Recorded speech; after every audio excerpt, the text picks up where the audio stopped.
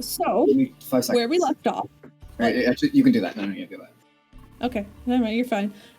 Where we left off, you guys spent 5 days of travel, about around 2.5 on the boat, and then another 2.5 on land, traveling by cart. The carts were supplied by the rebellion, and you guys traveled as a crew until you reached these wide, open, almost plain-like fields, where there were a few shacks sort of built up around these large walls.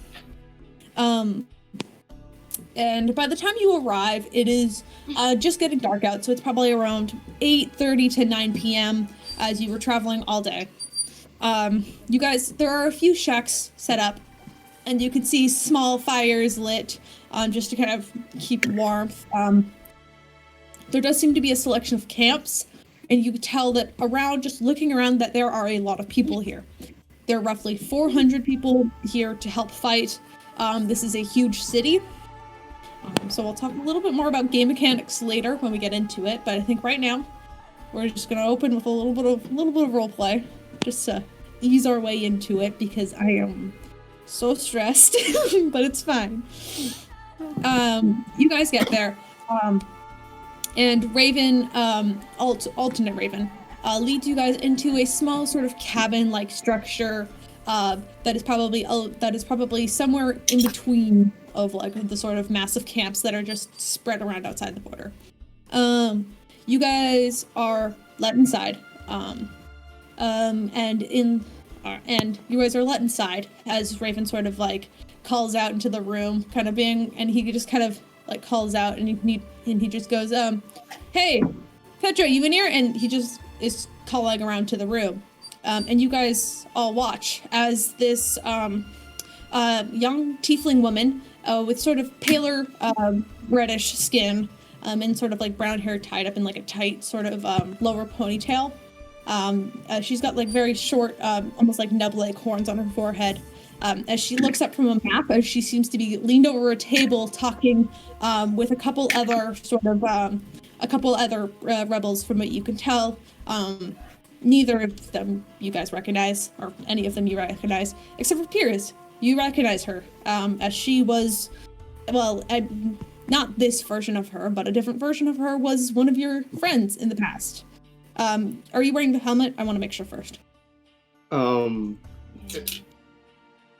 Fuck. Well, if we were like hidden away in carts and like no one, like if it's night and no one is really around until getting inside, then probably, but when he sees her, he takes it off. And also, visibly, everyone sees that he's kind of shaking. Peirs? Well, yeah, when you take off the helmet, this woman turns and she looks over at the group, and she originally turns to just look at like Raven, Quill, and like the faces she recognizes, and then she immediately sees Peirs, and you watch as like she like reaches her hand behind her back, almost instinctually. There's like a certain tang of like almost like rage in her eyes as she like looks directly at you. She goes, "Hold your fire, Commander," and he's going to take the armor off and then undo his shirt and take it off, and showing all of his scars. Peirs? She's instinctually, she's very tense, and she kind of like backs away. Make a persuasion check for me quickly. Yeah. 11. That wasn't even a roll. It didn't roll. She looks around, and she's definitely backing away from you, Peirs. She just like backs away as you're trying to show her that you're all right. She looks over, and she immediately just looks to the party, and she goes, "What the hell is this? Why is it's?" And she obviously you do look much different than the Peirs of this universe does. So she's looking at you, and there is a sense of believability, but at the same time, she's very untrustworthy, and you can kind of sense that as she looks towards the rest of the party. Oh, so are there duplicates in here? Like, are the two sparks standing next to each other and the two Puuds and shit? If you guys want to stand beside your duplicate self, then... Kind of okay. Wait, look. Weird. What's happened? There's what? Just so calm. Am I explaining this, or is someone else? I don't know who's it? explaining this. I'm pretty Listen, good. I'm pretty good at Just explaining calm things. down. Are you though? Yes. Petra, listen to everyone. Calm down. Listen, even if you don't believe me, why would I have this face and a mark of and a branding of a traitor? If the last time you saw me, I didn't look like this. I didn't have scars, a beard, any of this. I mean, for one, last time I saw you didn't have horns. And she Exactly. she looked over.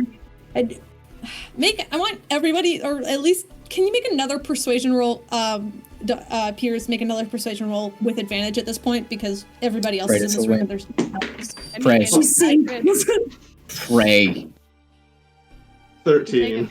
Wipe, just to make sure. Did you pray out loud? Listen, Alright. you can read this. You know what it means. You've seen the people that get these.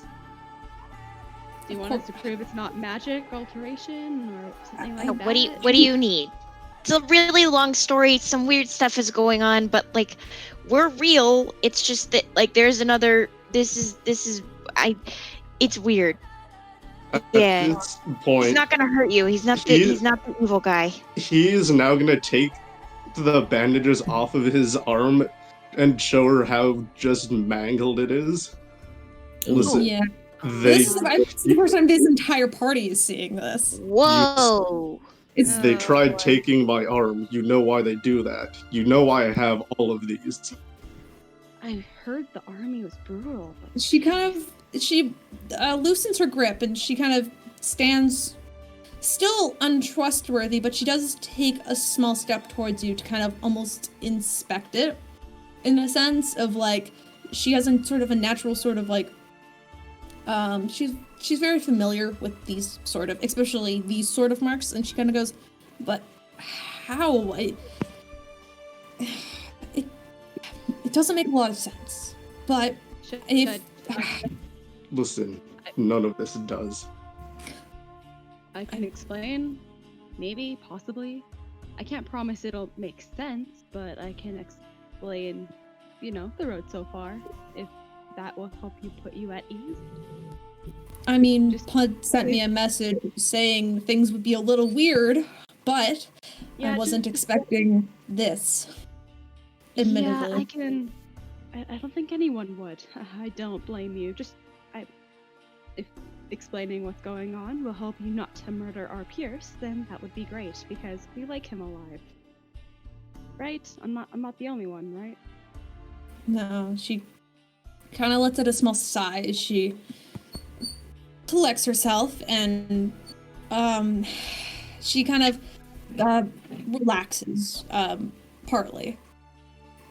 Okay. Alright. Well, Okay. at least I can say it's nice to see you as a friend again. It's I know. nice seeing you again. What? Do you still not know me? And No, when you remember when Xanaharth attacked and we won. well, we didn't exactly win in this world, but You didn't? right. Well, either that fight when they attacked the kingdom, you and Sho got knocked down pretty hard, and that was the last time I saw you. You were listen. You remember how I talked about Mercury, right? Of course.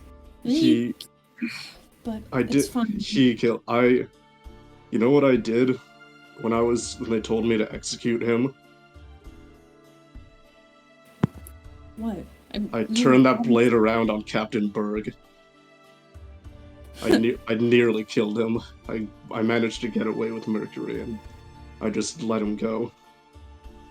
I know he got out of the city. I stole a scroll that got him out, that teleported him. Man, I wish I could be from your universe then. I mean, at least you're sane. Hate to say it, but I don't know what happened to you. After you did the deed, you weren't the same. It's pretty scary, actually. So, Shao and I actually managed to escape. He's somewhere around here. He said he was doing last-minute laps, and he'll be back sometime. I bet Sounds he'll like him. be happy to see you, too. I'm just glad to see you well again, compared to being comatose in a hospital bed. Well, I mean, it's nice to see you, too. I mean, I have to say, I think the horns look better on you. She gives you, almost like a slight punch in the arm kind of thing. But first she turns back to the rest of the crew and she says, okay, all right, so we've got some things we gotta figure out.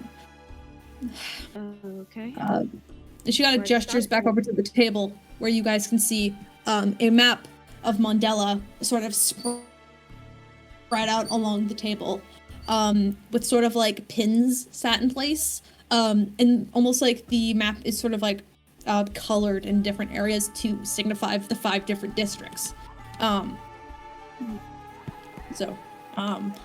she kind of looks back over the table and she says, so, as we were, well, I mean, let me catch you guys and your doubles up to speed, she says, and she looks closer to the version of Raven and Spark and Tanar'ri that she's familiar with, and they kind of all just kind of give her like a small nod, and she kind of like lets out the sort of sigh as she gestures over, and she kind of points out, and she goes, all right, so when we invade, I can only see one version of victory, and that's either taking out Peirs completely or capturing the city by force.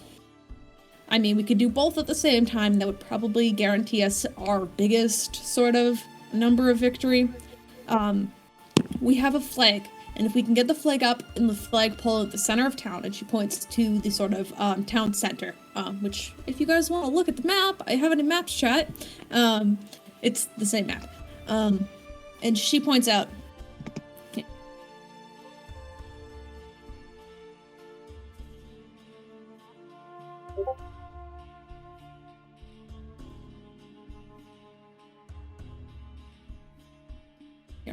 I almost opened that one, I'll be honest. Great. Okay, so first she points to a sort of like the furthest eastern side of the city. She points it out and she goes, all right, this is, or I guess no, this would be the southern, not the eastern, sorry, my bad, because I don't know my directions apparently.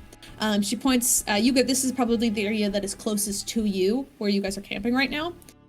She points it out and she goes, this is Hoa Sector. This is probably the area with the lowest amount of guard, but it is very tourist heavy. Lots of pedestrians. Our goal is not to kill anybody but the guard, because the guards are the people who are going to be trying to kill us. You get it? And she points, and she points she points to the furthest the sort of northwest side where the castle is. She says, all right, this is the Sinstron district. This is where the castle is. This is where there's probably going to be the heaviest artillery. Probably not a lot of guard in the area, but probably, if there is any, they're probably going to have some pretty heavy hitting weapons. She points, sorry, if you guys have any questions, you can ask. She points to the furthest... what were the names of those 2 districts again? The one with the less guards is the what?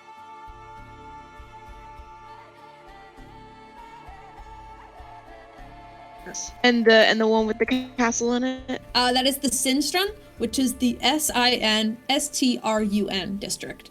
Okay. Then, farthest eastward, she points to Midtown. She goes, this is Midtown, mainly stopping area, thin streets, lots of alleyways for hiding, but they do have a high guard patrol because they don't like shoplifters. Makes a little sense, but lots of places to hide. she points to the lower west side, so below the shopping area. And she goes, lower west side, that's where lower class is. Lots of pedestrians in the area, lots of homeless and beggars. But there are a lot of guard in this area that are kind of run between Midtown and the lower west. So be on guard. And then she points to the northern half. Like this northern portion of the city, a little bit. So if you guys look on the map, it's like that sort of portion of area that's kind of a lighter gray beside the castle. Are probably going to cause us the most trouble. It's got low guard activity, but it's got the most powerful weaponry. If we don't take this place down, they're going to bring the weapons out from this area, and that shit's probably going to kill a lot of people, pedestrians and us. So, do you guys, what's the plan? And she looks back up to you. Generally, she doesn't know what our plan is we separate into few teams, mainly the doubles of people per se. Like Spark will be together, Tanar'ri will team up, and I'm taking Puud with me to try to take down Peirs on our own.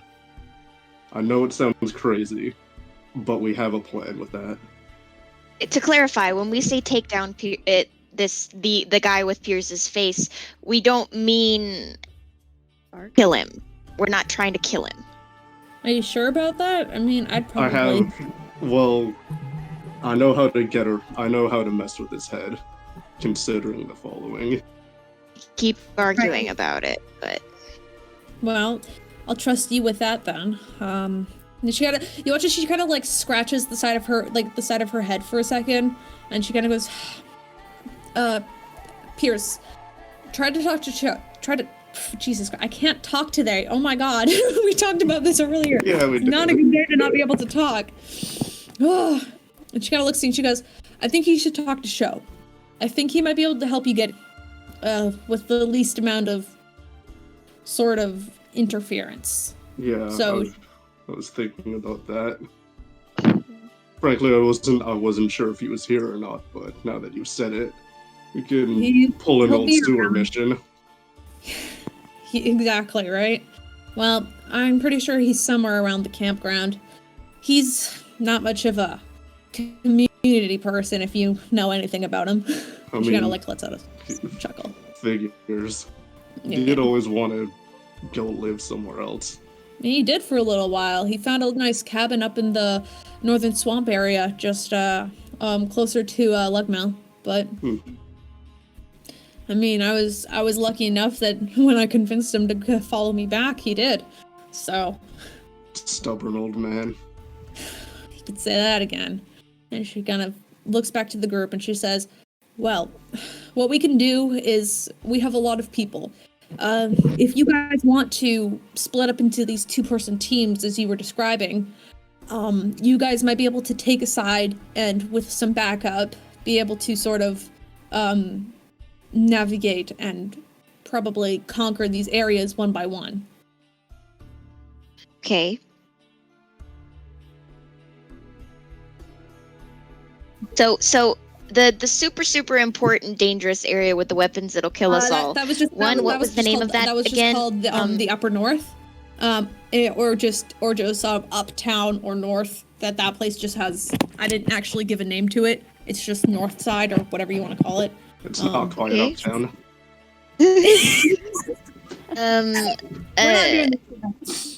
So when they're gonna do weapons that'll kill us all, whatever team goes there, do they need to be able to destroy physical things or take out as many people as possible, or both?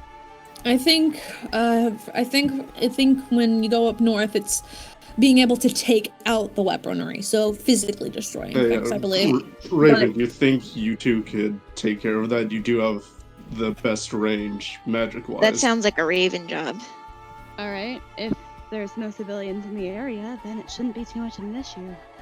Yeah, I think the only civilians in the area would be the guards that patrol the area. But if you can get past them being sneaky or something, like I mean, if you and Raven are similar, I know you're pretty good at that.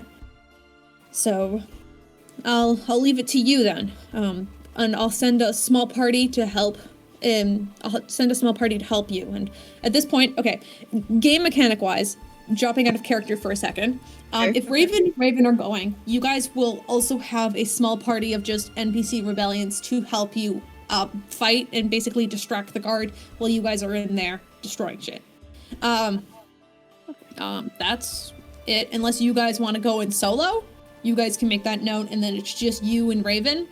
And then you could also take one of the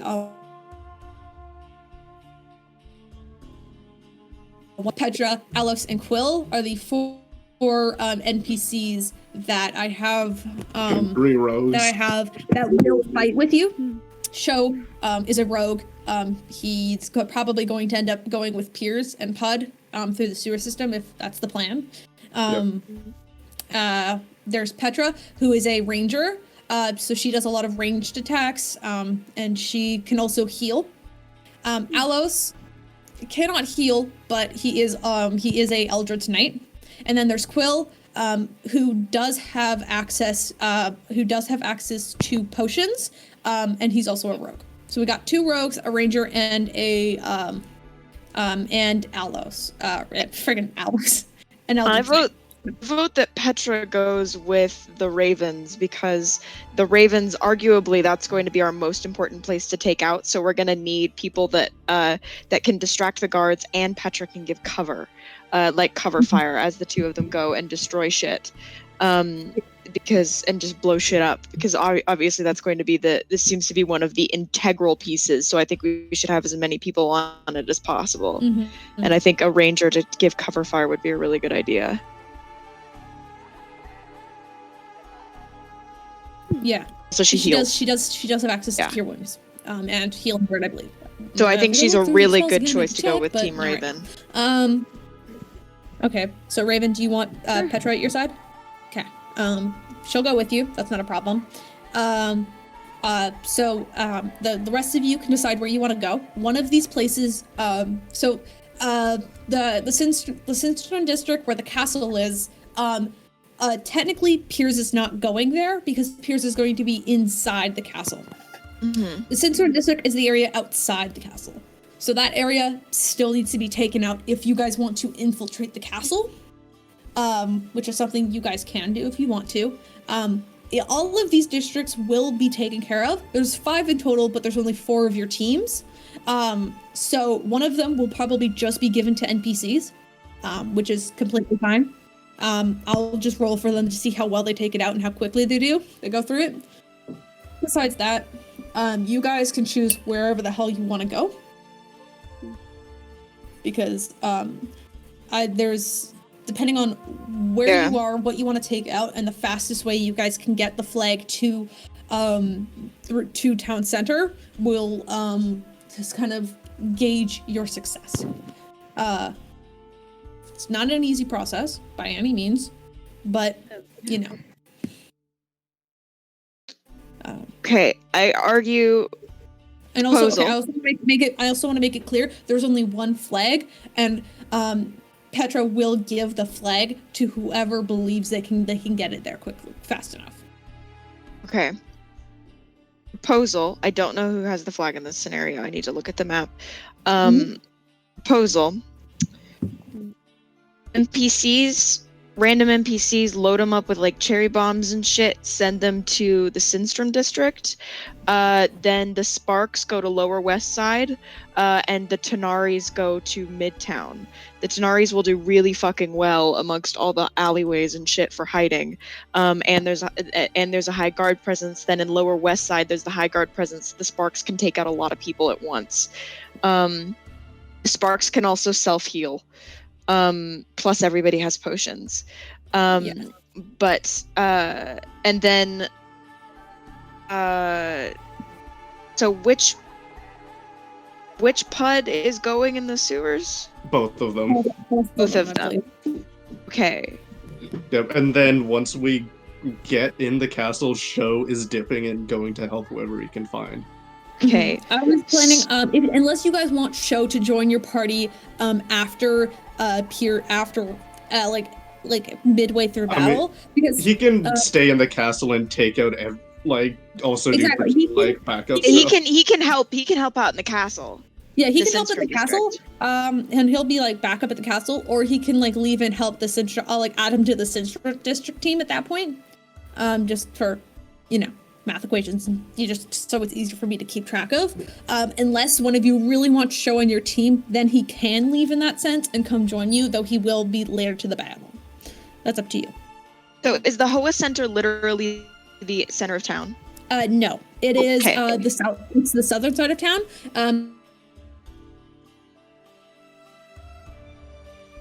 Sort of light area, the lighter area towards the south, but a little bit further north. Like it goes up quite a bit. It's kind of like that sort of area where like the lighter gray is, and it goes all the way up to the center and then comes back down. So it's quite large. So what district are we bringing the flag to? Where is the center of town? Do you see the very center of town where there's no buildings? Where's Yes. this cheese reach? That's where you gotta go. Which district is that in?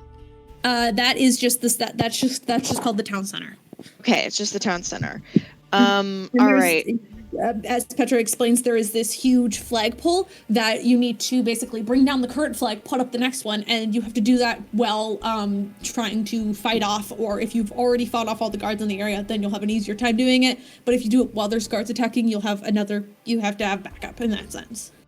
Yeah. I might, once we get in, I might send Show down there for... Well, if the Sparks go to Lower West Side and the Tanar'ris go to Midtown and the Ravens go with Petra go to the Upper North, we still haven't covered, and the NPCs go to Sinstrom, we still haven't covered Hoa Center. Which means someone is going to have to move from their district once they're done there. NPCs to it. I mean, a whole center we can also give to Yeah. NPCs. You can also give it to NPCs.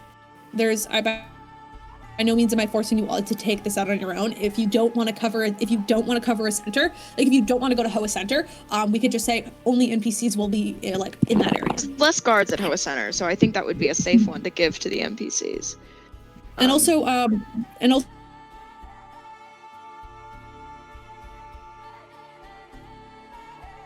Show, I think in Petra we've already talked about where they're going, but for Alice and Quill, you need to decide where they're going to be as well, because they can be with you guys as backup, or they could be leading at Hoa Center if you guys want that to be the case, like such. This is basically you deciding where everybody is, and that's Okay.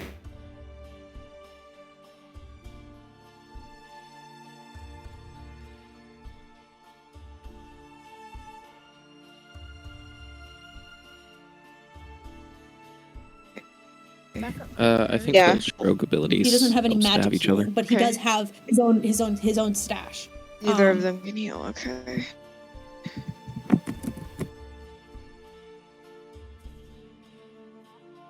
So we agree that the Tanar'ri should go to Midtown. So Tanar'ri's at Midtown.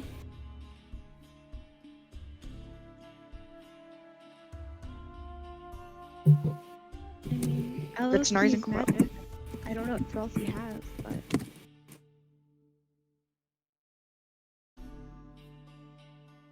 He's an Eldritch Knight, you said, right? Put that in the document, Max. The Upper North would be the Ravens, Petra, and a small group of NPCs to help keep the guards distracted. Everybody assume you have a small group of NPCs, but if Quilt and the Tanar'ris want to just go, if you guys just want to go solo, make that clear, or else I'm assuming you have a group of NPCs with you. I think just the three of us would be good. You sure? Less It's a heavy people. guard presence. That's going to be a lot of heavy people. guard presence, and so that's why they wouldn't be in your way while you're sneaking around. They'd be more like distracting the guard. It's up to you. So it would be like they wouldn't be the ones attacking. They'd be keeping the guards' eyes on them, so the Tanar'ris and Quill could be more stealthy. That's what you mean? if that's what you want them to do. They could also just be in a separate part of town completely away from you, because if you're going to Midtown, like these are quite large areas. So when the NPCs show up, they might be in a completely different section of Midtown than you guys are, and you guys are just exploring your one little area quietly while in a different part of Midtown there's a battle going on. That's the kind of gist. They can either be near you, they could be helping you, or they could just be in the background. Or you can go totally solo, which I don't quite recommend because there's a lot of guard. But then it's up to you. I mean, my chaotic brain is going, DM says take some NPCs, but is giving me the option not to, so don't. I think that's the DM saying you should take NPCs. You know what? You should Literally. take NPCs, but they just won't be in your way. So take Okay? NPCs. You don't even know they're there. They're just going to be there for context. Or, Steven, imagine this like the government telling you to wear a seatbelt.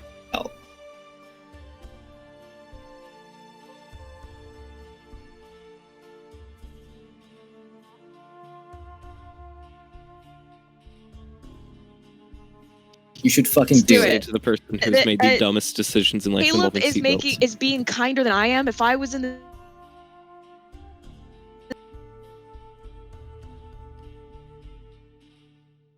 situation,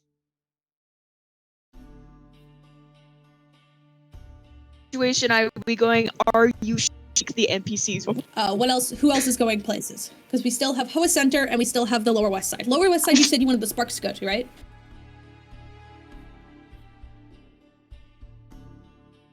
Figured. So it's a heavy guard presence, Yes. right? Okay. You could take Alos. He's a bit of a tank, if you wanted to.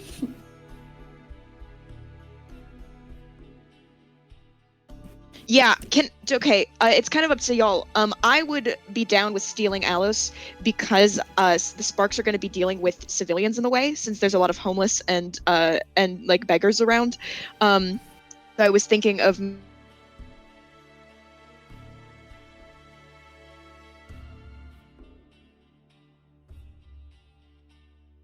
maybe fields. However, we're gonna need to send NPCs to Sinstrom and the Hoa Center, and so if we want to send one of those major NPCs to one of those locations instead, I will not be upset. The Sparks can probably And you want Alice to take out Hoa Center alone with an NPC backup? Easy enough. I mean, technically, because I said it as a joke and I can't take jokes seriously and it's canon now, technically Sav is also involved in this and Sav can do healing. Shit! Sav is here? Technically, because I made a joke about it and it's canon now. Oh shit! Okay. That helps. I don't know, I can text them. But no, it's fine. Just flavor text, she's there. I mean, if we want to have seeing her part of the crowd, like, oh my god, is that Sav? Like, it's kind of like that kind of thing. We have This is Sav basically what I here, wrote it.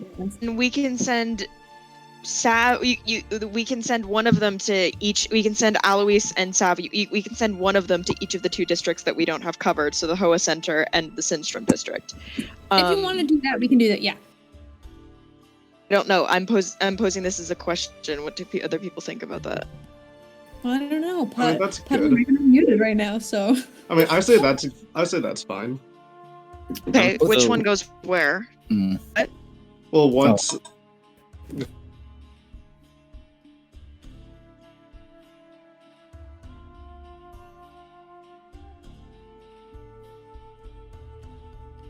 Sorry, Sparks and which I team is assume in a which group of NPCs are going to the lower west side. The upper north is the Ravens, Petra, and a group of NPCs. And then we have the Sinstrom district, which is the area outside the castle. There's not a ton of guards, but there's a good amount of heavy artillery. And the Hoa Center, which seems to be kind of an easier area with less guards, are both not covered by any duplicates. Not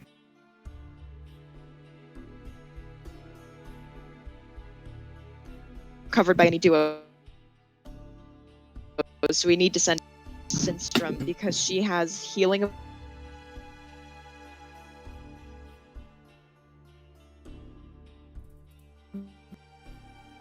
And that'll be good Yeah. with when we're up against artillery. And then send What do Alice to people help? think about Should that? go. Yeah, okay, so Sav should go to the Sinstrom with a group, leading a group of NPCs, a bigger group of NPCs than are going to some of these other things. I assume, like in Midtown and stuff like that, it could be like, I assume some places that it could be anywhere from a handful or whatever, but Hoa Center and Sinstrom would probably need larger groups of NPCs.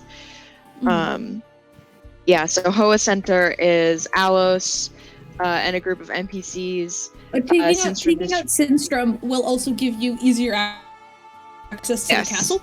So the castle and Sinstrom are basically the same location, except for you guys are inside and then they're outside. Where So was that's Show the difference. going after? Show is were we going to stay within the castle and just help take stuff out. Okay. Yeah, while I'm fighting, Unless you while- want him to leave and go outside and into the Sinstrom. No. So while Peirs is fighting and Puud is there, he's just gonna be not in that room, just taking out as many people as humanly possible. Yeah, of course. And I'll roll for that just to see just how well he does. Because I'm just going to be rolling to see how well the NPCs do, and then I'm just going to be mainly focusing on what you guys are Yeah, doing in the initial like, order. I find this out. So, Yeah, because I know for a fact he can take care of himself. yeah. I mean, he's pretty capable, but still being alone. He'll have Yes, I know he'll have healing on his own. I know he can't, but he'll have Yeah. some form. Most definitely, all of the NPCs have some sort of potion on them. If needed, I can send Elder Puud with him. Yeah. I forgot we still call him Elder Puud. Is that what If we- needed, I can tell him to go with him. I Yeah. forget. Wait. So, Or I can send our world Puud with him, and Elder Puud will stay with me. nah, I'm sticking with you. This is your choice. I have prepared too much for this fight to go off and do something else. Okay, so your world Puud is staying with Peirs. Elder Potential. Pudd. I will. That's Do you gonna need be an Elder Pudd on to stay with you, or do you want him to help out with Show? This is up to you. Okay, I think when it comes down to like when the fighting starts, I'm gonna tell him to get out and go help Show. Okay, Because so like are you he's guys just gonna- a part of the talking plan, and I'm hoping only one pocket healer will be fine. Yeah. Are you guys good with that? Yeah. Okay. We can write that in. Yeah. Okay. So Can I go back Yes. to the NPCs with the Tanar'ris for a second, because I have an idea that people will probably hate me for. God. Uh-oh. what are you doing? My thought is, what if the NPCs that are going to Midtown gonna start on the border of Lower West Side and kind of work their way up, while the Tanar'ris and Quill take the higher areas and very least thin out the guards. At the end. Oh, so you are you guys going to take out the guards? Okay. Oh, well, That's the what I NP thought the plan was. yes, the NPCs but can do whatever the hell you want them to do. you want the they are NPCs to be completely in taking your out control. guards? You want the NPCs to be taking out guards? I figured they start, so they're helping kind of preventing people from rushing down from our area to attack the Sparks. Sparks can take it. They're very hard to hit. Spark can and we- self heal, and they're literally the tank. Yeah, we're two tanks and we can self heal. It's okay if people come running our direction. I'm actually a little more worried about people coming your direction. So yeah, I'm not concerned about the Sparks. Fair, fair. But I really want them well out of the way. Oh yeah, well the NPCs are gonna stay out of your way either way. Mm-hmm.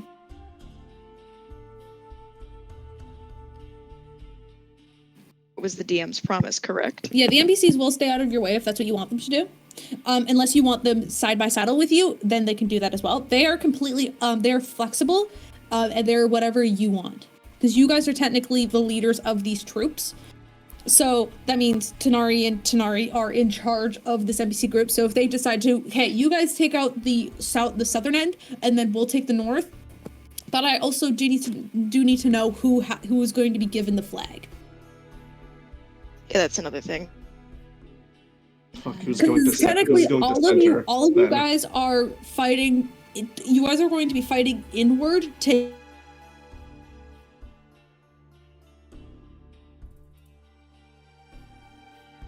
Yes. I Spark think and it's- Ravens would be think it's a matter fastest. of the second- Probably like Yeah, Spark and Raven are the fastest. I am a little. Either way, the second your area is clear, you make your way to the center, at least to clear it out, even if you don't have the flag. But I think the top contenders. Well, don't trust any of the NPCs with the flag. It's one of us. Okay. I would like it to be one of you. Okay, pros and cons to the Ravens. The Ravens are also very fast. Are pretty fast. Cons, and they have magical means of healing and getting places. Cons of the Ravens: you guys are going to be around a lot of explosives, and there's a good chance that the flag might get destroyed. And also, I don't know if this is going to be something that you have to continuously keep down. We don't know if this is something you can destroy once, or if this is something that's going to come in waves, and you might be occupied. Pros and cons to the Sparks. The Sparks are the fastest, and they're tanks. Cons, they might need to stay behind at least one of... It might be better to linger a little bit longer just to make sure that the civilians in the area are safe. And also, we don't know how many of the guards are... It's got a heavy guard presence. We don't know how much that is. That might take forever. Tanar'ris, pros, fast, sneaky. Might be able to get to the center of town without being spotted, though once you actually get to the pole, then you will get spotted and you're a little easier to hit. Also, again, the heavy guard presence, we don't know how heavy. Mm-hmm. So what is the best option? I have an idea. What's the What? idea? The Tanar'ris and Quill head towards the center of town using alleyways, slipping past all the guards. After a certain amount of time, when the Tanar'ris and Quill would be getting close to the center of town, the NPC group causes a distraction towards the edges of town to draw any guards away from the center. And then the Tanar'ris and Quill take the flag and then go take out all the guards that are going towards the NPC party. Mm-hmm. So you guys wouldn't be fighting in the upper north. You would be hiding the whole time. Okay, but here's my We'd concern. be hiding to get to the flagpole, raise the flag, and then take out the guards. Okay, but here's my concern for that. How are you going to communicate that to the NPC group when you're getting close? Mm-hmm. Yeah, we don't have a lot of methods of communication. Also, That's why I say, since- when we say to the NPC party, give us this amount of time after we leave, because I assume that someone would know roughly how long it would take to get to the center. It might take a little longer with Give being me 30 stealthy. minutes to figure this out before you cause the distraction. You know, you can do that, but Yeah. you have to set a time, and then by that, I'm going to judge how many rounds pass before that happens. Then And you could always just, lot if you of make it, rounds. That if is you a make it- lot of rounds. that is You a make- lot of rounds, exactly. Because make, we're, like- we're going through initiative order. Yeah, You know? that's a lot of rounds. if you make it like before though, because you could always just like say, give a time, and then if you make it before, just like hide, and just wait. Okay, but you would be hiding at the same time that the rest of the attacks would be going on. So wouldn't that mean that the guards in the midtown would start attacking other areas, and bolster forces in other areas? But do we know if the guards would go to give each other backup or stay where they are? I mean, I assume. You would Petra would tell you that if the upper north isn't taken out, that is the most powerful backup. Most of the districts are very separated, so the guards will most likely just stay with the guards in the area, unless they're able to call for backup. And the backup will most definitely come from the north. And you know that much. It's a If they get the chance. risk, but at least they'd stay.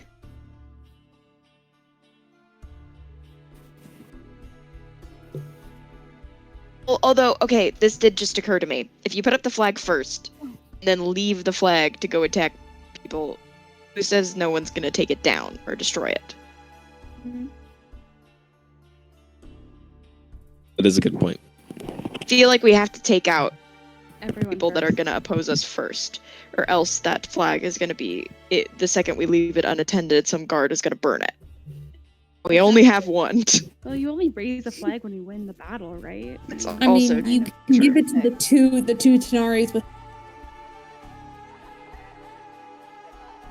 fire resistance. So, but if that's what you're worried about, then in that case, So yeah. I don't think raising the flag early. That's a good idea. I'm not sure raising the flag early is a great Clear idea. the zone and then do it. Yeah. We kind of have to win the battle first. Okay, Why- then who gets the flag? Doesn't do anything. Tanar'ris could still have the flag. It would just be later on. Spark is literally is the fastest in the group, right? Just by Maybe. I think walking so. speed, she's 45 Because you feet. have your monk features. Mhm. Yeah. Okay. Um, I have a bit. and I have a climbing speed. I have a bit of a concern about it going with the Tanar'ris. Yeah. Because they do have fire resistance, meaning they are going to fight with fire, meaning they might accidentally burn the flag. That is a good point. The Ravens also use fire. I don't know about Captain Raven, but I know.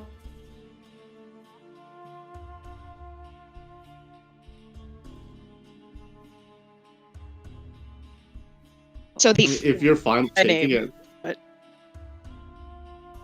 I mean, if that's our best choice at this point, I will say another pro to giving the flag to the Sparks is either one of them can take it and run. The Sparks are hard to hit, fast. They have a climbing speed, and so if things go wrong, they have significantly It says you have less to- of a chance of getting caught. to be on the ground anyway. Exactly. Well, we do to fight. We're melee Still. limited. When you're Um, running. But yeah, when we're running, we can do whatever the fuck we want. But Sparks, if it goes ass up in that area, will be able to climb and sprint. And plus with feline agility, I think I can go with feline agility. I think either one of the Sparks. What was the maximum thing? I'm gonna check. You can double your speed. I can move a maximum of 180 feet in a turn.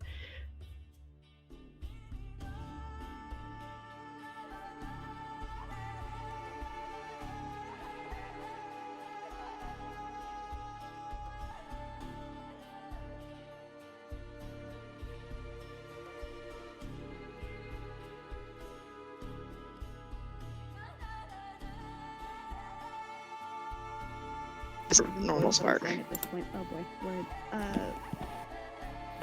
guys, I don't know, like a flare.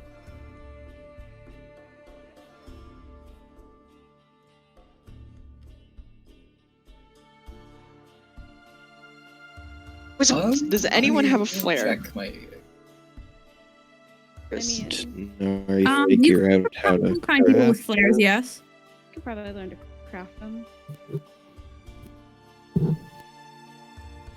Science. There's probably a couple people with flares that you could probably, like, if you guys wanted to, I could say you guys could probably find a total of like maybe like if you guys wanted to ask around and ask for flares, I think like we could like separate it so you guys have like one flare per party. That could work.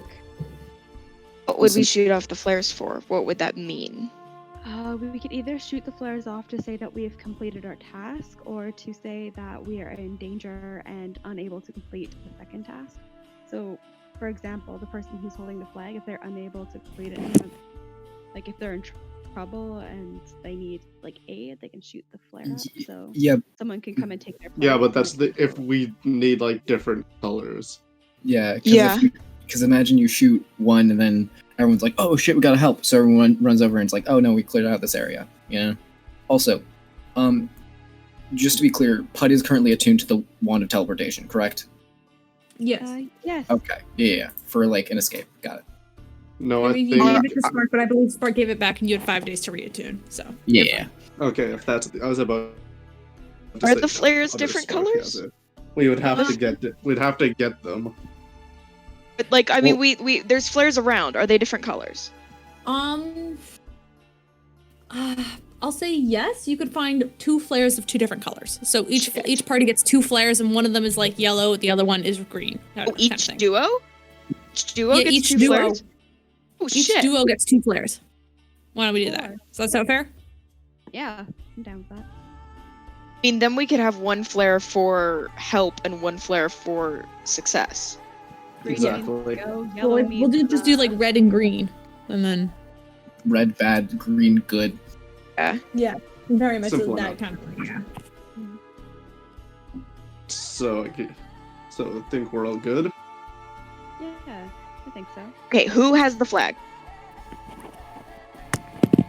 I think it's Can you. have the sparks Yeah, I start think off give it to the Sparks. It's you. and if they need help. Okay, Sparks out the flag. fuck. Whoever's close. Which Spark do we want to give the flag to? Does it matter? I guess it should be me, because Yeah, Guild wants it to I'd be rather me. trust Fuck. you. Yeah. Okay. So it's you terrifying.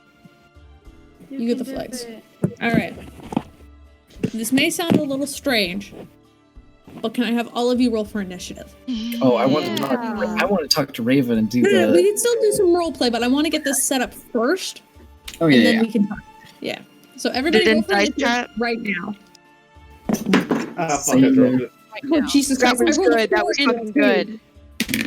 Okay. That was really That's a good. natural 20. That's a natural 20. So okay. Caitlin, this is really So important. this is also please. you guys are rolling initiative for your doubles as well. Oh, do we need to roll a okay. second time? No. So guys, yes, in that case, everyone roll with advantage because you're rolling for your doubles as well, except for Peirs. Oh, okay. Well, Advantage. fuck it. Roll with advantage, or do we tell you the second roll? Roll with advantage and then just tell me which roll is higher. Okay. Then my thing stands. Okay, well, Yeah, mine stands too. Mine also. Okay. stands. So okay, and that so we'll just start from the top. Peirs, what did you get? natural 20. Oh, nice. Okay, I did not roll People that get well. natural 20s? Did 2 people get natural 20s? All the luck. My team did. Yeah. Yeah, dude, Nice. our team fucking, let's go. Yeah, I've got a 19. Haha. I mean, you're still faster than us. Yeah. Yeah. Okay, so that means what did Puud get? Natural 20, Okay, cool. so 22 in total. Nice. Okay. Okay, for the sake of everything, is it all right? Okay, who has a higher dexterity For who? between Peirs and Puud? I think Plus it's 2. me. No, wait, you have +2, then yep. Yeah. What So do you have? Puud goes first. I in have that +1. case. You know, everyone knows that I have garbage stats. Yeah. I mean, dexterity is one of the only good ones, saying I get a boost for cold bolt. No, I gotta focus on strength and wisdom now, dude. That's fair. All right. Hold on. I have to quickly take some notes. Quickly. All right. Internal panic. Be like, Yeah, Puud. I was sitting there discussing Raven v Tanar'ri v Spark, and it didn't actually, like, I was just breaking them down as characters, and it didn't occur to me that I had to play Spark. Yeah. And now I have the flag, and I'm like, oh fuck. Oh no. Wait. You can give it to your alternate version if you don't want it. No, I will take it. I just. Okay. So, who rolled next? So, I don't know who's next in line. So we just got natural 20s, like 18 to 15 kind of thing. Anybody who rolled got a- next highest? I got a 24. Got a 22. Okay, 22, 24. So in that case, natural 20s, I'm putting Puud and Peirs first. Natural 20s. So then I'm gonna do Raven, and then Spark, and that's good. Yeah. Making sure. And I got a 16. All right.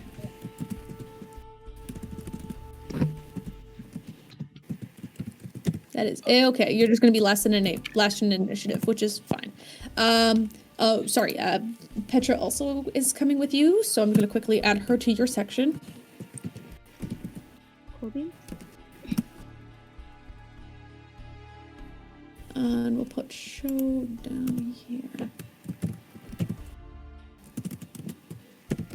I forgot about him. He's important too. Okay. Hold on. Forget Sorry, I want to. my lizard friend. Yes, lizard friend is important too.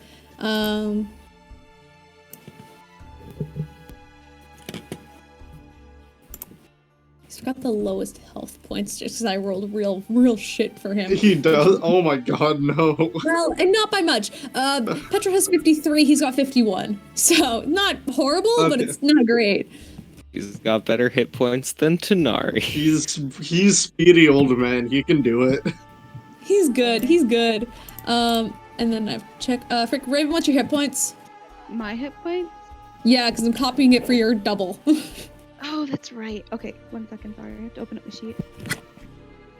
What are your hit points? Just total.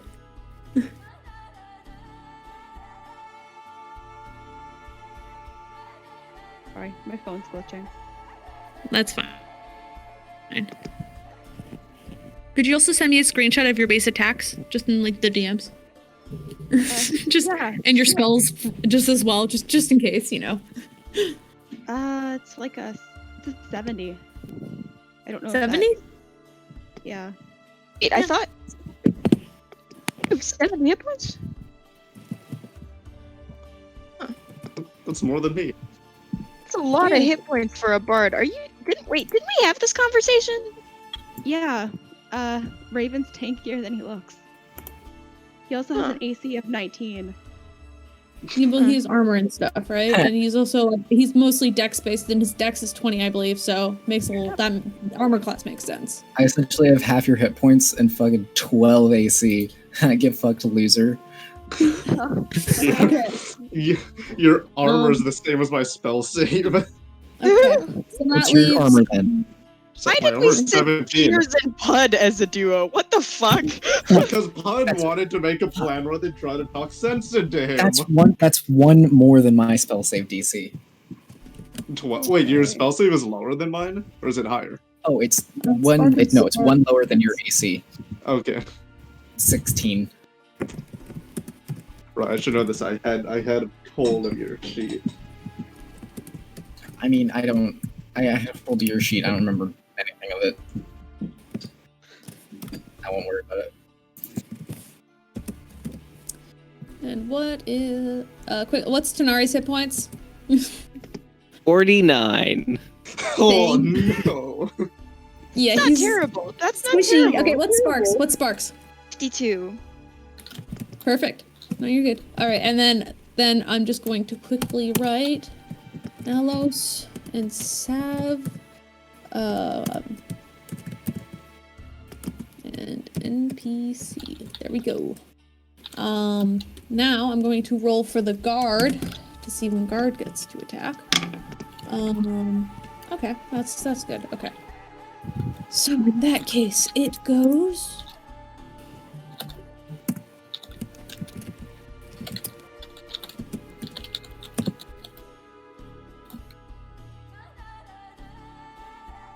Here we go.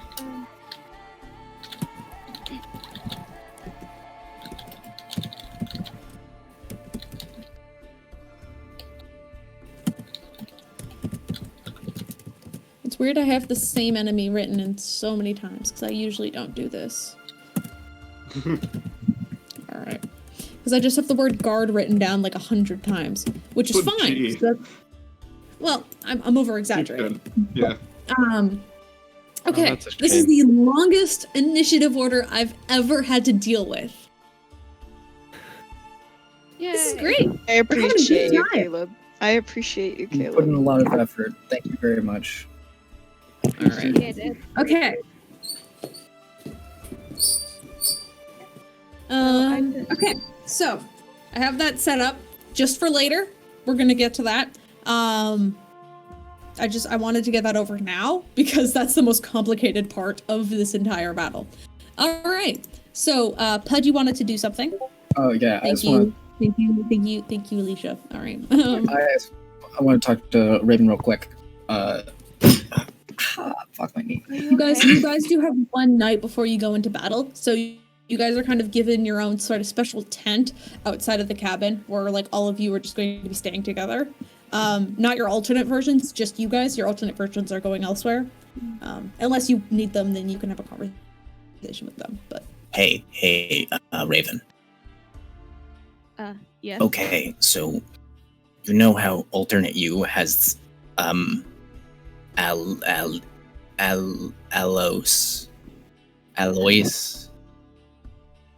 Yes.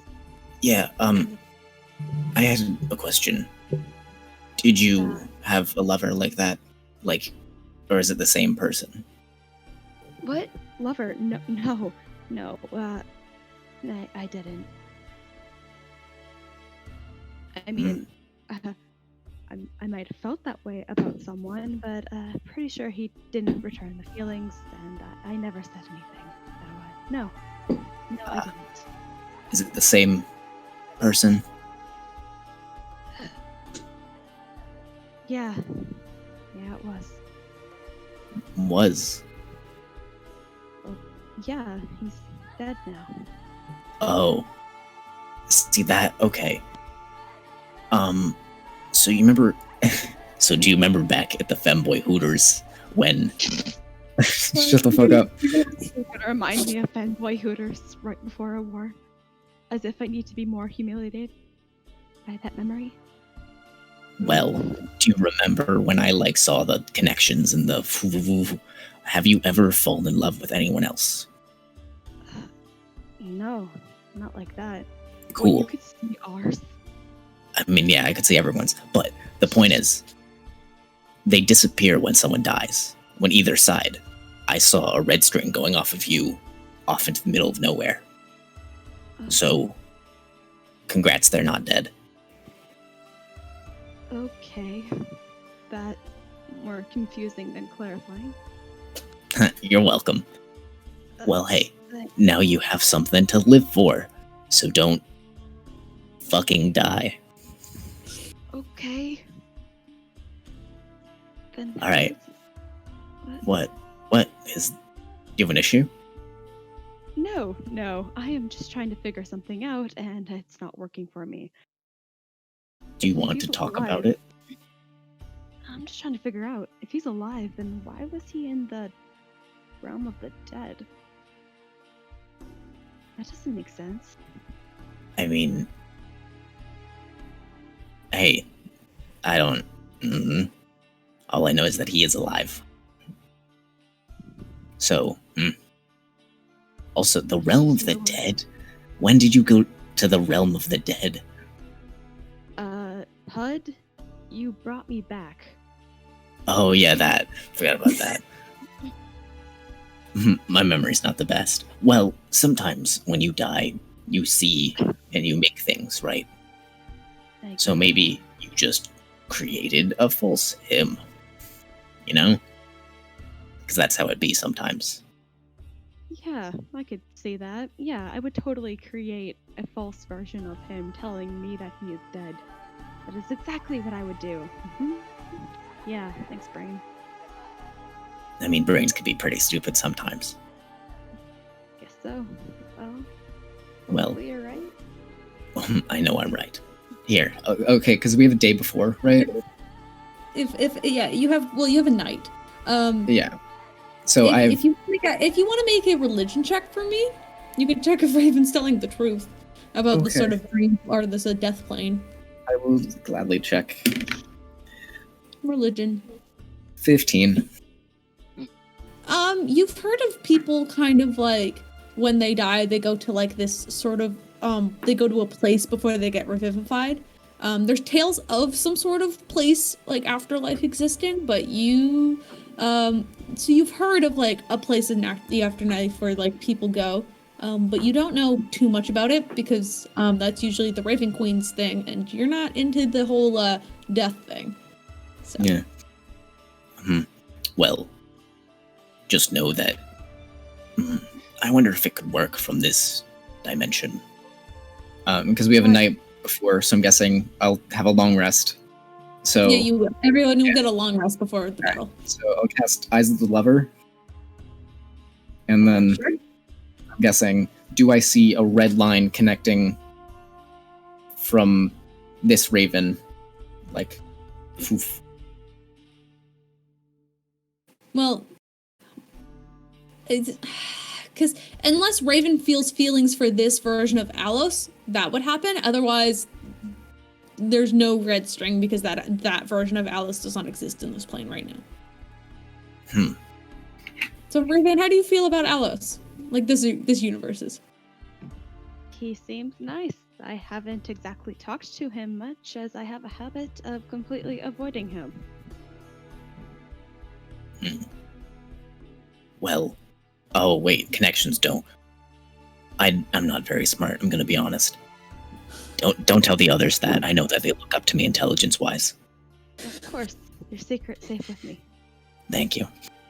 Well, I just wanted to let you know, because I've been thinking about that. Because you'd seem really off. Good luck. Don't die.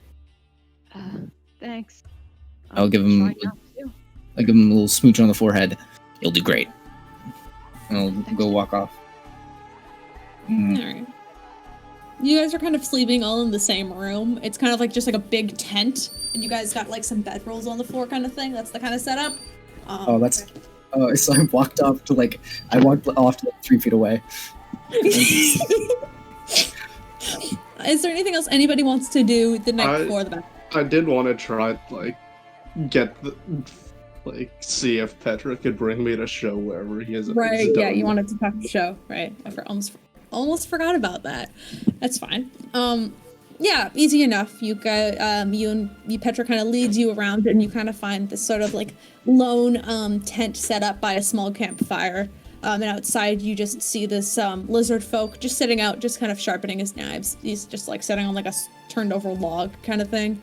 I will preface, he does have the branding, like everything's showing.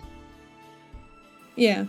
Well, just my first reaction, Sho immediately looks up at Petra, kind of gives her kind of like that sort of greeting nod sort of thing, and then immediately looks over at you and just like points his dagger in your direction, or and points his sword in your direction. He doesn't have daggers, he has swords. Is that any way to greet your old friend? He looks at you up and down like very, very, very fast, and he slowly lowers the sword. There's obviously a look of confusion on his face as he looks you over, and he goes, Peirs? It's hard to explain, buddy, but I'm not the same one. It's, as you can kind of tell, it can, with all of this, like, gestures to his entire body. Yeah. I can see that. That is new. It's hard to explain, but just don't think about it too hard. Right. Well, what can I do for you? Well, Not Peirs. Well, have you been debriefed on the plan so far? Yeah. Petra caught me up earlier before, and she said she'd return. I guess this is what you meant.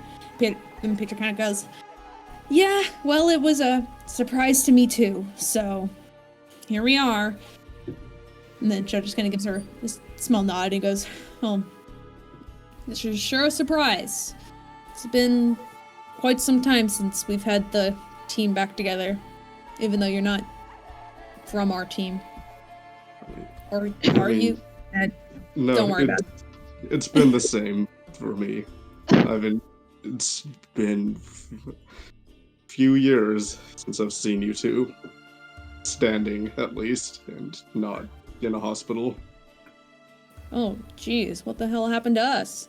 Or Ugh. maybe don't answer that. I don't. You're wanna jinx you're anything. still no, you're still alive. Mercury just hit you guys pretty hard. Oh, Mercury did that shit to us? Wow.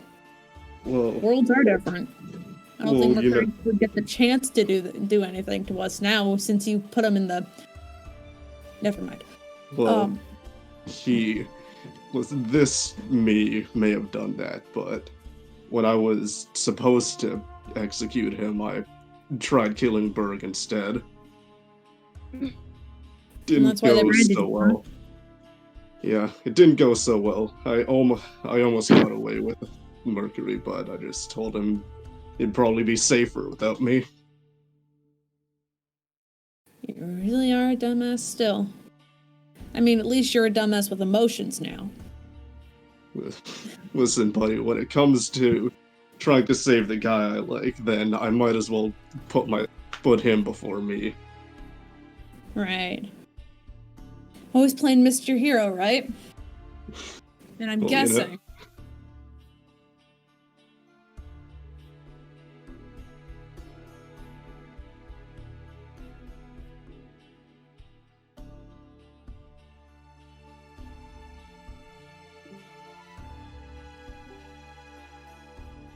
Okay, I can't hear you, Caleb.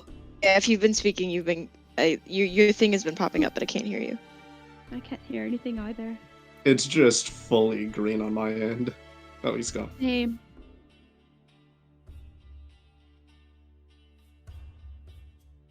No.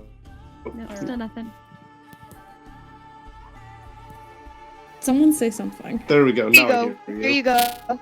Oh, Hey. just quiet? Okay, you guys were quiet for me too, so I couldn't hear anything. Alright. Okay, so Frick, what did you say? It cut off at being hero. Oh, yeah, he was just calling you. He was like, man, you always had to be a hero, didn't you? Well, And he kind of sighs and leans back and he goes, well, if I know anything about you or how you used to be, I'm assuming you want to go face to face with yourself. that's the plan. It's Yep. a dumb plan, but I mean, hey, mean- if I can mess with his head, it'll probably throw him off balance. I mean, I'm pretty sure it would throw me off balance if I was face to face with myself too. And having people yell about the past and how all that stuff, it might throw him for a loop, and hopefully it'll make him lose himself a bit. All right. Well, I can get you into the castle, but you need to be the first one to wake up. Yeah, of course. I'll make sure to When get. the sun comes up. Yeah, meet me I'll make right sure to outside get the Puud up. I'll make sure to Puud? get both of them. Yeah, they're Oh, coming the with little me. cobalt guy. Yeah. Have to bring both of them with me. Because he has sort of a plan of trying to talk civilly, but it's probably not going to go well. Right. Well, I can give you a little bit of backup, but I'm leaving the main course to you, alright? Yeah, I'll send. Once things go sideways, I'm sending one of the Puuds with you just for backup. I'll appreciate a little healing. Yeah. Alright. Meet me, and he kind of points over at the edge, and you can see like a small ditch, just like a few meters past where his campsite is set up. Meet me over there when sunrise. I'll take you. It sounds like a plan, friend. He kind of gives you a good nod.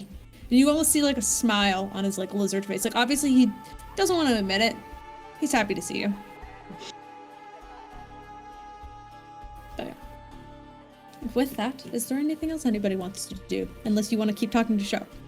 I mean, the three of you could just kind of sit around the campfire and talk together all night if that's what you want. And just for like a little while longer, you guys could just We don't have to actually do that, but that's we what, could like say it happened. maybe If a bit. Yeah. sat around and caught up. Yeah, I share I share some of my candied strawberries with anyone who wants them. Altspark would love one. Yes. I'll cook up just like a nice like meal, like a good like beef stew, you know, Oh, nice. something hearty that'll fucking stick. Make me a cooking check. Mm. Mm-hmm. Oh, 9. Oh, no. Puud, you have become so accustomed to using a kitchen, when forced to use nothing but a campfire, this is not your best stew, buddy. It's like a little bit cold as you try to serve it to people because you couldn't get the right temperature on the fire, and like the meat is like a little bit tough around the edges. It's edible, but it's not the best you've made. It's full of love. It is still full of love. Alright, is there anything else anybody wants to do?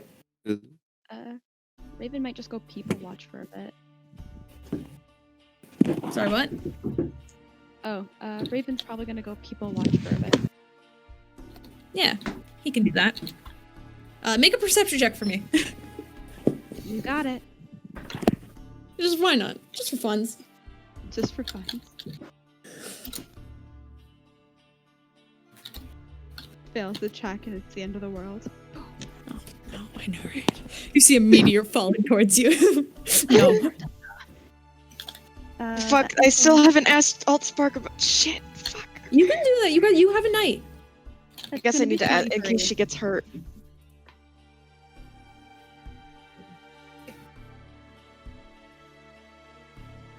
Here, I'll just put it in dice chat. Well, what did you roll? You could just say it out loud. 23. 23. Nice. No, you see everybody. You take note of some recognizable faces in the area, such as Sav and Alos, just wandering around talking to people. You see a few other NPCs of faces you have met before, though they don't seem to be paying you too much attention.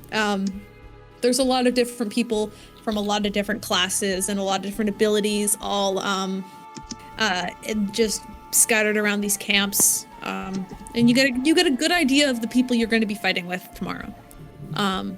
Meanwhile, Spark, if you'd like to, or you can save it till after the battle. This is up to you. No, I need to do it because if she gets hurt, I need to make sure I have this information. It's kind of important. So you find Spark just sitting, like you go to share your candy strawberries with Spark, and she's sitting there just at the fire with you, enjoying this like little snack. How many people are within earshot? Probably, she's probably near Tanar'ri and Raven as well, just because they're her friends and she likes to be close to them, unless you want to go somewhere private.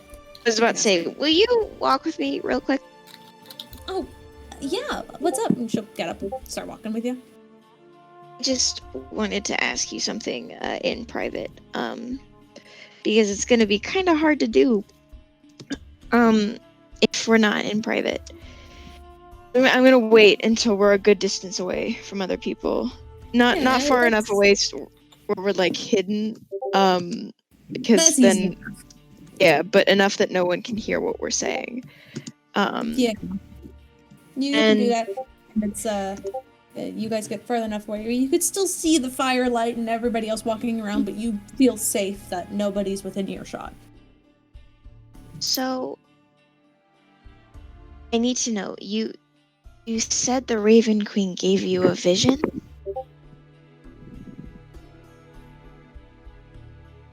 And I was wondering if you could tell me what the vision was. And I realize that,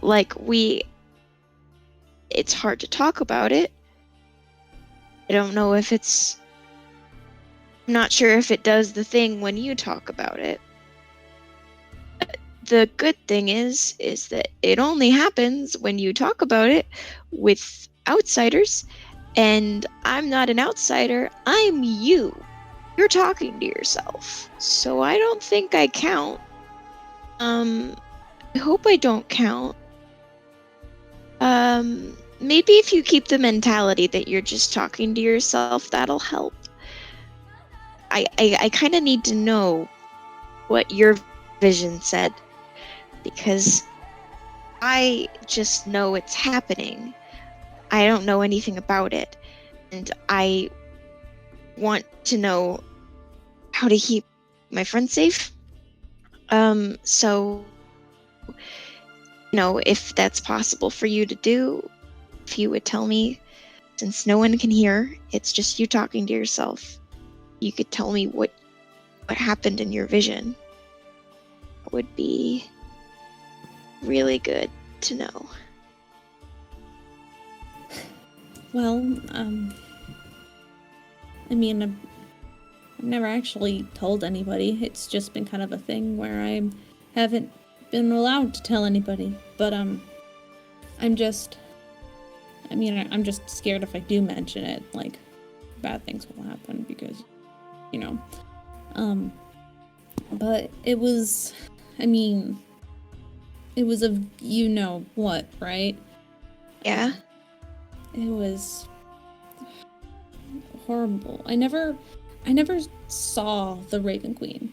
She never appeared. It was more just everything was normal, and then, like, almost as fast as, like, I could run, things were just dying all around me. And there was all the trees and the grass just died.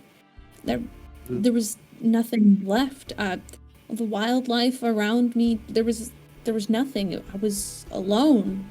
There was no big explosion. There was no, disaster that we could foresee. It was just all at once. Everything just died. And it was chilling because it felt like there was a purpose to why everything was dying. There was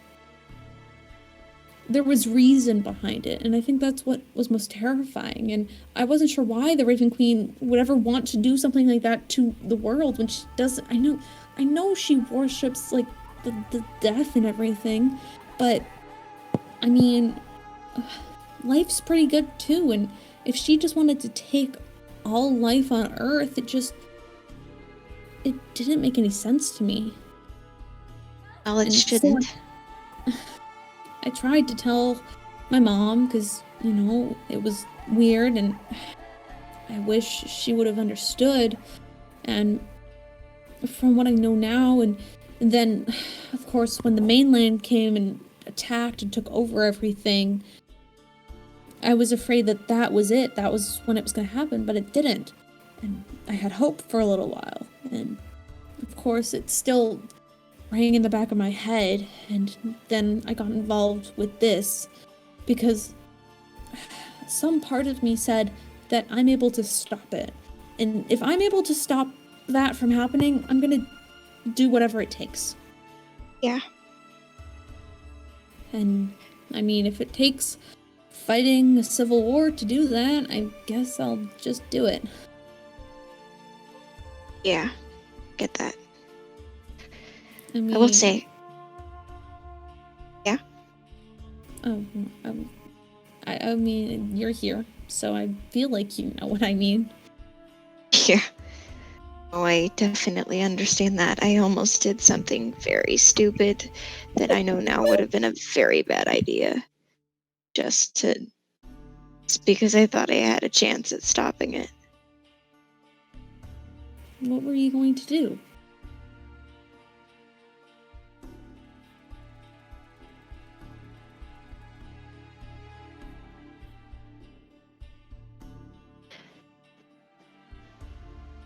I was going to trust someone that I thought I could trust. I was going to try and go back home. Because the person I trusted said that it would help. And that was, Sky, wasn't it? Sparks was a little bit pale. I wanted to tell you about that.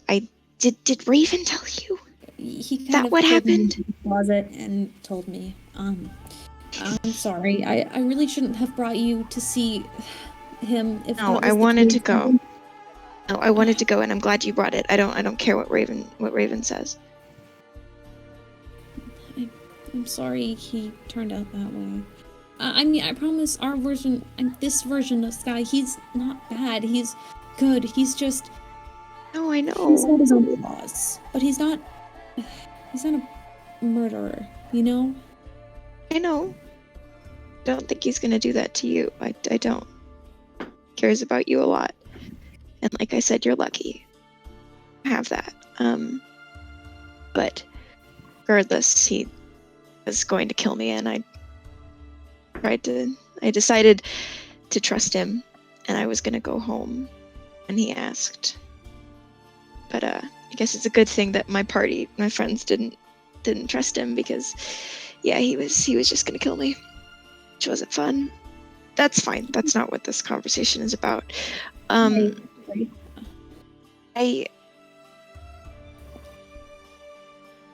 I know that something is coming, and I want to warn you that people back home,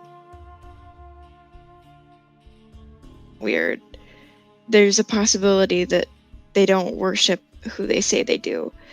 And you're right. Raven Queen wouldn't want to do that to the world. It's not her. It's something else. I'll keep an eye open then. That's all I really can do. I don't have too much influence against my mother, but Yeah. if I can do anything, I'll try and fix them. Just keep an eye out. It's fine if you can't, but you're doing plenty of good here, and I'm happy to help. And if this helps bring peace that will stop all of that, then of course we should do it. I'm Well, glad and we're doing it. Doing this will hopefully help the islands and hopefully some of the other countries around this area too. Yeah. This place it's been the center of a lot of evil. And Maybe this will clean it a little bit. I really hope so. As weird as it sounds, I actually have a lot of faith in Peirs right now, and it's weird because I'm still not quite over that he's the man we're trying to fight, but he's really the only person who can try and talk sense into the evil version of him. Yeah. It's real strange. But I mean, we're gonna do all we can, right? And you're gonna be holding the flag tomorrow, so you're gonna be kind of the big target. Yeah, that's a little scary. Yeah, I mean, they don't know about the flag. The flag it's only us that know about the flag. So they won't be after the flag, but you're still gonna be like a big face. And even though it's technically you're my face, so it's also weird. But yeah. Remember, if something goes wrong and something happens, take the flag, leave me. Right, and same thing. If anything happens, just don't come back for me. I can handle it myself. And I know you can handle yourself too. Yeah. Oh, it's a little bit scary, but it's a lot scary. It's a lot scary. Yeah, it's a lot scary. Okay. But I think we can do it. I hope so. Thanks for telling me about vision. That helps me a little bit more moving forward in my world. So that's good. Thank you. I mean, I guess you didn't get the vision, right? No, I talked to the Raven Queen a lot. I plan on praying to her before bed tonight. But I've never gotten a full-on vision. I don't think. I don't know. It's hard to look back on home and tell what was dreams and what was not. So I don't really know. But yeah, not that I know of, not that I can remember. Well, I mean, if it helps, dreams don't normally come true. And if they do, that's most likely a vision, right? Well, yeah, but when you figure that out, that's a little bit too late. Right, I guess so. It's a weird Yeah. kind of thought. Oh, I'm tired. Yeah, Should probably do you want... get some rest. And the two of you can head back to camp if you like. Okay. And then Spark, as she said, is gonna go pray before bed and then go to sleep. That is A-okay. Everybody is gonna get up. I had to close general chat because I wasn't sure what they were gonna talk about. Let me quickly do I'd general like to chat. do one thing before What do you wrap wanna up do? today. So I want to go to alternate Tanar'ri. Alternate. Hey, what- Yep. Hey, what's up? Not much. What's up? Do you by any chance have 2 sets of clothing that look the same? I have a spare thing of clothing. Why? What if we dress the same for the invasion and then we can toy with the guards' minds a bit? Oh, I was thinking about that.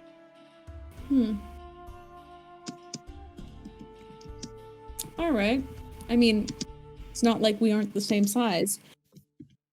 Exactly. All right. And he'll actually kind of sort of wave you on and kind of lead you back into his like own tent thing. Okay, here's my question: what do you want to dress up? Because this version of Tanar'ri does wear color, so you are gonna wear color. And do you guys want matching color, like everything matching, or do you guys want to like same outfit, like red and blue kind of thing? What do you want? This is character Same color, same customization. I'm everything. letting- Basically, my theory is like if one of us is being chased by a guard, the other one can like run past and like just confuse the guard because he just saw the person he was chasing going in a different direction from where he was chasing him. Yeah, I get that. That's a good idea. Second question: do you want to wear the costume clothing or just like casual clothing? I'm leaving this up to you because he has both. My Tanar'ri brain is going, let's just wear something casual, the less attention the better. My Stephen brain is going, let's amuse the party and wear costume clothing and We're maybe gonna wear even costume makeup. clothing. Tanar'ri is just gonna be all like, sorry, this is about all I got, and just kind of offer you his costume, which you recognize because he wore it the day you guys met. It's still very, tight-fitting and very, like, easy to maneuver in, so rogue-wise, you're fine, and also your armor class will not drop. You guys will have the same armor. Because you guys both have, just wear the armor over top of it kind of thing, or underneath it kind of jazz, if you guys want. You figure that out. But you're given this sort of almost like a bright red kind of costume thing. And Tanar'ri will also probably try and wear the black cloak over top of it, just to kind of keep a little bit of, in case, just so we don't get seen, kind of jazz. Unless you, hold on, now I'm thinking. Now my GM brain turned on. If you want, he can give you just like a bright red shirt, because I guess red is just the color that just came to mind because I have my dice tray here and it's just red. And I'm just looking at red. Unless you want it to be blue or something. I'll let you customize what you wear. How about that? You could choose the color. I'm good with red. Alright. Yeah, so it'll be like a red, and you guys, if you want, you can have like a red tunic and just kind of like dark, kind of like grayish pants, to wear your armor with. And then you guys can have a black cloak. The black cloak you gave him, and then the cloak you have, which is the same, but slightly different, fancier. But I think, if you guys wanted to, he could go and like ask, like, one of the wizards or something, because they're like, can you quickly transmute this to kind of look like this one? And then you guys can have matching fancy cloaks with your, fancy, kind of costume, kind of casual. Because I feel like you wouldn't wear the entire costume because that's got like bells and whistles on it. You would totally be seen. So this is very much like costumized because it's like he had only some costume parts, but then some kind of like some just like casual parts. So it's like a mix between the two. How about that? Okay. Yeah, sound good? So just like, I don't know, a nice colorful costumey tunic, but like casual pants and whatnot. And then in that sense, you guys match and you guys look identical, and it's kind of strange. It's like you're looking in the mirror, but the mirror's moving on its own kind of thing. You guys do that little like mirror thing where you guys put your hands up at the same time and try to mirror each other. Sorry. I'm just making jokes now. All right. Is there anything anybody else wants to do? If you guys want to follow in Tanar'ri's lead and get a matching costume with your pair, you guys can do that. I mean, we can summon them, right? So I mean, in the morning we can magic art. We can alternate dimension magic. So I think I'll do that. A wisdom check. Sure. Spark, you can try to wisdom away. Wisdom either your clothing and give it to your version of Spark, or you can wish in the gray clothing and then you can wear what Alta wears. I'll wish in the gray clothing. That is a non-natural 20. Yeah, easy enough. You spend some time, especially after that conversation, you start thinking a little bit more strategy-wise, and you kind of whisk it in the sort of pinkish clothing and the flower crown that you had. Unless you want to take the flower crown off so it doesn't disappear, you can take it off. Yes. So you still have your magic glow-in-the-dark flower crown. Yeah. Which you can pack away in the bag because alternate Spark does not wear a flower crown. Unless you want to try to convince her to wear one. I mean, I will give her one as a gift at a later date. Okay, that's fair. Does Raven want to twin with Raven, or are you good? Well, I mean, Raven has long hair in this universe. Yeah, I so think you guys do naturally look different. Raven's good. Raven's good. That makes sense. All right. I guess with that, everybody can collect a long rest. Fantastic. Yay. Yeah. Okay. Right before I go to bed, I'm just going to animate dead, so then I have all of my spell slots ready in the morning. Yep, and you have Bubs at you have Bubs prepared. Which bones are you? Well, Bubs. Yeah, because I've Bubs. Are you Peapod as well? Yeah, Peapod as well. So Bubs, you have both of them because you didn't do Peapod last time. You only did. So I just do Peapod on the boat and then animate dead in the morning, and then just both of them. Yeah. So yes, both of them are active. Perfect. All right. Before we get into combat, let's quickly take 5 because I'm hungry and I want to go upstairs so I can stress eat. Sounds good. It's been a while since we've taken a break. I'll be right back. We'll just be back in 5 minutes, so we'll start at 9 o'clock my time, whatever. Well, I guess it's less than 5 minutes. So 3 minutes. We'll come back at 9. 12. At the top of the hour. All right. Yes, go get more It's dinner. gonna be a long game tonight, guys. I am so Do sorry. not apologize. I'm ready and excited. This battle I've been planning for this combat for actual weeks now, and I'm so excited. Hey guys, do you know what would be really funny if we just all kind of just left, Fuck the rebellion. Fuck the rebellion. I would actually cry tears. It's like, okay, guys, everyone sleep. We can ditch them now. Let's go. Just steal all their stuff. It's an advanced ploy. Surprise, motherfuckers, for evil.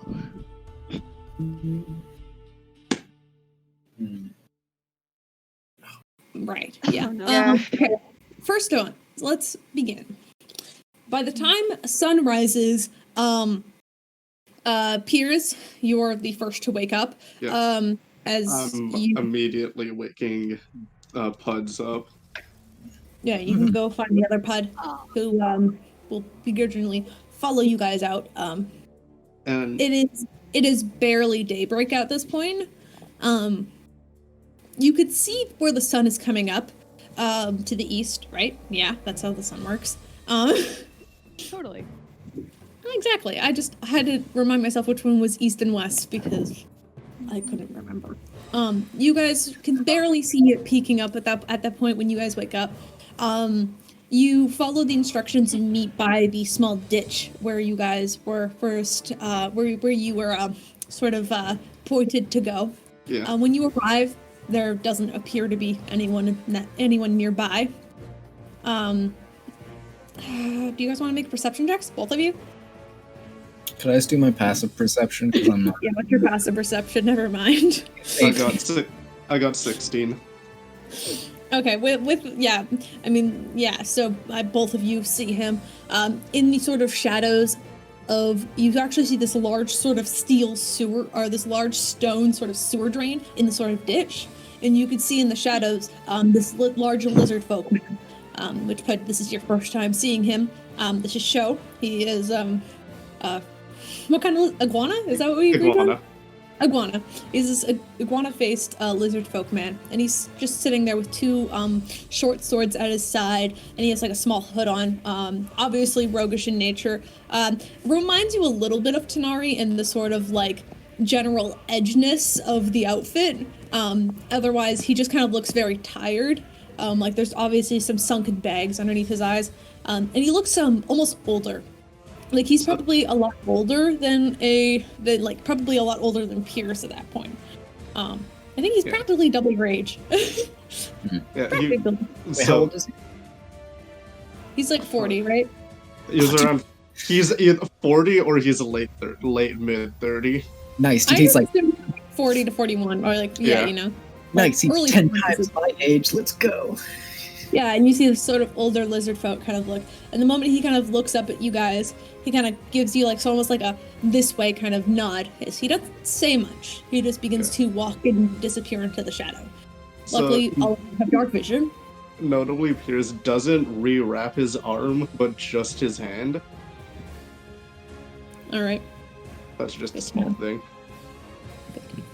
So I mean, at this point, everybody's seen the entire fucking tattered arm at this point. Yeah. I almost said tatted. It's not tattoos. Those are. I wish they were tattoos. They're not. A little bit more traumatic. Okay. Well, you guys are wandering around. Can I have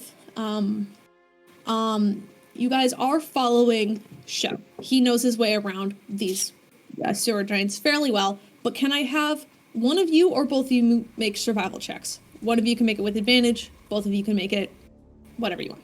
I have +5. What do you have? I have +1, so just go with advantage. Okay. Max, roll with advantage. 11. 11. I rolled Even a though 6 you're and a 2. following him, he is much quicker than you guys. As he turns edges really quickly, and at some point in time, you lose sight of him. Even with your passive perception, it's hard to navigate things. The walls are slimy, and there's like a constant like bad stench in the air that just has you very distracted. And you guys find yourself in a sort of tunnel where you hear a small, low and guttural kind of almost a growling noise. And I guess Puud, with your perception, you would be able to see a small collection of goblins just like almost like hiding in the sewage, but you could see their beady eyes directly staring back at you. I will speak out to them in Goblin because I speak it. I'm going to try to have my shield out and try to be in front of both of them. Or in between them. Disappeared at this point. I'm trying to protect the Puuds. Hey, we're just gonna pass through. If you let us pass through without issue, then you can have some of this. I'm gonna pull out plenty of rations. I'll pull out 5 rations, and then be like, make a persuasion check for me. Ooh, okay. 18. one of the goblins kind of reaches up, and you see him like smelling, like his little nose is twitching. He reaches up, and in goblin just sort of looks at you, grabs the rations in one hand, looks back to the other goblins, and then holds it up and says, "We feast tonight!" And then all of them just seem to almost like disappear back underneath the sewage. And with that, you guys are able to continue on until you find Show again, and that's the first leg of your journey. Raven and Petra. I knew Goblin was a good language to take. And I forgot you actually spoke Goblin. That's fine. All right, Raven, you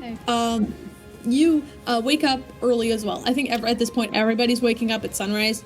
Just so you guys can get into place around city. You end up spending a little bit of time walking around with Raven and Petra until you guys can actually reach the northern wall. You guys are outside of the wall, but you could see the large, almost like factory-like buildings that sort of that are just on the other side of the wall. There does seem to be a couple of. Quickly make a stealth check. Stealth check. Okay. Stealth. Yeah. This should be fun. Okay. That is going to be a natural 20. I just rolled a natural 20 for Alt Raven as well. Cool beans. I think Raven as a character is just blessed. Yeah. I wanted to say I rolled a natural 20 for stealth. And is this what it feels like to be Raven? Yeah. Anyway, I'm gonna roll for Petra as well. Not as great. Is it just the three of them, or are the NPCs with them? Right there are some other NPCs in the area with them. You guys kind of joined in as a troop. A couple of them are going to attack from the opposite side. So you kind of have cover from all angles. You guys are going. I believe your plan was to stealth in, right? Yeah. Okay. So you guys easily stealth in there. Petra is kind of holding up the back, and she begins to load these almost like arrows that seem to sort of zap with a sort of small electricity on the ends of them. As she leads you to these large steel doors on the exterior of one of these factory areas, and she kind of says, "Just inside. That's where they're holding them. I'll cover you from out here." And she says she loads the bow with a couple of arrows. From what you can see, the door is locked. All right. It's very much like one of those large storage doors. They're locked to pick. Into like. Do you have thieves' tools? Let me check one sec. Do I have thieves' tools? I don't think so. I have a lot of stuff though. Yeah, a lot of stuff. You do not have thieves' tools, so you do not. I mean, you could try, and there is a definite like large like steel lock on the door, which you could try and pick if you want to. But you do not have proficiency in it. So this is sleight of hand. I guess this is technically just sleight of hand, but all right. with a disadvantage, I believe. Right? Sleight of hand with disadvantage. Okay. Yeah. Okay, so that is going to be one sec. I don't trust my math anymore. It's gonna be 21. 21. With that, even though you don't really have tools for it, you kind of take your dagger and stick it up there, and it kind of destroys the bottom of the lock at that point, but that doesn't really matter, as you're able to pop it open and just sort of pull it off of these large chains as the door is just left in front of you. Still closed, but... Fantastic. Okay. Make a strength check for me. Or, yeah, this would be athletic. Athletics? Okay, that's better than a straight up strength check. You do have advantage because Alt Raven is helping you with it. Oh, I have an advantage. Yeah, because Raven is helping you. So you have you times 2. That is going to be an unnatural 20. All right. With that, the two of you kind of combine your strength together and heave the door open, as it kind of opens from the bottom and rolls upward. And inside is a large factory, and you could see these tall, maybe 10 feet tall, almost like They almost look like, for lack of a better term, like tanks with large, almost like guns and stuff lining the walls. There's these huge, almost like tower-like things that just seem to be like covered with like gunpowder and ways to just blast shit open. What do you do? Lovely. Okay, so we could use magic, or we could use the weapons itself and shoot into the factory. I'm following your lead right now. What do you want to do? Raven says. What do you think causes the most damage in here? I'm not sure. Depends on how strong of a spell we cast. Well, we could save magic spell slots if we just use the weapons that are in here already. Never require getting into one of them. Any idea how to? Maybe they're unlocked? Can I try one? These are very tall. First of all, make an athletics or acrobatics check to get up there. You have to get on top of one of them. Okay, acrobatics. There are at least a couple dozen you can see here. These things are Fantastic. huge. Alright, acrobatics.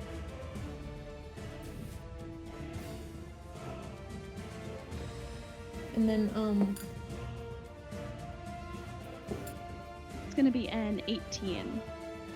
18? Yeah, you managed to climb up there with a little bit of struggle. There does seem to be a small sort of latch area that does seem to be lead to the interior. Alright. But while you're doing that, alternate Spark will try to get into another one.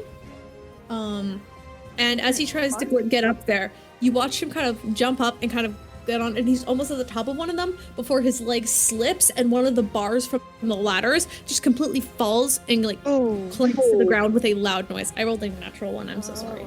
I guess he's not left. And with that, you watch as the guards were alerted, and a couple of them look over in your direction and just start shouting, "Hey, what are you doing over there?" And they begin to make it in your direction. Uh-oh.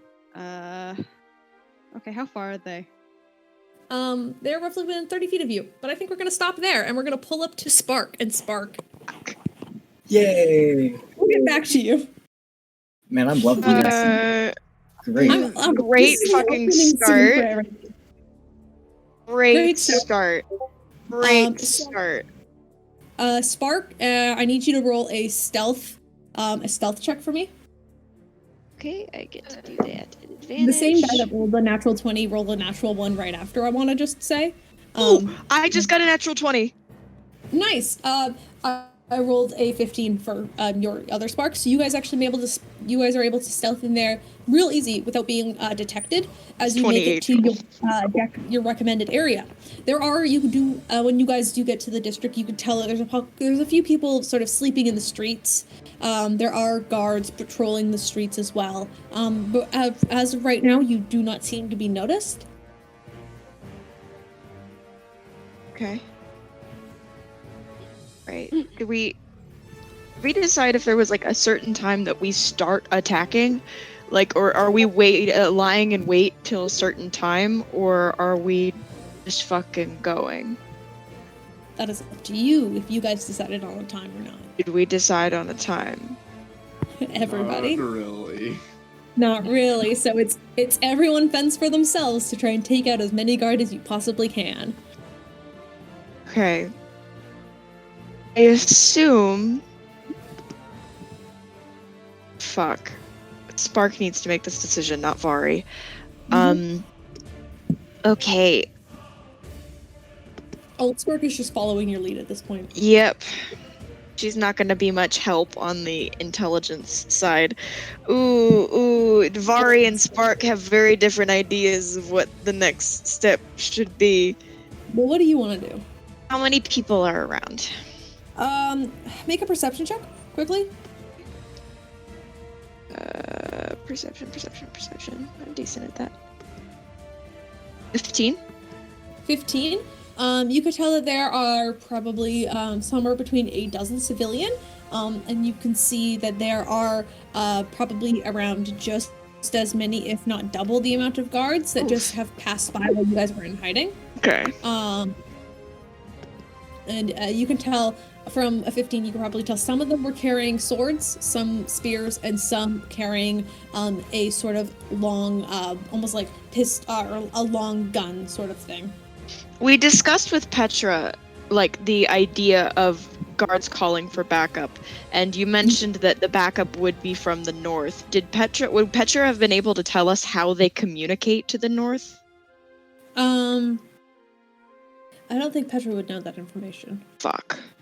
Actually, Sho probably would, and Sho would probably would have let everybody know that they do have a sort of like a magic like a sending stone that like everyone kind of has. Each guard has their own personal sending stone. Every single one of them has one. So in that sense, yes. We don't fight in alleyways. We're out in the open. We have no choice but to melee because we're Spark. We don't know what time to start. And we know that they could call for backup and we could get absolutely fucking demolished. So Spark is going to make the decision. I think we're gonna wait until do we think that if shit starts blowing up in the north, we will be able to hear it from where we are? You are unsure. This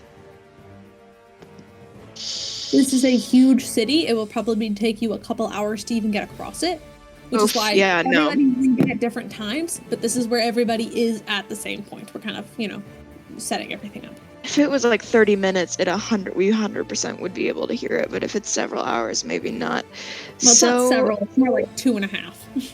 Yeah, still. No, that's not going to be... Yeah, that's going to be too long. We can't risk that. So I guess we're going to attack. So... Yeah. Interesting. You see a group of 3 guards just kind of walking together, each with different weapons. They just seem to be patrolling the streets, kind of talking with themselves as you guys rolled really well in stealth. So they do not seem to notice you as you guys are walking down this wide open street. It's kind of almost like a loose cobblestone kind of street as well. Like obviously the houses in these areas are not well built. But you do, if you needed to climb on top of a roof, you think it could hold your weight, possibly. Yeah. Depending on the building. Well, right now I'm not climbing on any roof. So there's 3 that are patrolling that are separate from the rest of the guard pack. Are they within eye shot or earshot? Yes. All right, can they be seen by any other guards right now? Right now, no. Well, I'm going to take advantage of that then. And I think the 2 Sparks are going to attack. Right on. Yep. Take them down as fast as we can. You roll to pop first. And I roll to pop first? Yeah. Okay. You do get to go before her. Roll to hit. I'm rolling online today, so forgive me. Oh my god, I'm rolling so fucking well. That is a natural 20. 28 total. Nice. That hits. Plus, so the damage on that, oof, that's good. 15 damage. 15 damage? Yeah. Cool. 15 points You of bludgeoning immediately damage. punch this one guy in the face. He's still standing, but he looks absolutely pissed. As he How hurt does he look with that one hit? How hurt does he look with that one hit? Hurt. Okay. Then I am also going to... Oh, do I want to go ahead and do this? No, You still I'm going to have one save more that for punch. later. I know, but okay. Alright, I'm gonna make another unarmed strike. It's not as good, but it's still... Oh, that's a 12 plus 8, so a non-natural 20. Alright. That also hits. That's good. 7 points of damage. Perfect. So that's 15 plus 7. That is 22. 22 damage. Perfect. He's looking real nasty, but he's still standing. Okay, cool. I am going to use a key point, flurry of blows. Nice. And make 2 more attacks. Same guy?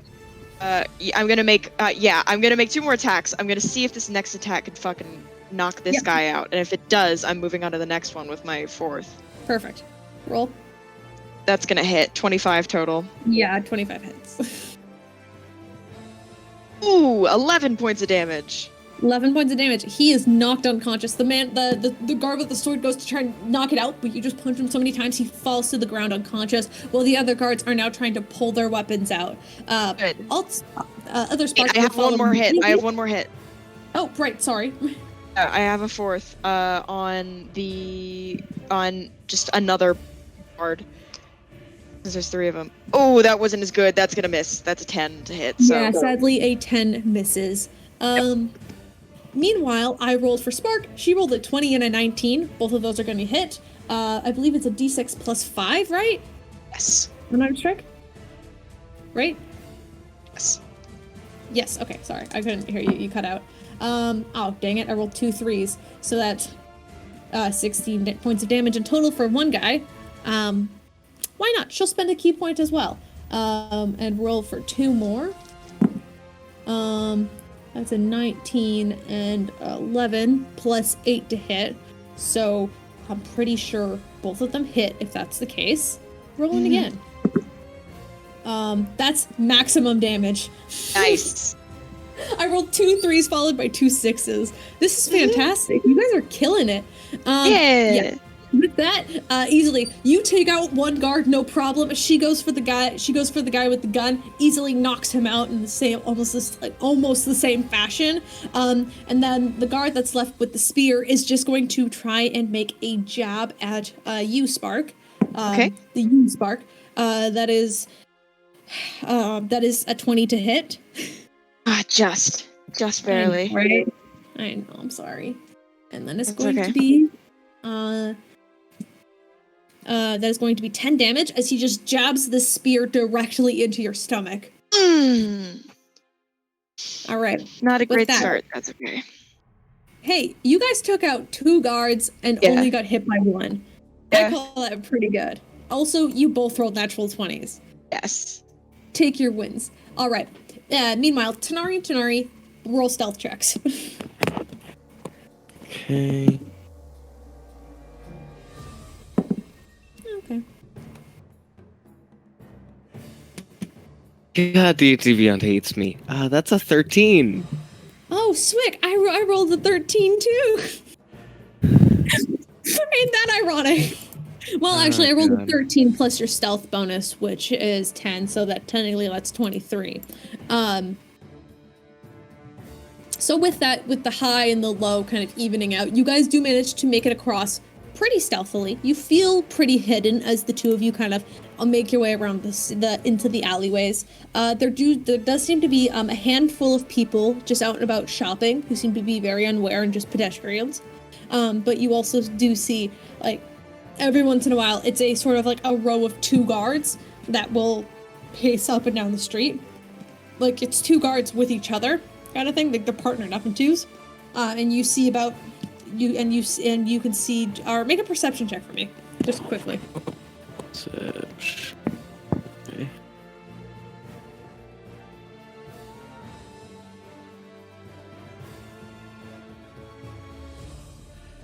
The chances of me rolling worse were bad. That's a 9. Yeah, you see the guards are kind of moving in packs of 2, but you can't quite discern how many they are because they're all wearing helmets, and you can't quite keep track if these are the same guards or if these are different guards that are passing by. But you could tell that they move in packs of 2. Where are you headed? What are you doing? What's your action?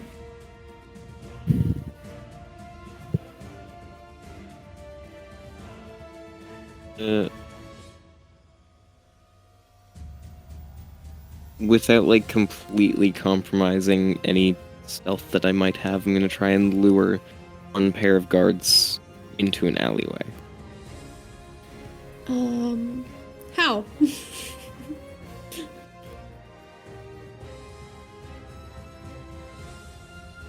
Because this might change the role I'm gonna make you make. How are you persuading them to get in there? Or are you just going to try and grab them and pull them in? Are you what? I'm gonna light my flame tongue dagger and then whistle to get their attention and hope that the glow brings them to investigate. And it does. Because I rolled really shit on perception. As one of the two guards kind of like the one guard stops at the edge of the alleyway while the second one kind of enters it to go see it. To just like go check out that light. What do you do?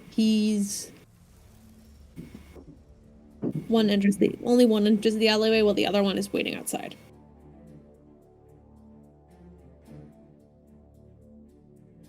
I'm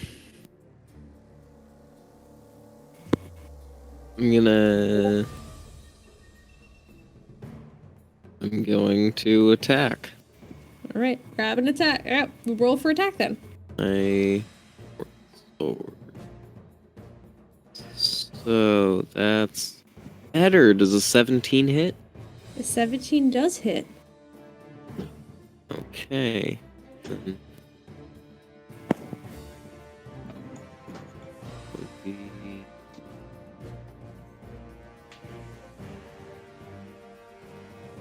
10 plus.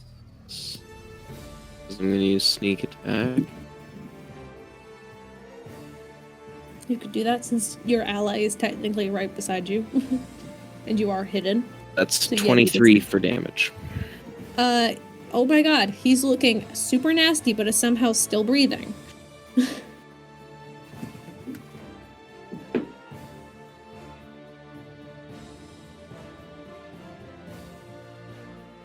Right. So do I still have my bonus action, Still or have did bonus I action, yeah. technically use that to light my dagger?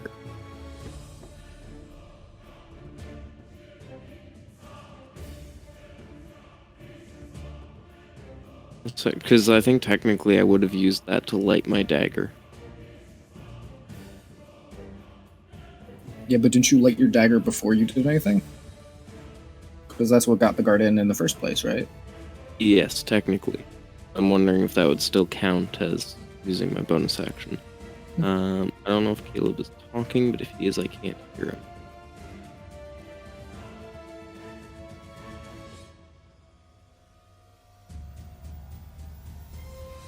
Ah, he's muted. Okay.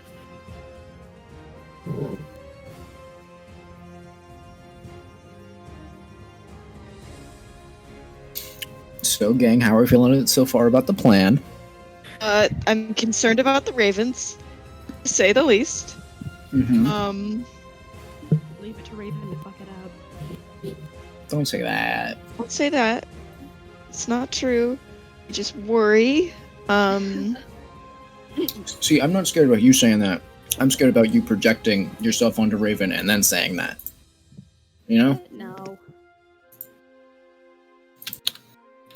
That was... I'm not sure if that was a very confident no. Really? I felt like a confident no. Nah. Nah. No, the very, very confident thing to say. Oh, hello, Pom Pom. So cute.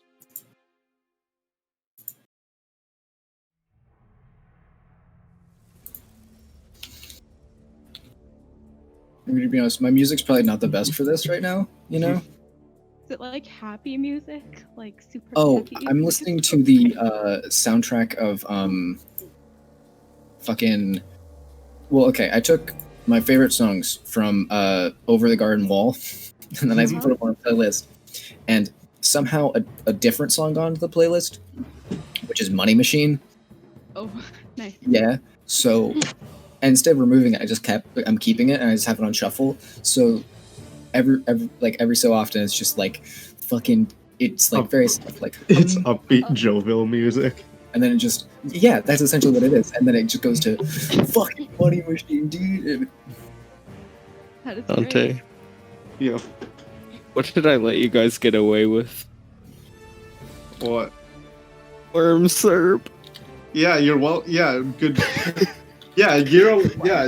You let that happen. Just remember that. I did, but oh god, 5 minutes later I opened the chat and I'm like, what have I done? So, actually, speaking of that, I'm just gonna use wolf stats. I'll make up stats for Okay. Worm Serb before. It'll probably be similar to wolf stats, but like, 'Cause, damage do will we probably be wanna different. do we wanna say that it has mouths? It's I'll figure it out. It has to eat somehow. I was gonna say just eats from like the tube on its mouth, like. Photosynthesize. I don't know what you guys are talking about, but It's a worm on a string, but it's Cerberus. oh, Yeah, lovely. it's a dog with 3 With three. Yeah, so Worm on a like strings I'm for thinking heads. about like the tube where the string is. I'm thinking that's just how it. Like if you want, like that can like it just like a butterfly, or it can have an actual mouth.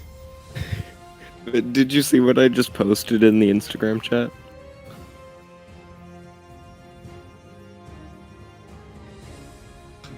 God damn it. Hold on, I'm gonna take the thing. I'm gonna send it into the group here.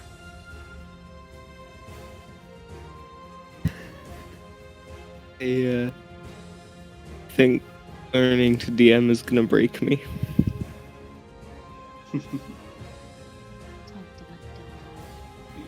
Okay, never mind. Don't That was a worry. very confusing conversation with my mother I just had, but that's fine.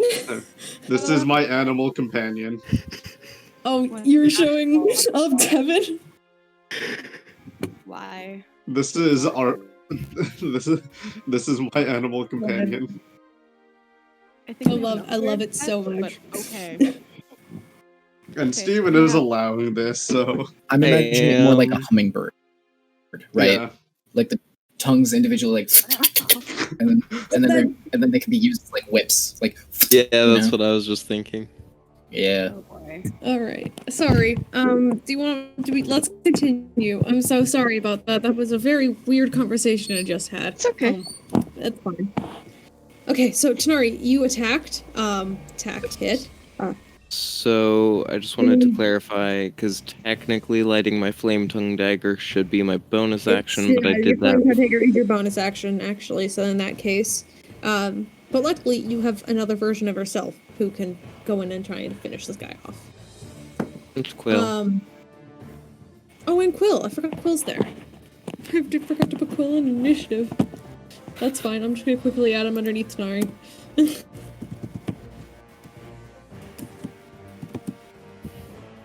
All right. He has like double the HP you have, which is kind of depressing. Is he the same level? Yeah. How does he have that? Jesus. I believe so. Hold up. Actually, what level is Quill at? Oh, never mind. He's one level above you guys. Oops. He's Still, leveling. how do I gain 49 HP in a single level? No, this is Quill. This is not you.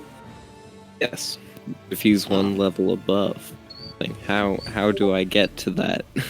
I don't know. I guess I rolled really well on health for him then. Apparently. Yeah.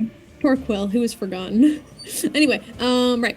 So, with you doing that, Tanar'ri will also use his bonus action to probably light the flame tone dagger, just because it's good. That definitely hits. So, with that, I'm not even gonna roll damage at that point. This man's throat just gets slit so easy, so quickly, just right across. And once again, and with that, you guys kind of let the body drop, and with the small flashes of light, the other guard kind of perks up and begins to walk down the alleyway, just kind of calling like, "Hey, what's going on down there?"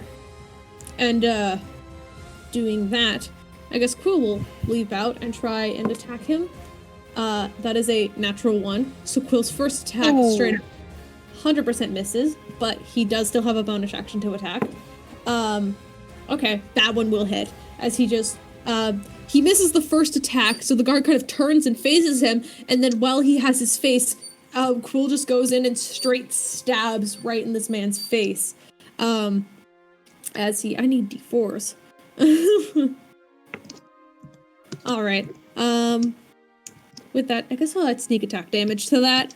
That does total, I forgot how sneak attack damage works. I need more D6s. Jeez. Fucking Christ. Alright,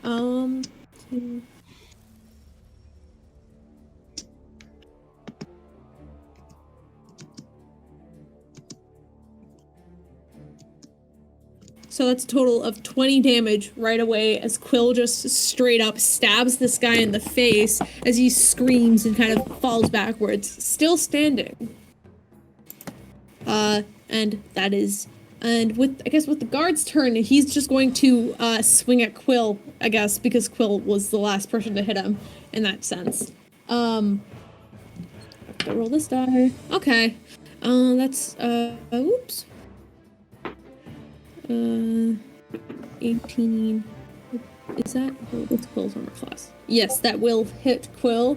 And Quill is pierced for 5 damage. I didn't roll very well on that one. Alright. So, and Quill takes 5 points of damage. There we go.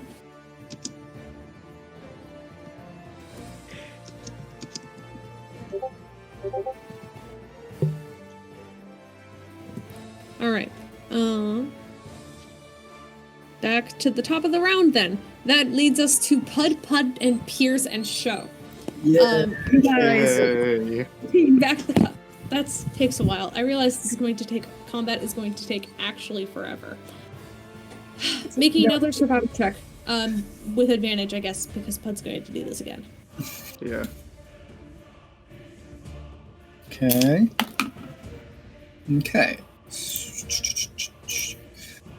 21. 21. That's with better. that, you guys managed to keep up with Show this time, not getting distracted by any sort of goblins this time around. And you guys make it to underneath this one sort of manhole. Show kind of stops, and he looks up and he goes, "This will take us into the courtyard. I can't tell you how easy it will be to get to Peirs, but I'll back you up from here." Sounds You like gotta a pull some plan. more like a, "Are you ready?" kind of thing. What's the worst that could happen? We all die. Yeah. Yeah, that could happen though. Yeah. And Show just kind of does a quick sigh before he pushes up. Can I have everybody make a stealth check? I will roll for I have Show advantage. and- That is double 15s, so 16. Oh, no, you don't need to roll Oh, for... just him? There's no advantage. Everybody's rolling for themselves. Yeah, I have advantage on because of the cloak. Okay. I got 16. I got non-natural 20. Nice. 16, 20. I believe that's really good for Show, because Show has really fucking high stealth. Yeah. Yeah. No, Show is fucking really good. Yeah. Sorry. Yeah. Puud got a 17, which isn't his greatest, but it's still good. So all of you managed to sneak out of the manhole without being discovered. You find yourself in this sort of like inside crevice where you can look out and see the courtyard of the castle. There does seem to be a couple of guard wandering about. They seem to be in very low numbers. It just there appears to be maybe 1 or 2 of them. And you watch as Show kind of points in one direction and quietly whispers, He should be in the first main hall in the 2nd story. And he points up, and you guys can kind of see if you peek around the corner that there's a sort of almost like a slope that leads up to a 2nd floor where there is another sort of balcony area and and some large doors that lead into the castle. So. Okay. All right, let's do this, gang. So Show will be cover for you guys as you stealth up there. I'm gonna quickly roll perception for the guards. Which is not. I do not think that will do anything. Yeah, no, they don't see you. I didn't roll that great. So you managed to sneak up, stealth up there, and you're face to face with the door. The door that behind it is probably the worst man to exist in this universe, in the opinion of a lot of people. I'm gonna look down to Puds. You two ready? Yup, let's do this. And I am full on swinging. No. Okay, Well, you said you were ready. yeah, but how about we do this stealthily so we don't get 16 guards coming this way? Because, I mean, you want it to be a one-on-one, not a one-on-one plus a ton of guards. Okay, I'll slowly open the door then. All right, and then the three of you can sneak on in. Thank I'm you. not gonna make you go stealth again.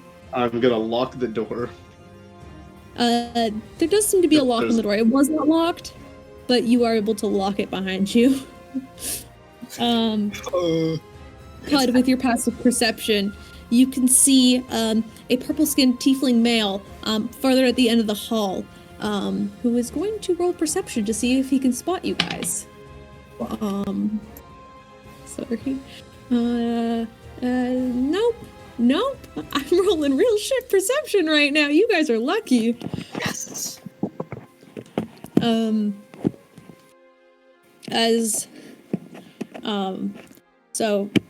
Alternate Pud is following in your direction. It's whatever you guys want to do. All right. Or I guess whatever Peirs wants, because I believe Pud's doing something. You said you Therapy. wanted to try and Yes. talk. We're talking. When that goes Oh sideways, yeah, then you can. Elder Pud, go find Show and back him up. Got it? Got it. All right. Hmm. Do you want me to get his attention then? Are you wearing the helmet? Quickly, I have to ask. How about? Yes, because I want a dramatic reveal. Okay, but Yeah, he's right. I remember we talked about this. he It's is fine. not hostile towards Pud, specifically this Pud.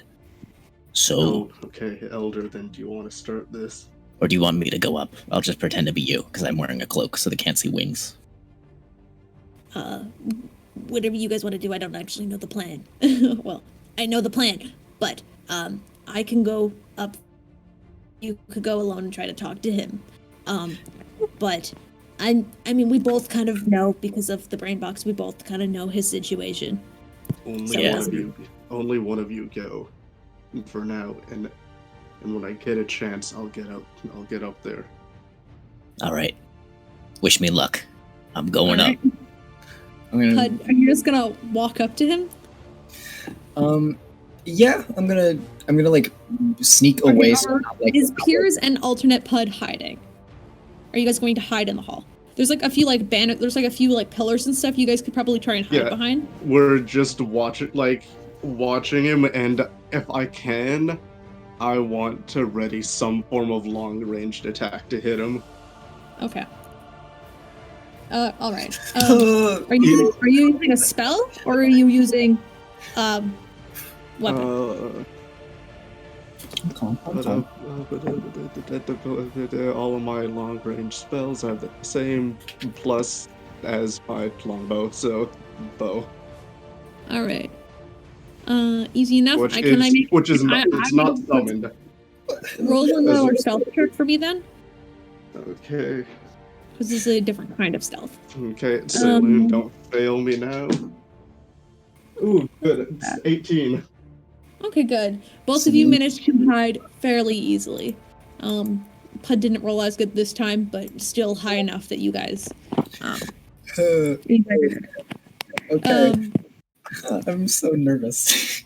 You're just gonna walk up to him. He seems to have his back turned, and he seems to be preoccupied with something as he's like reading a scroll. Well, kind of just like walking, walking down the hall. I'll walk up to him and like tap him on the or I'll tug at his shirt a bit. Like, hey, hi. He kind of looks down at you and he goes, Puud, I didn't know you were coming. I wanted to talk with you. I'm afraid I'm a little busy today. I know, but I don't have a whole lot of time for this. I'm sorry, but I really need to talk to you. Please. Fine. Make it fast. Thank you. Here, sit with me. I'm gonna just sit on the floor in the hallway and pat the floor, next to me. He will just stand beside you and just look down at you. No, please sit. Come on. Puud, I don't have time for this. I know, please just do this for me. It is seriously very, very, very important. Make a persuasion check. Okay. Oh, where the fuck's I believe in you. I believe in you. Saloon, please. God damn it, it's a 1. Oh no!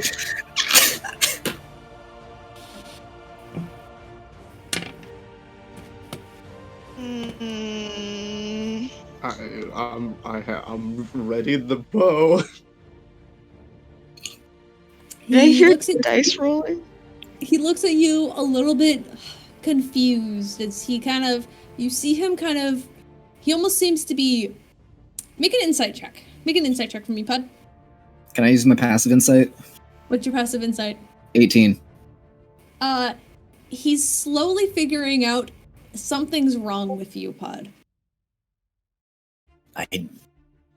Look, I know.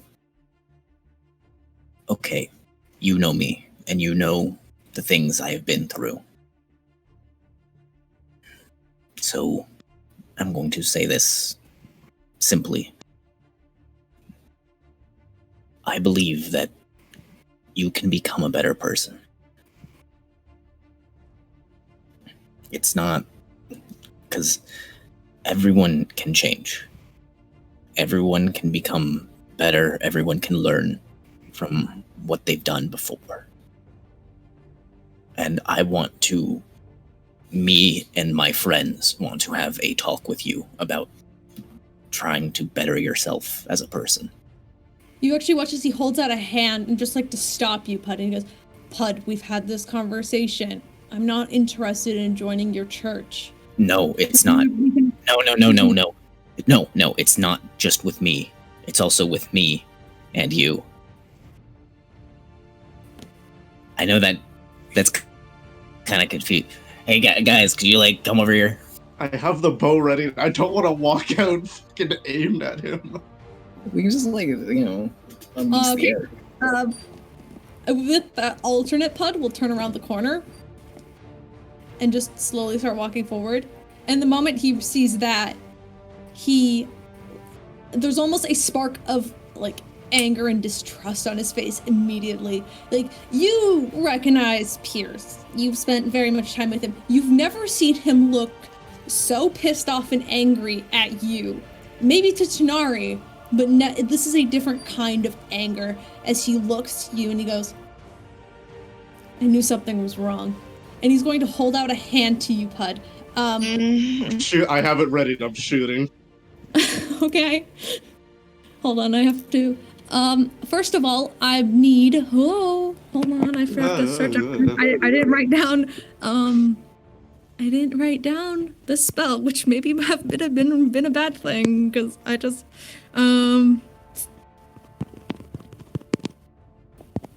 Give me 1 second because I didn't write this down. Can you make a wisdom saving throw for me, please? Okay. Maybe it's not the best because you're Puud, but. Fuck, was it correct? I can't do mental math. 22. Easy enough. You shrug off the spell as he goes, and he almost. You can recognize the sort of incantation he uses. you want to make an Arcana check to see what spell he was casting? Sure, dude. Let's go. Both anyone can at this point. Well, I guess only Peirs and That's what he's not focused on. Arcana, he's focused on shooting. Natural 2.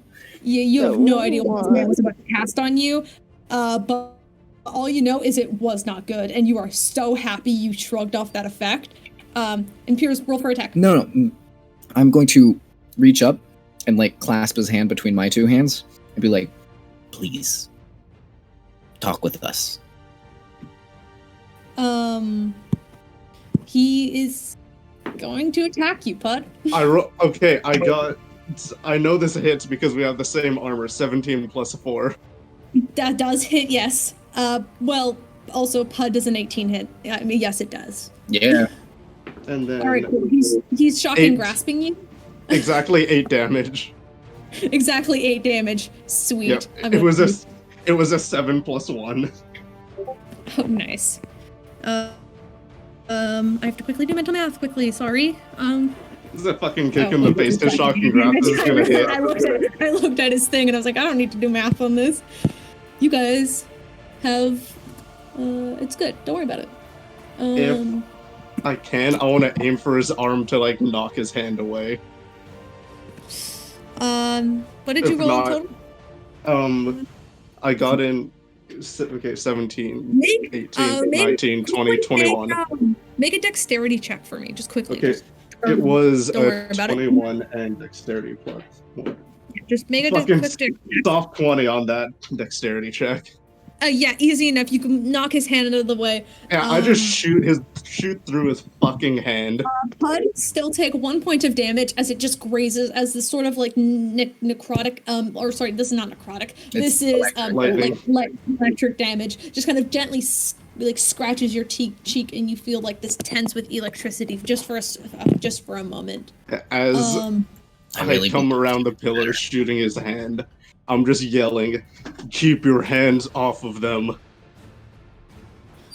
He looks directly at you. I'm gonna make an run. intimidation check for me. I'm gonna run the fuck back. That's plus 4, baby. Please don't fuck me up. Okay, cool. Ooh. He gets an attack of opportunity on you. What did you roll?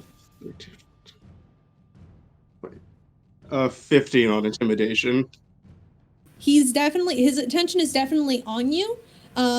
And so, Puud, you are able to run away without him attacking you. But you watch as he holds out his hand and he goes, well, it wasn't, and he goes, I wasn't expecting guests. And you watch as he summons this large, dark metal sword with 5 pearls that seem to be like pushed into the center of the blade as he swings it around. As he swings it around and gets ready. I'm slinging the bow back onto my shoulder and summoning the dragon sword to my hand.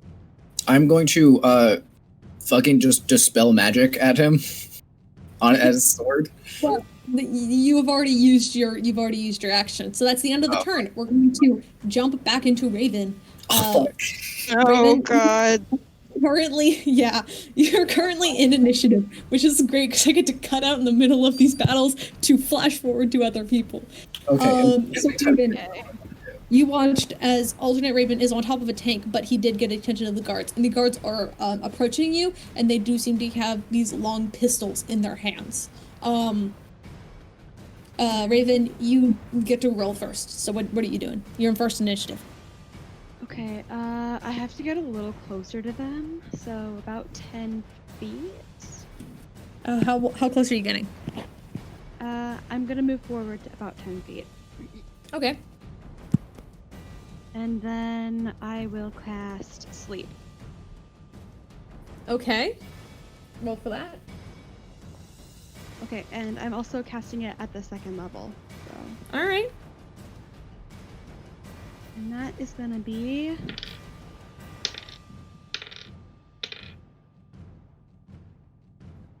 Oh, that's not terrible. The total comes to 44. Oh, with that, you watch as you reach out and you cast this spell, and you watch as the guard with he was loading his pistol and aiming it at Captain Raven, before he just slowly falls and collapses unconscious on the floor. And Raven kind of looks over at you and kind of goes, "Thanks," but there are more guards in the area rushing in. You watch as 2 more guards kind of rush in, and Can you get to your Captain tank? Raven Drive us out? he's going to take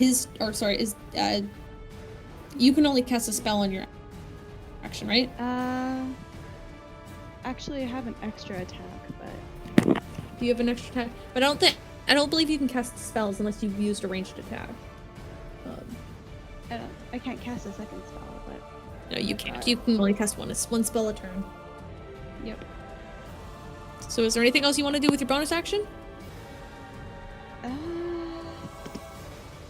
I can't think of anything. If there's no one near me, I can't use the 2 attacks I have. Yeah, because you're on top of a tank right now. Yes. yes, I But am. Captain Raven will use his turn to try and get into a tank, which he successfully does. As you watch him pop open one of these tops and jump in. That's his action. Fantastic. For a bonus action, he can't really do anything either. So he's in a tank. As you watch him struggle to pull open this cap, and then he just slips in, and you no longer see him. Right. Petra is outside holding off some of the guards for you. She's doing a pretty good job. And now it's the guards' turn. There are 2 guards' turns. One is going to shoot at you, Raven, since you are still visible. Okay, that's an 18. I don't think that hits. That does not hit, no. Yeah, cool. You watch this blast of fire just quick, almost just singes the sides of your hair as the next one is going to go in and roll. And that's a 20 to hit. Okay, yeah. That one does hit, I believe, right? Yes. Okay, 20. I have to grab my D8. Alright, alright, so that's 9 damage to you. That's 9 damage to you as you are blasted in the shoulder by this large, somewhat almost like heated bullet, that just sort of causes you just this as you were shot basically in the shoulder. Lovely. And that is all the guards can do on their turn, actually. Spark. God, hello. I Hi, believe so there's one guard left. yeah, there's 1 guard left. That's fine. I'm gonna punch him. Go for it. Okay. God, this is And can you- terrifying. I guess I'll let you guys know each guard has 25 hit points. Okay, does a 12 hit? 12 does not hit. Fuck, okay. I have a second punch. Fuck! The 14 hit? Does not hit. God, okay. You had a really wanna good first go. round, damn. I don't want to keep burning through key points right now. So I'm gonna let Altspark take some punches at him and look around. Are there any other guards coming this direction at the moment? I know I've used my action, but can I glance around, see what's happening? If we've been completely given away yet. At this point, you're there. What? I mean, there are other guards in the area. Even though you managed to punch these guys out, there does seem to be another sort of squadron of 3 that are currently running their way towards you guys. Great. Love that. That's wonderful. Okay.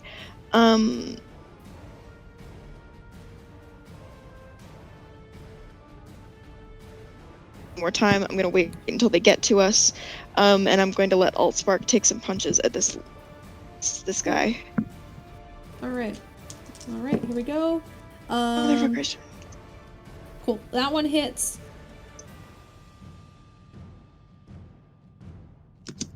Okay. And then the other one does not hit. So only one punch hits. Which Still, it's not bad, but oh, that's really bad.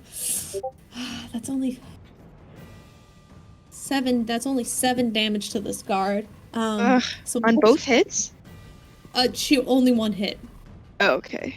Oh, Yeah, God. that's only 1 hit in there. A 15 and a 15 and a 15 and a 21. So, and then a natural 20. She'll waste a key point, and then and then the other one will not hit.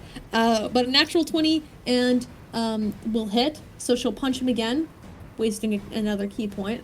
So she'll waste 1 and he won't. Okay, cool. That's better. That's better.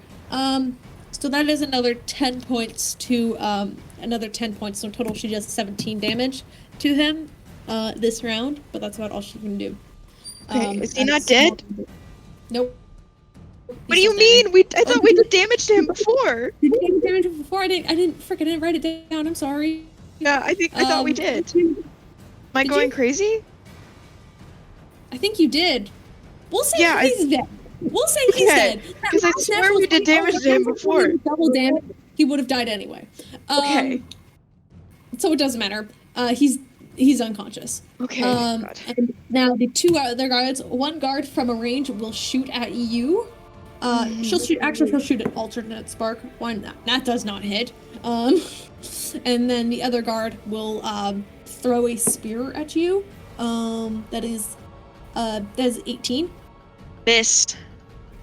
Dang it. Okay, so neither of them hit as they try to attack you from a range and does not work either. Good. There does appear to be 2 of them though. 2 of them. It's alright, that's fine. Alright. Moving on. Tanar'ri. It's Tanar'ri's round. Okay. Steven? Oh, there you Yeah, go. sorry. I forgot that I muted myself through my board. You're good.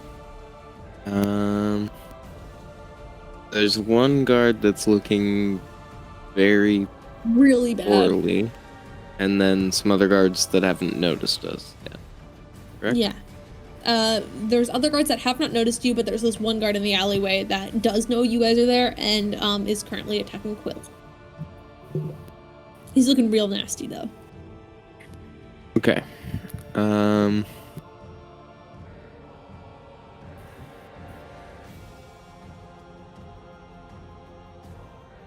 Okay, so I'm gonna hit the guard that's attacking Quill. Go for it.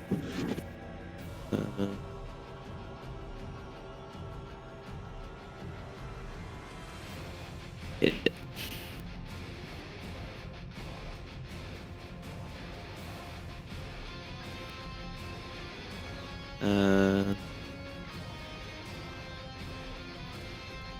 So in that case, I'll use my bonus action to attack flame on the dagger. Nice. 18 to hit. 18? 15.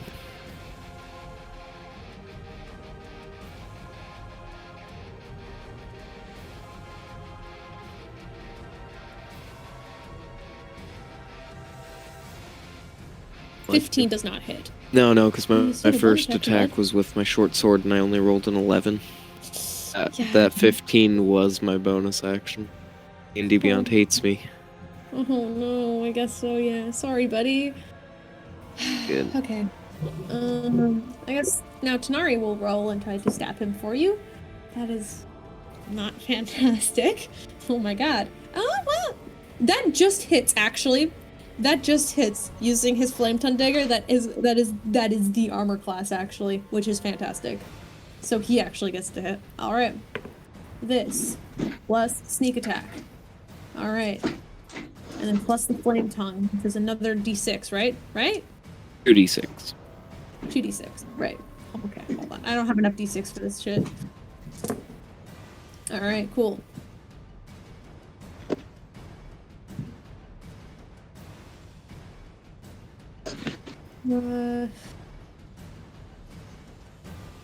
Alright,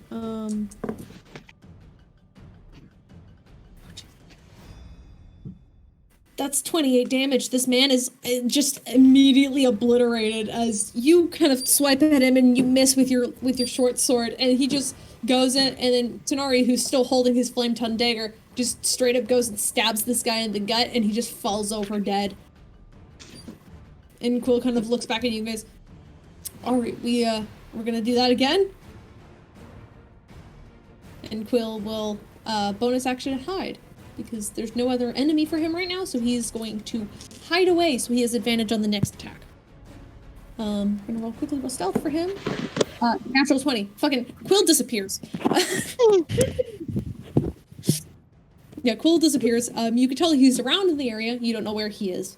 And there does seem to be a few other guards in the street now, looking quite confused as you just have 2 corpses in the alleyway. What's your next? Or I guess that is everybody in the turn order. That was a really bad. Sorry, this is just to see if they could see you.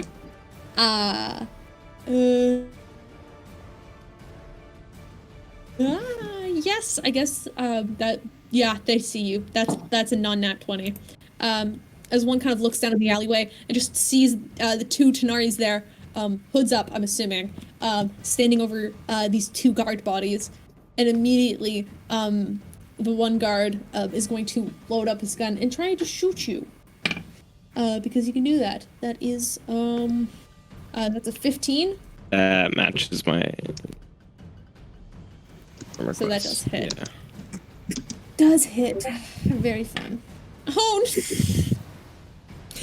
take 2 points of damage. Yeah. Jesus Christ. I rolled so bad. Oh, Jesus Christ.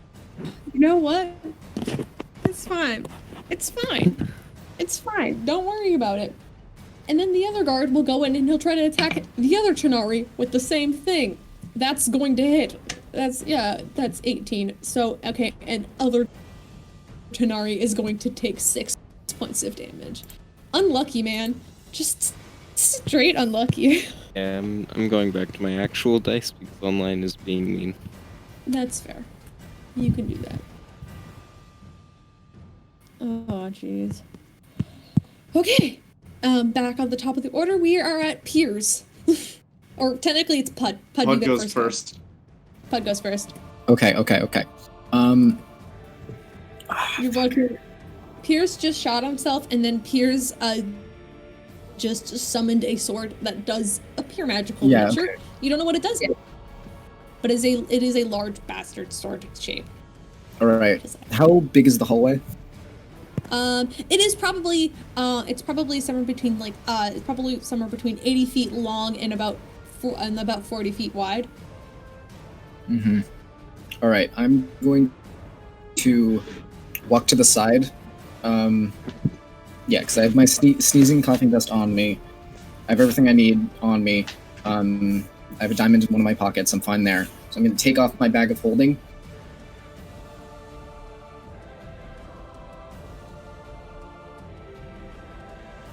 And then use my bonus action to command Bubs to get out of the bag and just block the way. So he's stuck in the fight. Make a athletics check then. Okay. Chucking the bag. It's because I understand your reasoning for this. Are you still beside him when you chuck it, or are you running away and chucking it at the same time? Because that is going to change the DC drastically.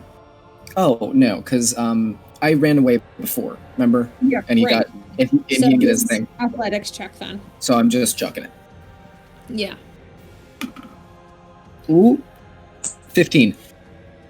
Pretty good. Yeah, that's You manage to kind of wind it up a little bit and toss it overhead as far as you can. As it lands behind him, Peirs kind of like glances over his shoulder just briefly as you command Bubs to crawl out of the bag, and he just you just watch him seize as he just looks at this creature but then tries to pull his attention back to the Peirs. Yeah, I'll just say, and then I'll just say out loud, That's to make sure you don't run. We want a fair fight. No cowardice here. I know that's your specialty and all. and then I'll let Peirs do his thing. Frank. Okay. That means it's Elder Pud's turn. Elder Pud will. He's Elder supposed Pud to do? go back up.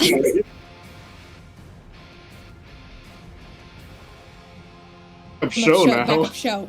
So that takes him out of Which this. I round. So- remembered the door is locked, but then I remembered he has wings and can just fly up quickly, unlock the door, No, and go. it's straight up like there's like a small window outside, and you watch him just like climb up onto a window and just like disappear. Good. I didn't fucking Joker Elder Pud. No, you didn't. He flies out a window, just like real easy. Elder Pud is gone. And that's going to be his movement and action to go join show. In that case, that means it's Peirs. It's your turn. So, to kind of match his flourish, I'm gonna do the motion of unsheathing his sword, but like, cause it's thin air. Yeah. Like just putting his hands together and just pulling it out. And then I am just running at him and taking the hit. Okay, cool. He is still a good 50. He still is a good 60 feet away from you. So. If I can use all of my movement to run. So you're just going to charge at him. Yeah. But if you use the dash action, you cannot swing. Just telling you. Does that not count it? Unless you use it as your bonus action dash, which I don't think you have access to. No, that is a rogue thing. That's a rogue thing, yeah. I don't think you can bonus action dash. Okay, so that would just negate my 2 attacks then. That would negate one of. Oh, you have 2 attacks. You're a fighter. You get one of them. So you get 1 action, and then you can use your second action, and then you have your bonus action, right? I think that's how it works. Well, no, I would. You can use your action to make 2 attacks. When you take the attack action, Right, you yeah, can so make your 2. action makes. Okay, so no, that does negate your 2 attacks then, if you dash it up to him. Well, I need to get up there anyway, so. As I'm running, I'm going to I'm gonna yell at him and say, look at me. Do you not recognize this helmet? Intimidation check. 1 + 4. Can you get That's not advantage? good. Can you get advantage because of the helmet? No. Oh, I tried.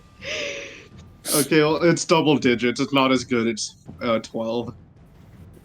Not as good as last time, but he's definitely you can see he's definitely very much he's very much almost like he's very almost uncomfortable looking at you in that sort of sense. But as you approach him, he's going to take all of his time. He's going to attack you. We have the same armor, so I don't know. I know. I know, and I know. Fuck, I don't know if he That has. definitely hits you, bud. Jeez, I'm sorry. All right. All right, let's get that damage page open. Hell yeah. All right.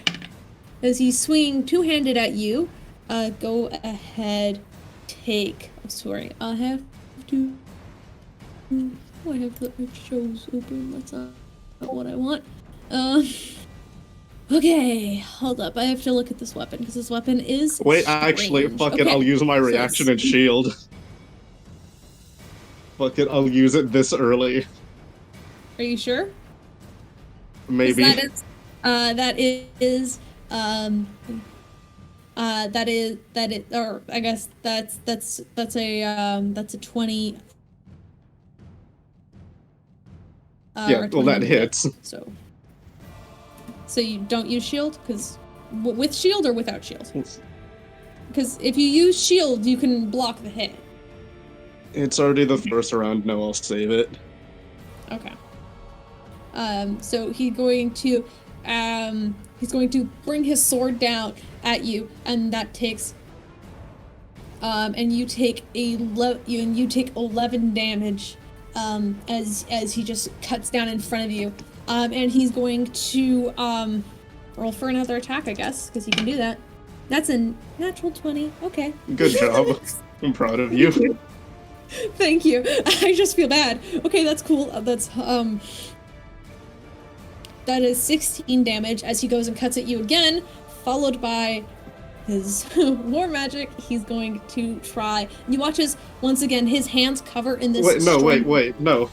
He would have to use a cantrip to use for war magic to proc. Right, and then he gets another attack after the cantrip. So I am no, wrong on he did no, don't fucking cheat me right on this. No, I'm sorry. I don't know how to play fighters. This is me using your character sheet when I don't know how to play a fighter. It's fine that you're correcting me. Yeah, because he has to use a cantrip first, right? This is fine. I'm like just a little above half health. Yep. Fucking already? It's 33. We're low on health, like, already. It's not good. This is not a good start. So, like, you're before me. You can heal, and I also have healing stuff. That's a lot of damage. That's a lot of damage. What's your... sorry, I'm just gonna ask this, like, again. What's your maximum health? 60. Yeah, it's 60. So you're at 33? Yep. Okay. And he's at 52 right now. Alright, I now have a calculator open on my phone. I have your fucking... I'm racking your HP. Alright, cool. And you watch as he just attacks at you with this, like, large blade. Alright, cool. Smash cut, Raven's turn. Alright, what's the likelihood that I could actually jump into the tank? You can... Okay, so you can take your full action to get into the tank, which you don't know what happens when you're in there. All you know is alternate version of you is currently in one. And you can also see 2 guards on the ground right now, which have their sort of rifles drawn and pointed directly at you. What do you want to do? Okay, I am gonna hop into the tank. Okay, make a athletics check for me. Of course. Okay, athletics. That is going to be a 19. Yeah, easy enough. You manage to pry it open and slip in there. Though it is a heavy top, when you slip in there, it closes behind you. But luckily, you do have dark vision, so you're able to see around the inside of the tank. And seems to be kind of what appears to be kind of like a joystick for controls, and a sort of like, and there's like 3 different buttons that appear to do something. Make a I guess investigation check for me real fast. Yeah. Give me. I don't think you're good at those, so. Yeah, usually I'm alright. As I misplaced my phone. Okay, here we go.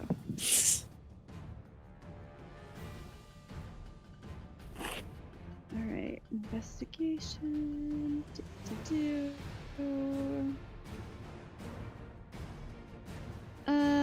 That is going to be a unnatural 20. Easy enough. You can figure out one of these will turn on the lights in there, another will fire, and then and there is a third button, and there appears to be a third button, just so like one will turn on the lights, one will fire the weapon, and another one will reload. Alrighty.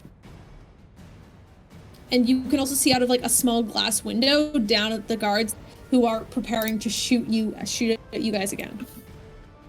And also you just got in there, so that's your action on getting in there and investigating things. That means it's Captain Raven's turn, who's actually going to use the tank to shoot at these guards. Which means the guards have to make a dexterity check. It's such a actually stupid gonna- sentence, and I love it. He's gonna actually use the ammo? I would have just ran them over. If he uses ammo in the weapon, that's 1 less ammo that they have to use against us. Exactly, right? Well, I mean, also you can use these things to blow up other tanks. I think Cool. Raven's a bad influence for Raven. Exactly, right? Oh, no. All right, cool. So I need D10s. Get your D10s ready. Shall do. Where's the other one? There it is. Cool. So, frick, I rolled real shit. So one only takes 3 points of damage, while another one takes 6. Okay. I rolled real shit on that round. It's 2d10. It's 2d10 damage every time you want to blast. Nice. 2 to 10. Sorry. And that's all Raven can do at his turn because it takes an action to blast them. And he will start reloading. And then the guards will try and fire. And the guards can't really do shit. You guys are in tanks. What are they gonna do? We have the high ground, Anakin. Don't fuck with the high ground. They're just going to turn and they're going to call for help, is what they're going to Oh do. shit. Can I take an advance or a run? Like, what is it? Like, crap. What is that? Opportunity attack? I guess yes, because they are running away. So both of you get an attack of opportunity. I guess you would get it through the tank. Captain Raven can't have one through the tank because he just used his shot, and so he's reloading. So you can shoot. Just shoot at them while they're leaving. Okay. So they have to roll dexterity saving throws. One passes, one fails. So roll damage, 2d10. That's gonna be I gave Raven a gun. big gun. Raven happy. That's gonna be a 19 points of damage. 19? Yes. Nice. Yeah, yep, cool. Sounds good. Yep. So easy enough. So 19 halved is 8. So one takes 8 damage and the other takes oh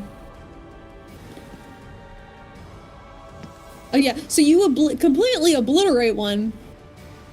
And the other one is limping away. 19 halved would be 9 if you're rounding down. Oh, 9. Okay. Well, the other one is still limping away. 1 hit point difference. That's fine. The other one is totally obliterated, though. Is you just blast this guy to shreds, and there's just guts and gore all over the floor where a guard once was. Fantastic. Confetti. And now we get to Spark. Oh, on that fucking note. Okay, so have the 2 new guards arrived yet within our melee range? They're within 20 feet of you. In 20 feet, okay. Well, then I'm going to approach and greet our new friends with more punches. Hell yeah. Okay, Sorry. pop. Pop.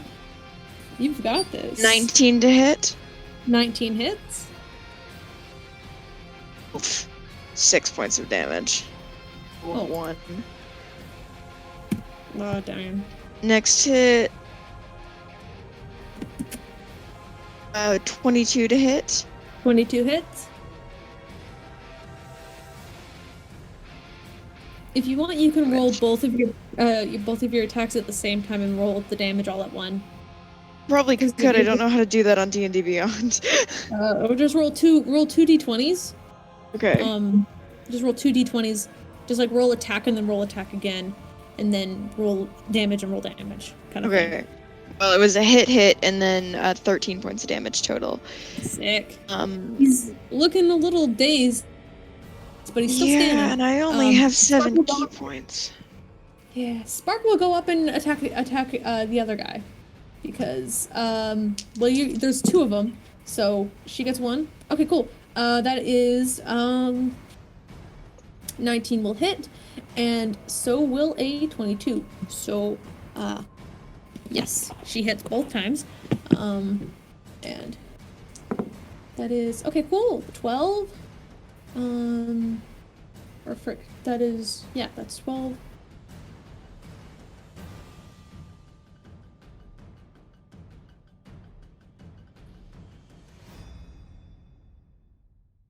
Uh, 19. So it's 19 damage total. To the other guy, who is looking a little messed up. Okay, so if there's 19 points of damage to that guy, and alright, then I'm going to spend a key point. Because I think I can. Well, no. Fuck, I don't know how long this is gonna last. No, I'm not gonna spend a key point. I'm just gonna kind of grit my teeth. Alright, alternate Spark is also not going to spend a key point this turn because she used it last time to obliterate a guy. Which is fair. She can do that. Tanar'ri's. Oh, okay. Nice. Oh, frick, wait, the guards are alive still. Hold up. Usually you kill them, so I'm scared that.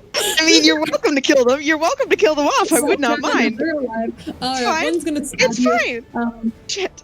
Cool. No, that's not going to hit. That's a 2. Jesus Yeah, Christ. fuck Even you. with a No. yeah, that's a 5. No, that's not gonna hit you. Alright, the other one's gonna go for the other spark. That hits. Cool. Spark is going to be stabbed. Yeah, she takes 3 points of damage. But that's not bad at all. No, it's really not. Yeah, I rolled real shit on the dice, on the damage die for that one. She takes 3 points of damage as she's just stabbed. Okay. Alright, that leads to the Tanar'ris. Alright, I'm gonna whistle to call over another pair of guards. Make a persuasion check for me. Sweet. Are you luring? Oh wait, there's already one that has his attention on you. As he saw the he approached you, but he missed his attack, I believe, right? Or There was the 2 that shot. oh right, there's 2 at the end. So they can see you guys. Are they like near the alley, or are they more like towards the middle of the road? They're closer to the alleyway. They're probably around 20, 25 feet away from you. I'll say 25. Okay, then I'm gonna move up to the one that shot me. Okay. I'm gonna take a swing with my short sword.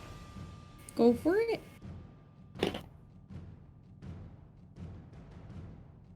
This is a 16. 16 just hits. Okay.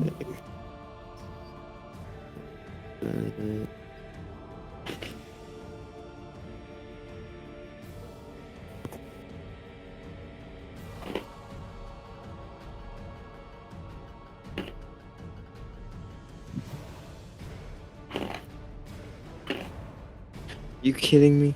I roll a 6. I roll a 6, and then I roll 4 ones in a row, so that is Whoa. 16 damage.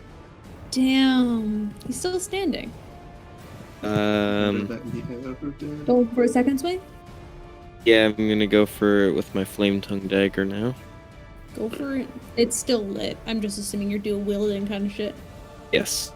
So that definitely hits because that's a 19 plus Oh, 7. yeah. That hits. So close to that at 20. Rip. I'm sorry, man. Uh,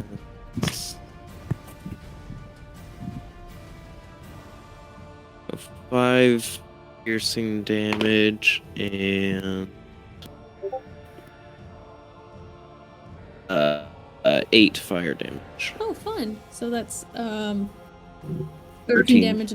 To the same guy? Yes. So he is just dead. You stab him. You go and you cut at him with one, and then you go in and you just shove your like flame covered dagger in his gut to the other, and you watch as he just crumples to the ground. All right, and then I'm gonna use my last. Oh. No, never mind, because that would put me in a bad situation. Yeah. Okay. You're just gonna stand there beside the guard. Yes. Other Tanar'ri will go and try to run and attack him. That just hits. We also rolled a 16 to hit. Alright, and that is... He's just using the flame tongue dagger.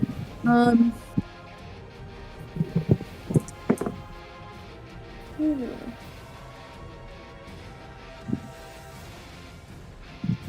Oh, Jesus Christ, sneak attack does so much damage. Because technically, you get to sneak attack when you're within range of an ally, and you guys are technically allies with each other. Man's dead. Straight up. That's 26 damage with a base hit points of... Yeah, no, that man's dead. You go, take out another guy in 2 swings, Tanar'ri goes and just goes straight for the throat. He falls unconscious. Cool.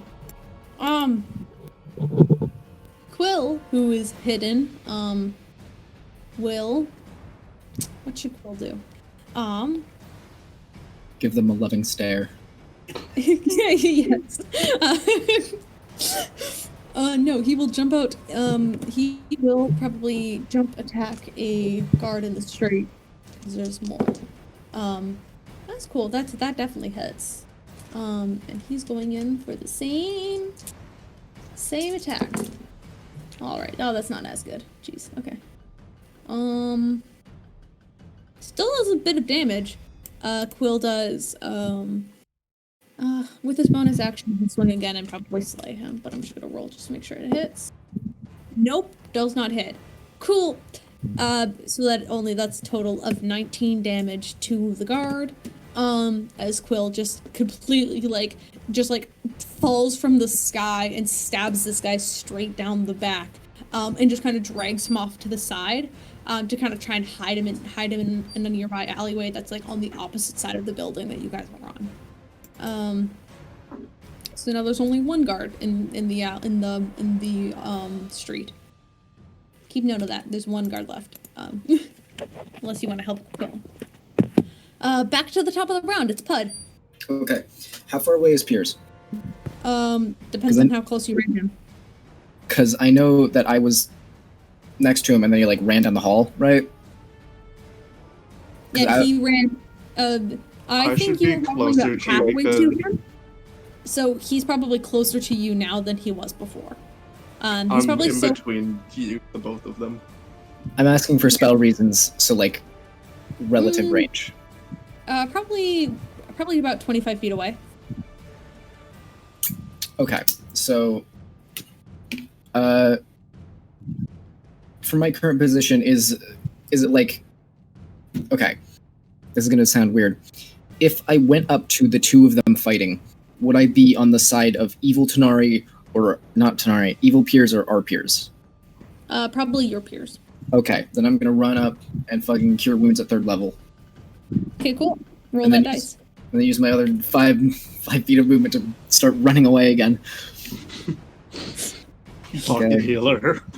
Pudd's tag teaming this so hard. So concerned. Oh, that's good. Pudd just runs up and like smacks you with the thigh and then bolts up. Well, it's a smack in the thigh that heals 22 points of health. Damn! Oh man, I'm sorry. 55, I'm equal to this very stressful battle. I'm equal with him, 55. Smack of the ass. Alright, fuck, sorry. I don't know what I'm doing. Did you just make a sound effect for smacking his ass, or was that just you moving? No, he made a sound. I made a sound effect. My mental state is fucking deteriorating at a rate that is incredibly fat. Like, this is the late game. This is the late game. Peirs time. Sorry. Peirs time. I'm being interrupted by people being all like, "Are you done yet?" And I'm like, "No." Okay, first hit. Oh, that absolutely hits. That's 18 plus 6. Oh, hell yeah, that hits. So I'm not booming this time, I'll do it next time. And that is that's only 6 damage, but that's okay. And second attack with Booming Blade is fucking natural 20, let's go. Yes! Fucking kill it! Okay, 2 Slaughter him. Okay, that's the D10 damage is not good. So that's 9 damage. Oh.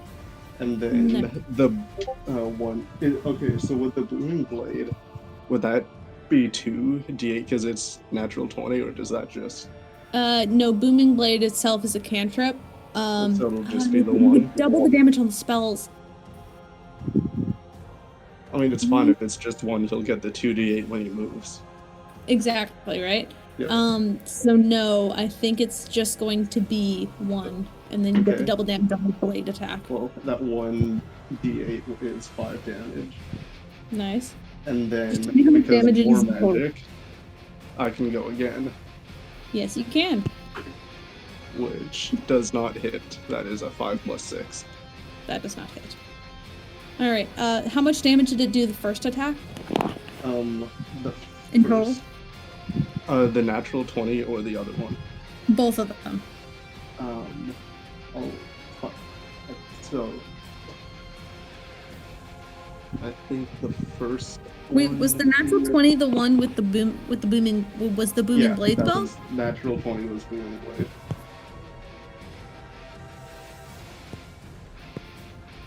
So 19? No, it was. I think it was 9. I said it. Oh, so you don't. Okay, that's fine. So 9 for the first, and then what was the natural 20 damage? No, that was that one. Oh, so it was 9 for natural 20, I and think then. the other one was 5. Was it? Yeah, I think. Are you it sure was. you doubled the damage on the natural 20? Yeah, so I rolled 2d10. Oh, okay. True. Okay. 5. So 9, 5, and then that's it? And then the booming blade was 5. Yeah. And I'm also going to step 5 feet. No, I'm going to step 10 feet back, forcing him to move so he'll take the 2d10, or the 2d8 thunder. All right.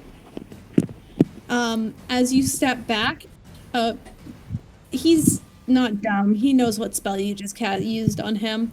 As he waves his sword and almost stabs it down into the ground, as you watch all 5 of the pearls shine with this bright white energy that almost seems to mirror in his like orange eyes that just go completely white. And he's going to cast Magic Missile. And that'll Out of be his it. sword, because he can do that.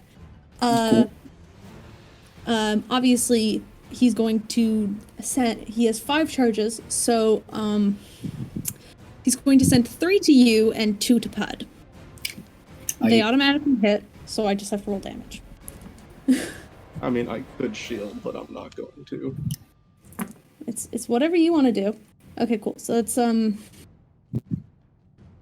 that is 8 damage to Peirs. Yeah, I'm not shielding that. 3. And my that guess. is another 8 damage to Puud. I'm sorry. Damn, I brother, rolled better 2. than I did the tape. Yeah, And I'm sorry. Yeah. before all of this ends, I rolled really good on Puud, and then I rolled kind of bad on Peirs. before I have a lot more aspects of healing, so we're fine. real That's quick 8. before it ends, I'm just gonna look at him and say, I know why you did it. It's because you're a coward who can't think for himself. Roll an intimidation check. Jeez. Gotta 10. pass one of these one of these Oh wait, no, days. that's not 10. Wait, 9, 10, 11, 12, 13. 13. It's better 13. than, yep, it's better than It's last better time. than before. He's definitely shaken as you watch just kind of like the arcane energy that's just glowing in his eyes now just kind of flickers for a second, but he manages to keep it focused. There's definitely a flicker though. You're getting to him. Next with round, that- I'm taking the helmet off. All right. When I With have that goes to at this Raven. point. Raven in a tank. How's it going, bud?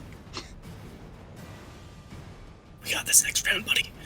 Is there You anyone got to it. run over? You do find it is mobile. You could see where the other guy ran off to, and you can chase after him in your tank. The tank has each round, if it wants to fire as well, it only has a movement speed of 20. So it's- Alright. But you can I- chase after him, and then you can blow up, or you just blow up shit. I kind of want to start blowing up shit.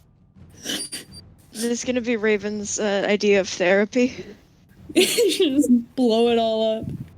Destroy everything. Okay, is there anything that You, looks you know flammable? which tank Captain Raven is in, but there's still like probably somewhere around 20 other sort of tanks and towers and other sort of weaponry that is just scattered around this sort of warehouse. that you do have access to. Okay, is there any, like, gas containers that I can shoot at, or... Make a perception check. Absolutely. Ooh, okay, that is going to be 24. 24. These are not gas powered. They are powered by a sort of arcane core. And you can kind of see this sort of electrical charging station that is off towards one of the walls that just seems to be glowing and pulsing with this like white energy that you could assume is what gives most of these things their power when like to be charged up. Can I tell if it's flammable? Make a with your perception check, you could probably tell it will explode, but it's not flammable. All right. It's more just like a pressure thing. Okay. Is there anything in this warehouse that is flammable that I can see? Yeah, there's like some like wooden crates and stuff like scattered around. That's not really what I was going for, but okay. Well, these do force damage. You're shooting cannons. They just happen to have a fiery exterior when they're launched because of the pressure and the heat that builds up inside of it. But this is still force damage that you're dealing. You're not dealing fire damage. Oh, all right. Okay, so if it's force damage, is there anything structure-wise that I can shoot that could? Literally everything around you. Okay. Are there support beams or? There's a couple of support beams in the area, yeah. Okay, I will shoot down one of the support beams that are not near myself and I. Okay, make a dexterity. Make an attack roll. And just since you're not proficient in things, so this would be this would probably just be a d20, like a dex check. Straight up dex? Just straight dex. Okay, that will be a 21. 21. You manage to launch it as you watch a sort of pillar on the opposite side of the warehouse just crumble and begin to fall in as the corner of that sort of corner of the area of the roof begins to sort of sink in underneath it as sort of chunks of stone from the ceiling begin to crash down into the floor. Cool beans. All right, that's your turn. Yep. Alternate Raven will probably follow your lead and do the same thing, so he'll make a dex check. Oh, that's not as great. He'll probably aim for one of the tanks nearby and just damage it. As you watch as it just blows up. As you watch as he just like aims it at one of the nearby tanks that you are not in and someone else is in. And he just goes and launches it as this huge dent impacts the side of it. It nearly crushes this like other tank in like one blow. It's like a good portion, like a good quarter of the tank is just taken out in one swing. That's all you guys can do because you guys can only shoot once per turn. I'm sorry. Sparks. Okay. I kill some people. All right. Okay. Pop. If I can, I'll roll them both at both of them are low on health, so I'm gonna roll them one at a time because if I can take out one. Did you kill the other one? Or no, you didn't because. No, we didn't. Yeah. Yeah. So there's two left, and I'm gonna first take a swipe at the one, like take a hit at the one that has the one that is more hurt. Okay. To see if I can knock him out. This one, the alternate spark is currently. Yeah, I figure we're all within melee range of each other. Oh yeah. Yeah, you are. So I'm gonna swing at that one and see if I can kill them in one hit. Perfect. Not optimistic. Yeah, that Punch 'em. misses. That misses. 13. Try again. Nope. 10. Miss. Both pitches his. Okay, Alt Spark is going to do the same thing. And and both of them hit, just barely. Good. At At least she can do the right thing. 6, so that's only 6 damage, and then the other one is 8 damage. Okay, so that does knock him unconscious as she punches him really hard, and she kind of just looks to the side like, man, these guys are tough, and just knocks that one the other guard unconscious. There's still one that's still standing, and the one that is still standing is going to strike at you, Spark. Does 17? This. Sick. He misses his stab. Womp, womp, womp, womp, womp. Alright. Tanar'ri's Quill's on top of a guy in an alleyway opposite of you, and there is one guard alone in the street. Okay, so how far is the guard in the street, and then how far from him is Quill? Probably like 30 feet from you, where you currently are, is the guy in the street, and then the guy in the alleyway over is probably more like 45. Okay, so I can't make it both. I'm gonna go for the guy in the street then. Alright. You can run out and attack him. And I'm going... Because he didn't know you were there, you do still get sneak attack, because he's more focused on Quill, who just dragged away one of his friends. Alright, I'm gonna start by rolling a 10 dagger. That is a 26 overall. 26 hits. I'm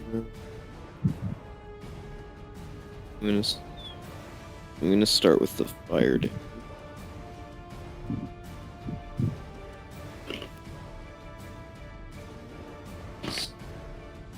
Seven fire damage. Alright. Plus your dagger attack. And then are you gonna use sneak attack? Yes. And then... So far I'm at 14 damage, and now I'm rolling sneak attack. Yes. He's already looking not nice, but you get that extra oomph. Jesus Christ, rogues are so fucking broken. When you put 3 rogues in a party together, they can all get sneak attack off of each other. And they're all just super goddamn stealthy, so nobody notices them.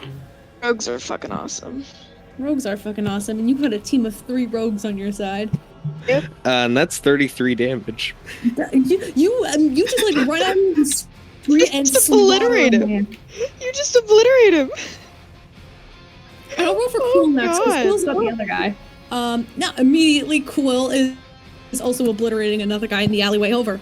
And you stand out and look around. There are a few pedestrians who run off screaming after they see this man just kill another man in the middle of a street.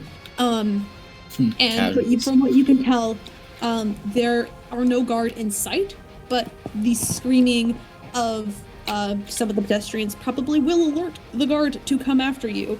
So there are no guard to fight you this round, but they'll be back.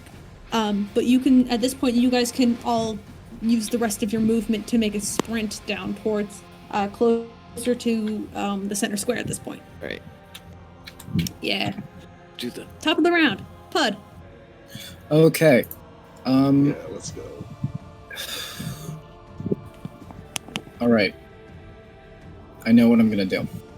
All right. So, is that? It takes an action to cast. What spells do? Okay, I'm going to get away somewhat, and then I am going to use an action, the kobold racial feature, because I want to be within 10 feet. I'm going to use grovel, cower, and beg.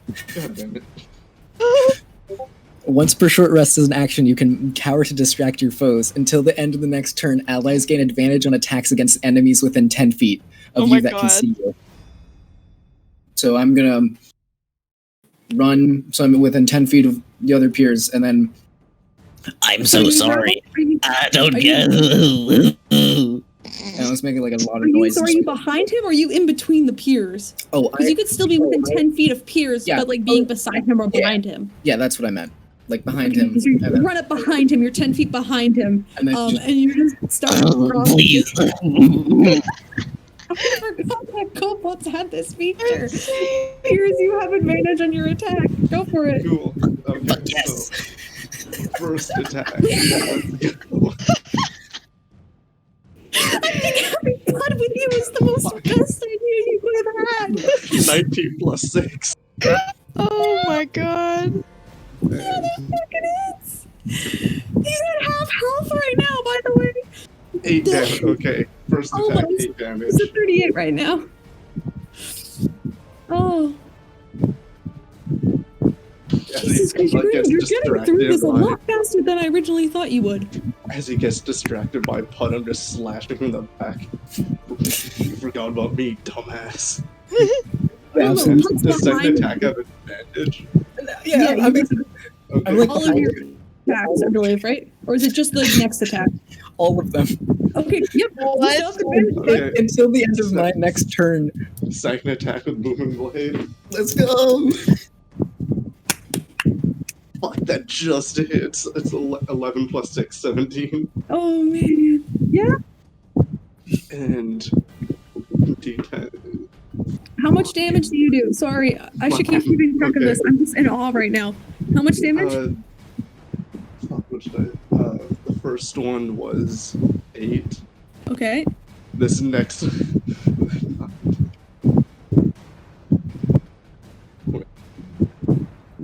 Second attack is 12. That's, Okay. by the way, that's the And first then time I've the gotten booming used to blade. that. Oh, yeah. I know. Is 4. And So the 8, war, 12, and 4. and then the war magic procs. And you get advantage. Advantage on that one, motherfucker. Oh my Yeah, god. No, that hits. I'm not even gonna. It was 18 plus 6. What's wait? Oh, did you roll twice for that? Yeah. Oh my god. I'm telling you this. Oh, but the dice bounced out of the tray. Oh my god. Wait, no, 2. 5. Oh my god. If I can like get him to turn around to look at me, can I use the bonus to He take is the looking helmet at off? you. He Yeah, is no, looking I at you am right now. He's looking looking he's him- distracted by Yeah, he's no. he's still facing you in combat. As I he's looking at me, I'm gonna just one-handedly take the helmet Ooh. off Ooh. and then just will Roll it away. intimidation.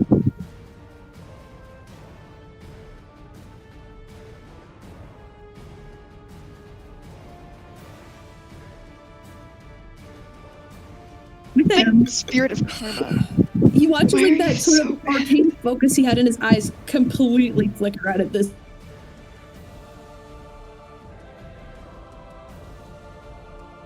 You know, leader. Which No, as I look at, I'm just looking down at him. You know, leader.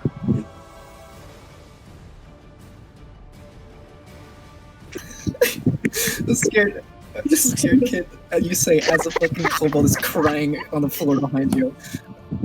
Oh my god. What a scene! What a scene! The dramatic threat. What the fuck did I say? He had the plan and it's working. What the fuck did I say, you guys?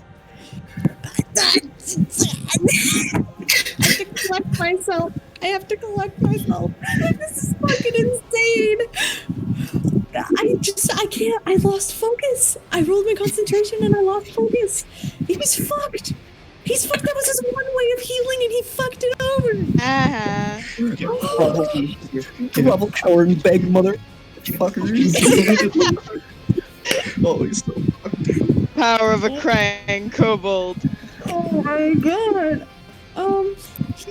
He just looks at you and just in this sort of confused and just state. He just goes, "What the hell?" And he's just going to try and attack you just wildly at this point. He just wants you gone. He's bloodied, confused, and angry. That's frick. That is exactly 18. That hits. Yep, that's fine. Okay, I'm gonna roll all the damage at once. So I'm gonna roll. You know what? Frick it. He's going to use cantrip. Why not? he will use make a strength saving throw for me, Peirs. There's +5 in that baby. Let's go. That's a natural one. Get fucked. Get fucked. Okay, cool. You watch as he goes and he cuts at you. First of all, I'm gonna roll damage. That is 9 damage. 9. So that is total. That is 13 points of damage. I will shield on that. Oh, shield, yeah. Boink. It's 18 to hit. Yeah, so shield as he goes and you shield and he pulls it back, and immediately you watch this sort of arcane lightning bubble down his shoulder, and as he catches it, and they're almost like a lasso of lightning wraps around your waist. I told you about this spell too. I even warned you. Cool. And take 8 points of lightning damage as you are pulled taut and closer to him. And he gets another swing on you. That's how it works, right? Yeah. Yeah, he pulls you from being a distance away because you tried to get away from him. He uses it and pulls you closer as you were no longer within Pud's range of prying, and he pulls you closer to him and immediately just stabs this in.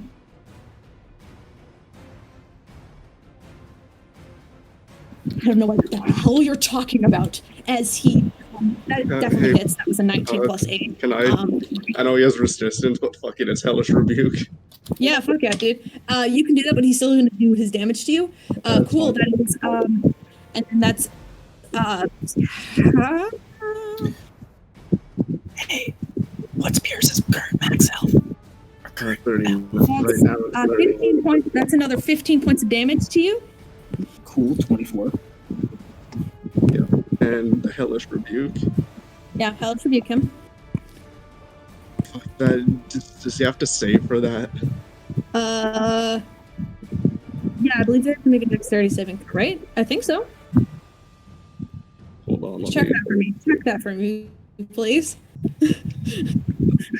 Also, because I believe. Yeah, it's a dexterity saving. Okay, I was right. Okay, let's do this. Also, yeah, no, he fails that. He fails that real bad. I rolled a 5. Also, I rolled a 6. Okay, how much damage is? Could I try to make an Arcana check just to see like what spell it is, just so I get like a full like reading on what? Okay. 22. This is lightning lure, a cantrip. Gotcha.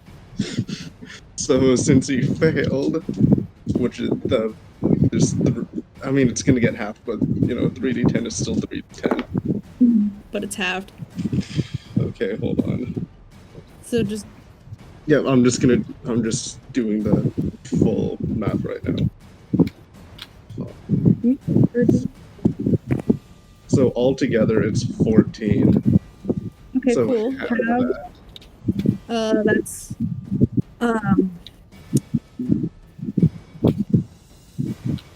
7 damage. Cool. Yep. He's gonna hellish rebuke you too, because can you know his action? It's reaction. It's the reaction, so he can't hellish rebuke you back. I should have done it last time when you fucking killed his ass, but I forgot that was the thing, because tieflings can do that. Yeah, that's all he can do. So now he's pulled closer, and he is on fire. He's slightly on fire, just like his cloak's on fire. And he looks just confused and pissed. Like whatever is happening right now, he just wants it to stop immediately. You can tell. But smash cut Raven in the tank. Okay, Raven in a tank. Is there anyone I can run over yet? There's a few guards now running in your direction, with guns that are they're trying to unload their arrows and stuff into the tanks, but you guys are in fucking tanks, so you're taking no damage through all of this. Can I run those guys over and continue shooting down pillars? Yeah. I guess I'll make a dexterity saving throw for them, and then just do the same amount of damage, because it didn't account for crushing damage. But sure, I'll just make dexterity saving throws for these guys. Okay, that's fun. Okay. So 3 of them fails, 1 of them succeeds. Roll damage. What's crushing damage? 2d10. Same damage. 2d10? Yep, because I did not account for this. And I think Fair being enough. crushed by a tank, 2d10 sounds pretty damn good. Alrighty then. That is going to be 18 points of damage. To everybody. Okay, cool. One guy is completely dead. And the others are not looking fantastic. Oh, lovely. And while you're doing that, you kind of, you just crush them, and then the 3 guys on the ground, Alternate Raven is just going to straight up shoot at them. And one of them passes. And he's going to roll damage for that. Nice. Okay. And then 2 of them completely die, but 1 of them manages to stay standing. Okay.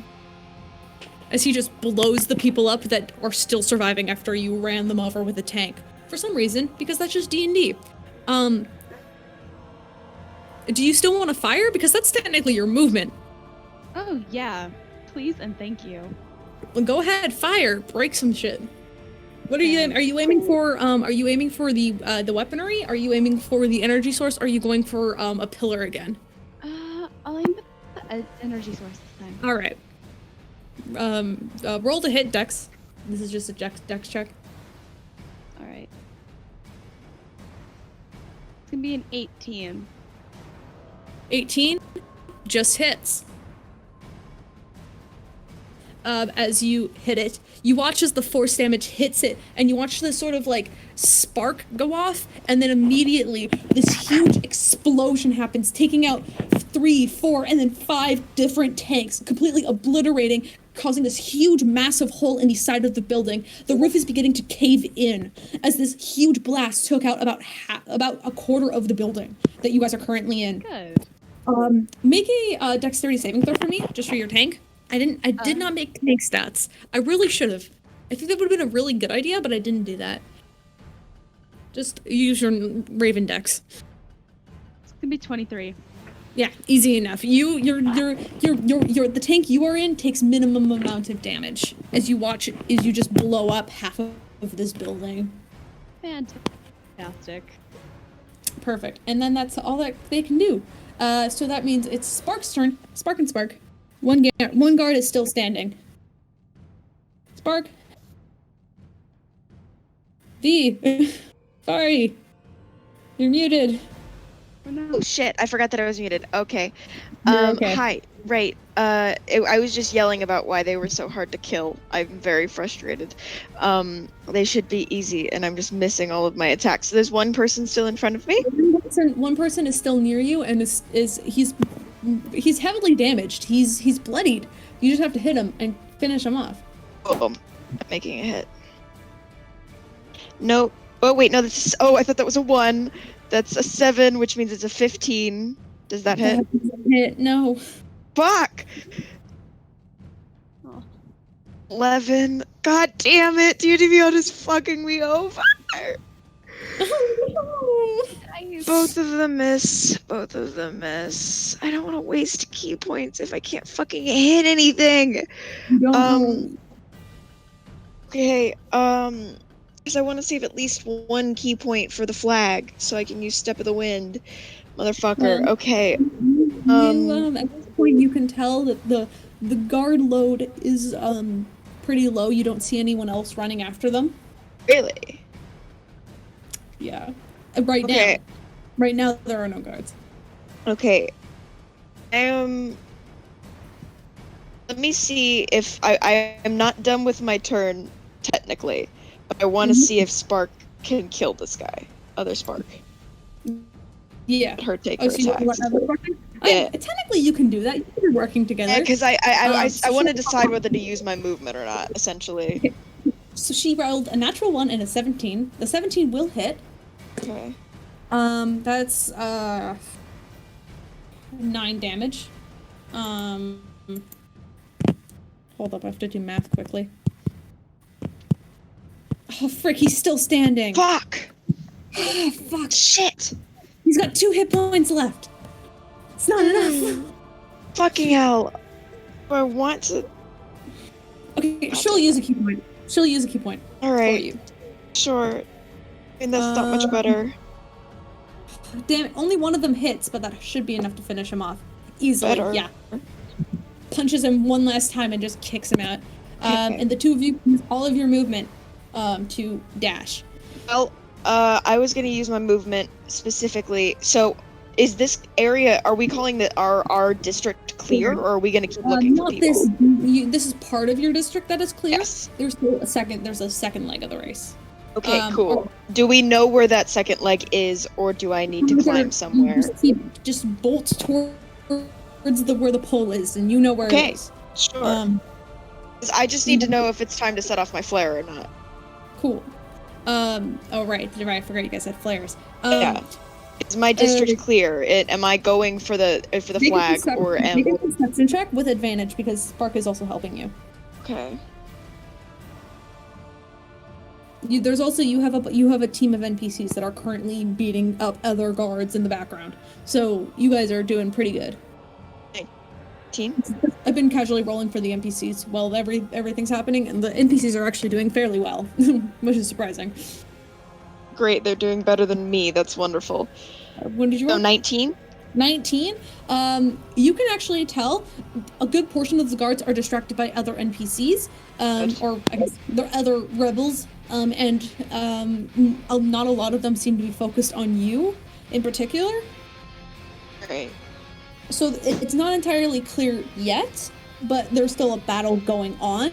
But you and Spark are free to run and continue forward. Do we want to run for the...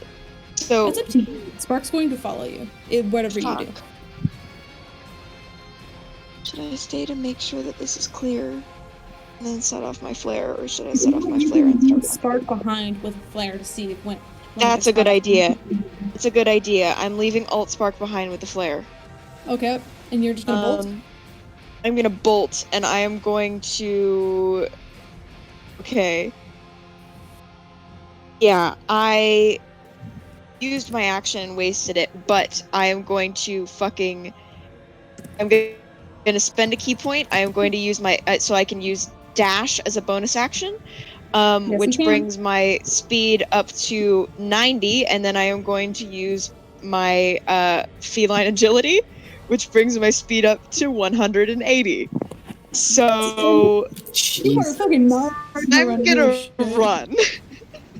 I just disappear. Wait, how much? With 180 feet, you actually get to you can see the plaza where you are, but you're not exactly there yet. Because it was supposed to take 200 feet for you guys to travel to get there. You're fucking there, but you're not there yet. So you still have 20 feet to go, which you can do next round. Which you can see, and you can also see that there are guards in the square. It's okay. I can take him. I can start bringing him down. You can, with an 18 perception, you can tell that there are 2 in the area currently. Okay. They might some might show up later. You don't know. Tanar'ri's. From what you can tell, it is fairly clear where you guys are. So, Are you guys also using all of your movement to dash and see if you can get 180 feet? fairly certain I can't get that far. Well, no, but you could still get pretty far. I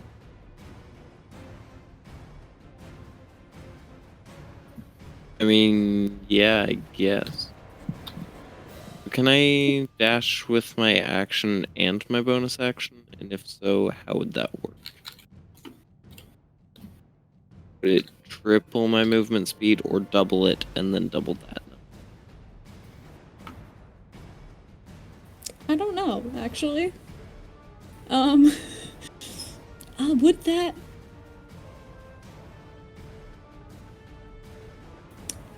I'll say... Sure, because you're using your full action to run, and then you're using your bonus action as well to run. So you get your, So you get double your speed, and then you get an extra 30 feet. Does that make sense, I guess? Or however double your speed is again. So you don't get quadruple, but you get triple the speed. I think that makes sense. Because you get your full movement, you get double your movement, and then you get your movement doubled again, right? Or I think that's how it works. Is that? I'm looking it up in the D&D Beyond forums. Might be a good idea. I've never dealt with a dash and then another dash. I mean, that's technically what Spark just did. Wait, what are we trying to do? Dash and then use dash as a bonus action. Interesting. Yeah, was exactly. not what Spark just did. That was not what Spark just did. Yeah, no, Spark's got all the monk shit that she can do. Yeah. This is... I don't know.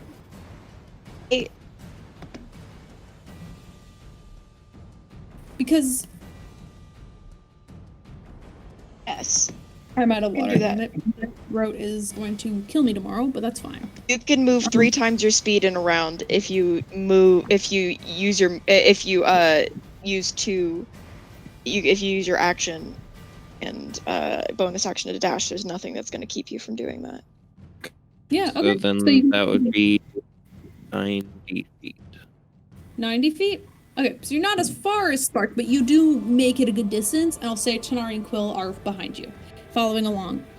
You do not spot any guards approaching, as you do have backup, which are taking out majority of the guards in the street.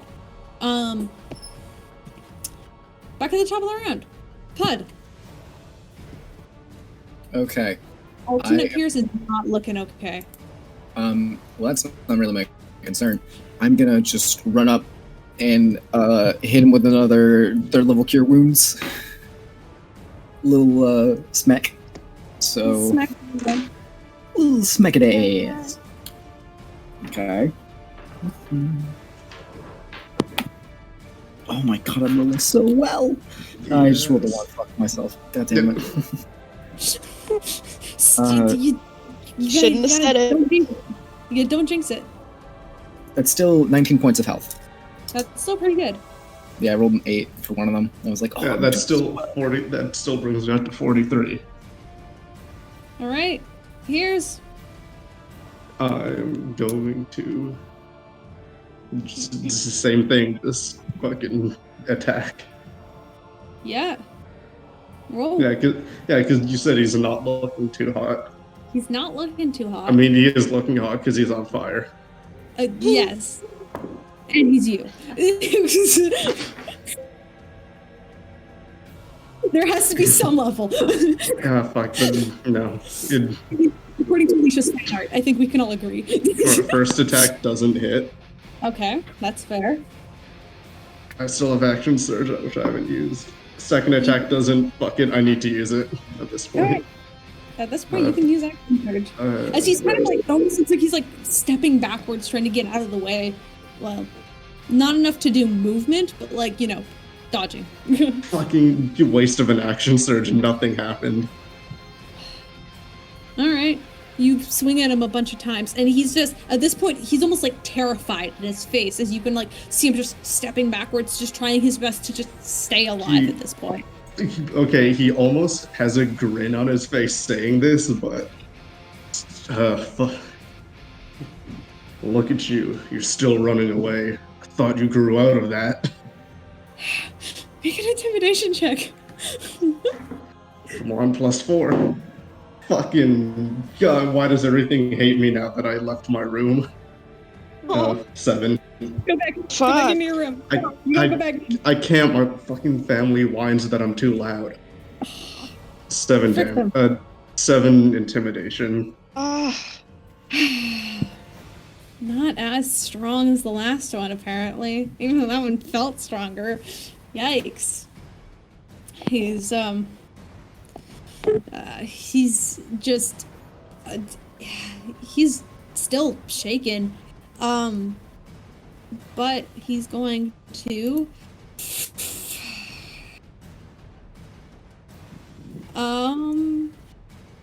Yeah, cool. He's going to... Yeah, I guess the only thing he's going to do at this point, you watch as I knew he had he some vanishes. kind of get out there spell. Peirs is just gone. Yep. Because none of you had you guys don't have counter spell, right? No, I only have dispel magic. Mm-hmm.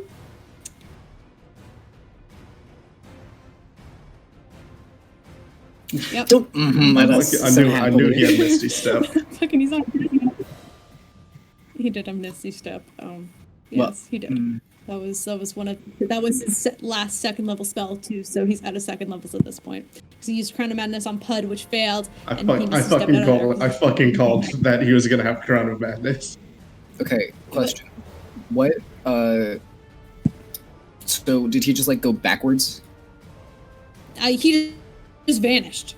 He took like a couple steps backwards and then he just completely vanished from sight. Fuck. Could I make an Arcana check to see if I know that spell? Just because, like, yes. Because then I want to know the details of the spell. Yeah. That's non-natural 20. You know it's Misty Step. Do I need to explain the spell to you? He can reappear within 30 feet of his next turn. He can reappear within 30 feet of where he is now while he's moving around the astral plane. So you don't know where the hell he is. You don't know where the hell he's going to show up. Oh, I was... Okay, that's fine. I was thinking of Dimension Door, and I was like, fuck. No, that's like Fuck fucking... if it's Dimension Door. Okay, wait, so is all around the room, is that plus 30 feet? The room is 40 feet wide, 80 feet long, so you do not know which direction he's going to go, but he will appear in 6 seconds away from you, probably somewhere. Will he still be in the... Fuck, he'll still be in the room. Right? At this point, he will. Yes, you can almost guarantee he will still be in the room, but you just don't know where he will appear. And that's the end of his turn, because he can't do anything besides that. It might be time for me to whip out a spell. Yeah. Yes. Yeah, I guess because that was his only choice at that point. It was either die or Misty Step, and he chose Misty Step. Because, as we've already said, this version of Peirs is a fucking coward. So, Raven in a tank. Raven's in a tank. Let's go. What you got? Oh, You blew up half the building. blew up half the There's still a good half building. building left. Yeah, how do I do that though? All my good ammo's gone.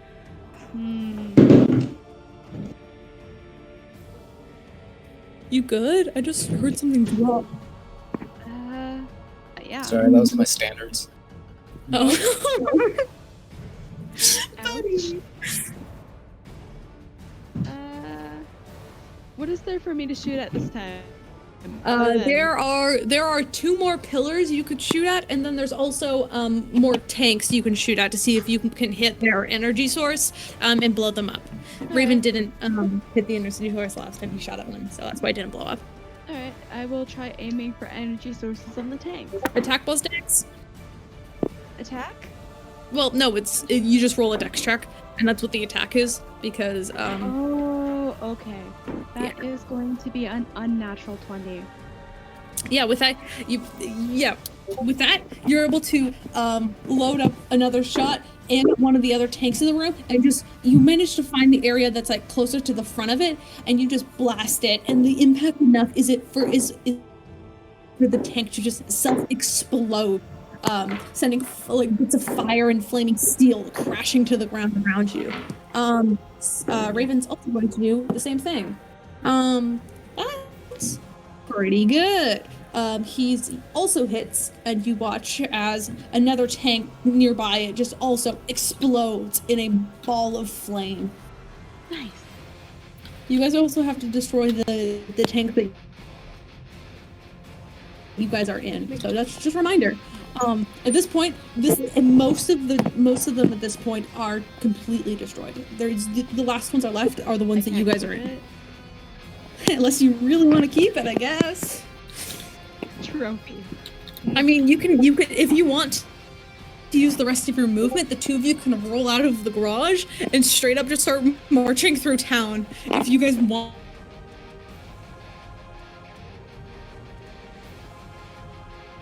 Kinda, yeah. It's only 20 Okay. feet, and you did use your I'd say we action roll out. to blow shit up, and tanks are quite slow. They only have 20 feet movement. So you only get outside where you can see Petra freaking she like got a post on top of one of the other sort of crates, and she's just like aiming arrows and shooting them left and right, taking down guards who were trying to shoot at her, and she's just easily taking them down. I've been rolling really well for Petra while you guys were inside. And you see her, and she looks to the tanks, and almost like there's almost a bit of fear before she realizes that you're the one driving it, and then she just kind of lets out this small laugh, like this, like this chuckle of just like, I can't believe they did that, like kind of thing. So this is a Moving question on. to the DM. Would it be possible to take the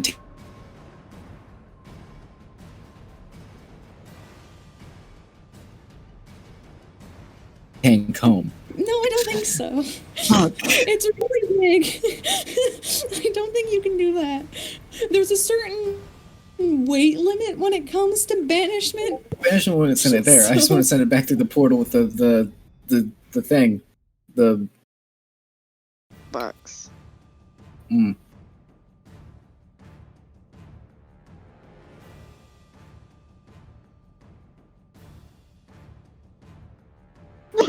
yeah. It's real big. I was just telling you, this thing is like It's more than 400 400 pounds. pounds. Of just pure It's a steel. fucking You're not tank. taking a tank back to the islands.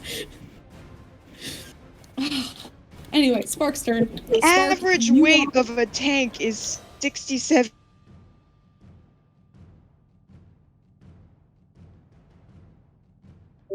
tons. Your Okay. turn. I just had a clarifying Okay. question. Yeah. Could we take home the core of the tank and then build a tank in our own Oh universe? my god. Okay, that's more reasonable. You probably could take home the core, because the core is probably only like 4 feet by 4 feet, so it's still large, but that's more reasonable. Let's go, Raven tank. Yes. End game. If you Okay. guys- okay, Spark's turn. Great. You can see the pole from where you are. 20 guards are in this in the center. You can see 2 from where you're standing. If I sneak up closer, can I try and do more without using my action? Make a stealth check. Don't want to use my action, but yeah.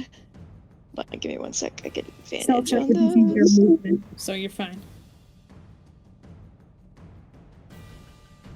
Not great. 17. Okay, I'm gonna roll perception for them.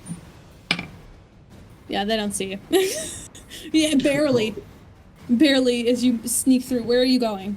What's your plan? I'm just trying to get closer so I can try and see the whole of the square and see exactly how see as many guards as possible. Okay. Because I doubt there's only 2. Make a perception check for me then. Okay.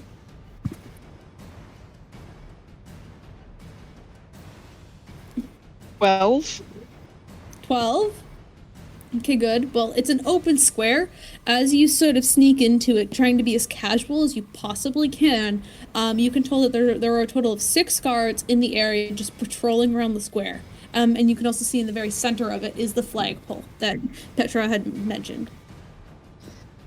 Okay, I can't take all of them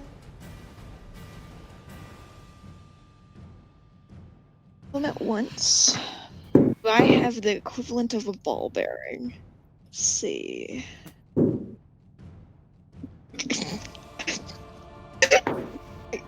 Well, Oh, you good? You keep cutting in and out. Are you alright? I just considering something. So I'm gonna take out my pan flute. Okay. And I'm gonna take a few steps back into an alleyway. Because I have plenty of movement. I'm Yes. gonna take a few steps back into an alleyway. You can And find I'm one gonna- nearby. I'm gonna take a deep breath. And I'm gonna say a little prayer to the Raven Queen that this actually works the way I want it to. And I am going to blow into the pan flute and pray that it doesn't draw all of the guards' attention. Performance check. Oh god. Not great at that. Okay, Make a 17. performance check. 17. You blow in just gently and just quiet enough that the one guard closest to you looks over and begins to follow you into the alleyway. Only one of them. Cool. Assume that was an action. That was an action to take out a pan flute and blow into it, yes? Okay. Now I'm just gonna duck behind something. And, Roll, I guess you can use the same 17 for stealth if you want. yeah, sure, because I can't really take a hide bonus action. You can't. So I'll use the same stealth and just kind of duck behind something to just try and get him in so I can attack him while his buddies aren't looking. Oh yeah, that's a good idea. That is, I mean, you also have Other Spark with you. Oh, I thought I left her behind. Right, Other Spark's behind. Right, and with that, you actually watch as a green flare goes up into the sky, which actually catches a few other people's attention, a few of the other guards' attention as they begin to walk closer to where the flare is. And you only have that one guard that is has its attention on you. Nice. But he doesn't. All right. But he doesn't see me, so next round I'll attack him. Yep. Tanar'ri, and well, there's no three of them. There's only two of them. So I assume we're still seeing no guards, and so we'd be moving as far as we can. No, there are no guards, and you can roll, and you can move another 90 feet, right? When you move another 90 feet, you will make it into this, and you will, I'm assuming you guys are traveling the back alleyway, unless you're just running down the road at max speed, right? Are you taking the alleyway kind of way? Which way are you going? Are you going through alleyways, or are you going through, just the main street? I think we're going through alleyways, but like the fastest alleyway route possible. Mm-hmm. Yeah. And I believe Quill and the other Tanar'ri could probably lead you around. Be like, hey, go this way, that way, here. Make a perception check for me. Just quickly. Perception. 14. 14, yeah. Okay. You see one guard in an alleyway. And you don't see Spark.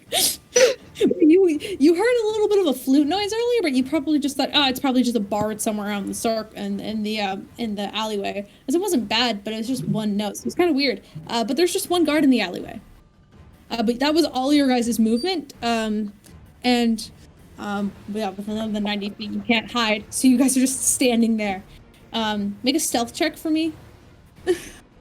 Stealth check.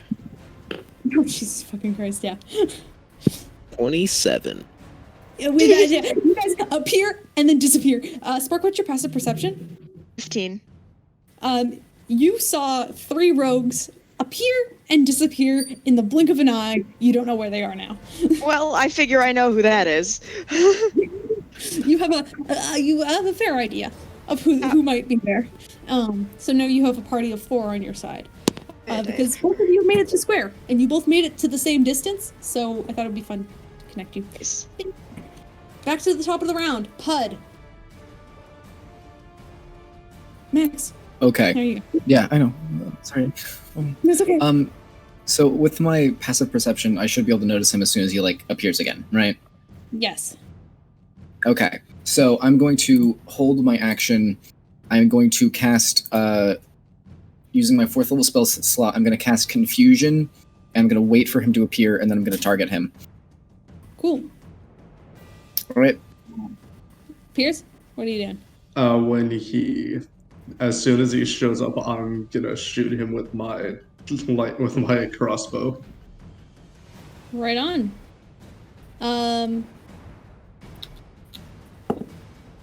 Cool.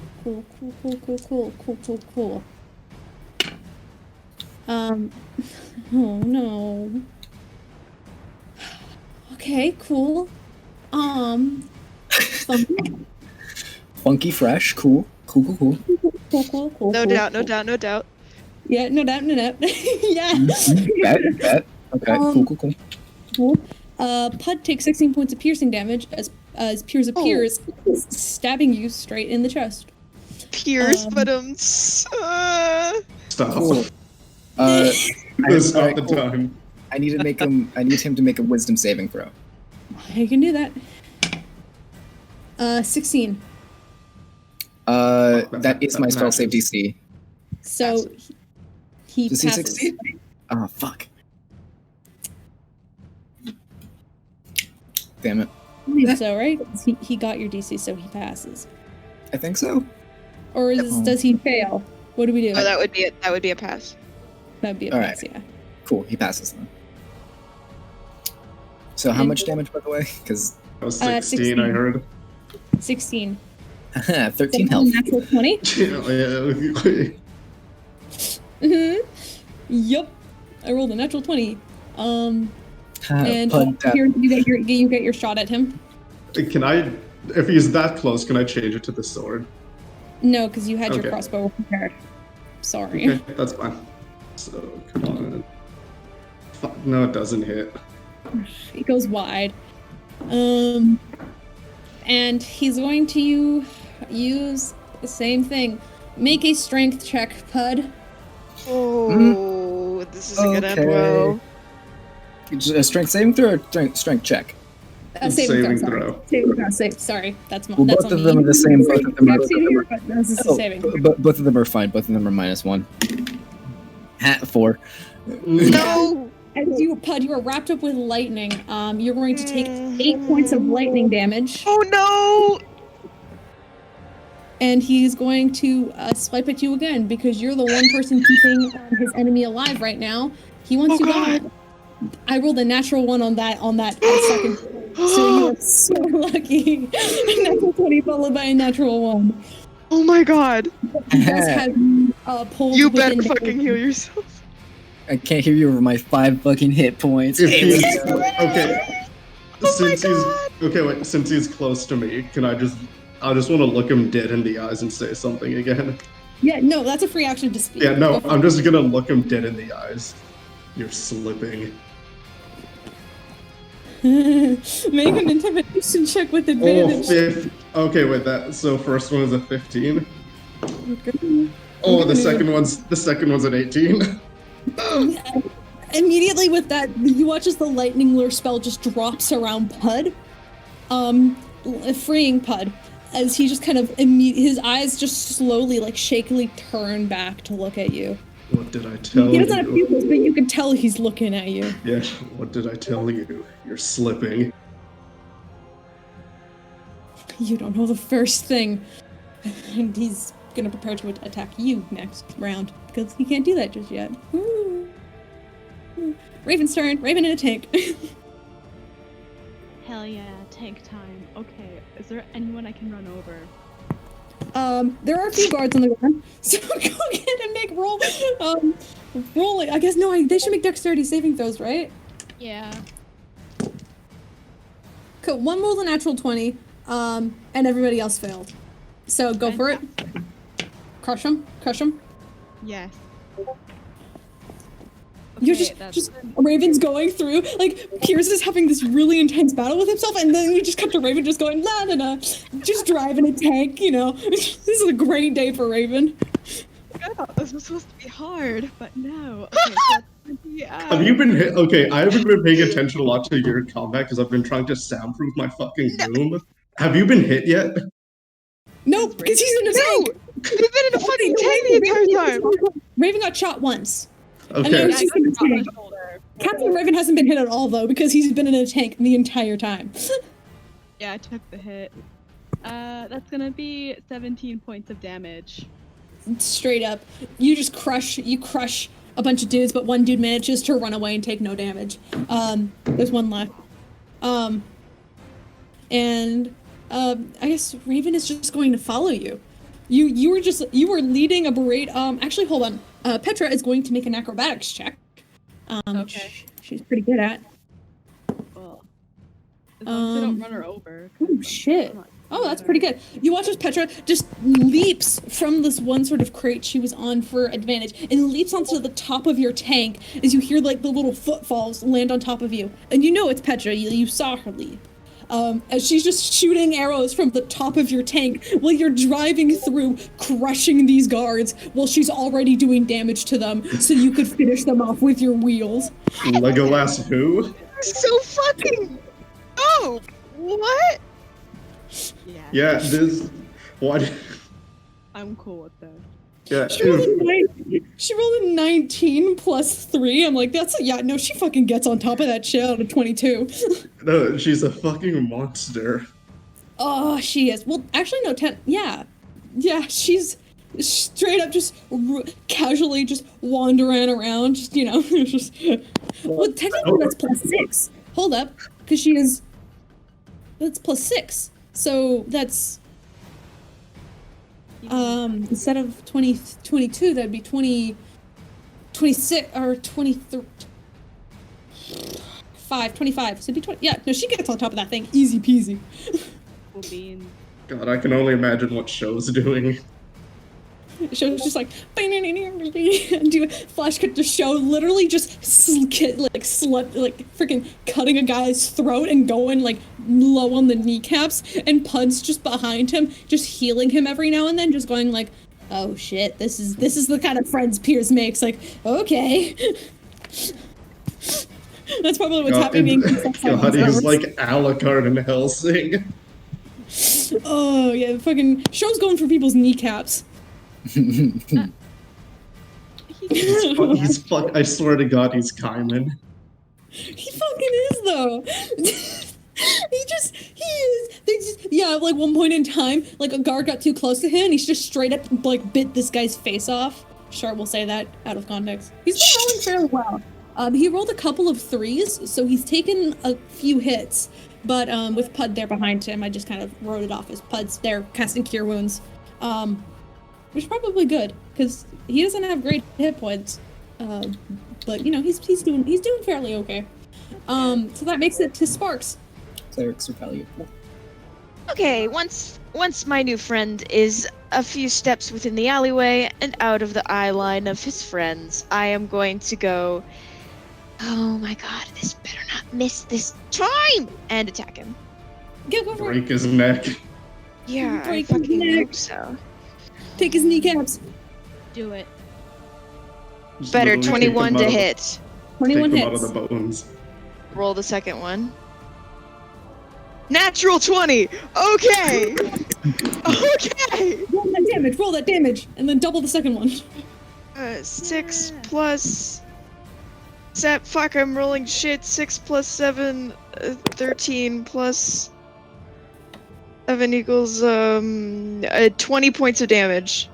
Immediately. I fucking know.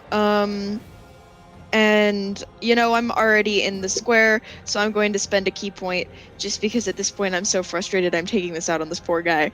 Rolling to hit again. Go for it. 18 to hit. 18 hits. 7 points of damage. Die. Immediately dead as Tanar'ri and Quill are just watching from like a few feet away as you just watch Spark appear out of nowhere and just straight up beat this man to death. She looks pissed. She gently shoves the body into a corner, and then looks back out. Have any of the guards left the square in pursuit of the green flare? The other ones are making their way to leave, but they haven't quite gotten there yet. Okay. All right. Fucking Spark is Avatar Kyoshi. Because she's making her way there right now. So. What did you say? Spark is fucking Avatar Kyoshi. Kaleb. Okay, yeah. Alternate Spark can take care of the one that left because she's currently on her way to meet you here. Yeah. So that means there are 4 left in the square now. 4 in the square. Okay. I know that the rogues were in the alleyway before they disappeared, which means I know I have backup. How far is the pole from me? It is probably a good 60 feet from you now. All right, I'm gonna start running to the pole. All right. With that, you run to the pole because I believe you can get there. At 60 feet, right? No, unless I can use another key point. Oh, right. So if you don't want to do that, you make it. How far do you? It would make it 45 feet if I didn't use a key point. Let me check real quick just to. I think I can afford to use my key point right now, so I'm going to use another key point, Step of the Wind, so I can make it there. Okay, you make it to the pole.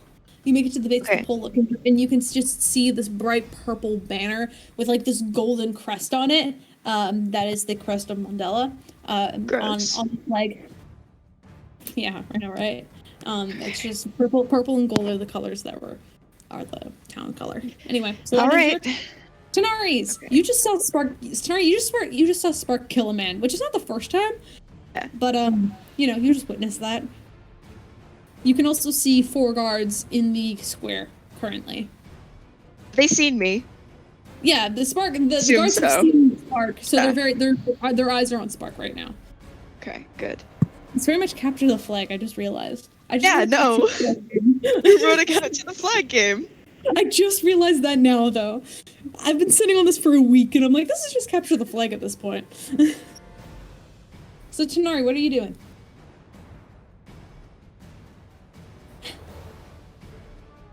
Just realized I was still muted. How far away are the guards? The guards from you are probably the closest one is probably 40 feet.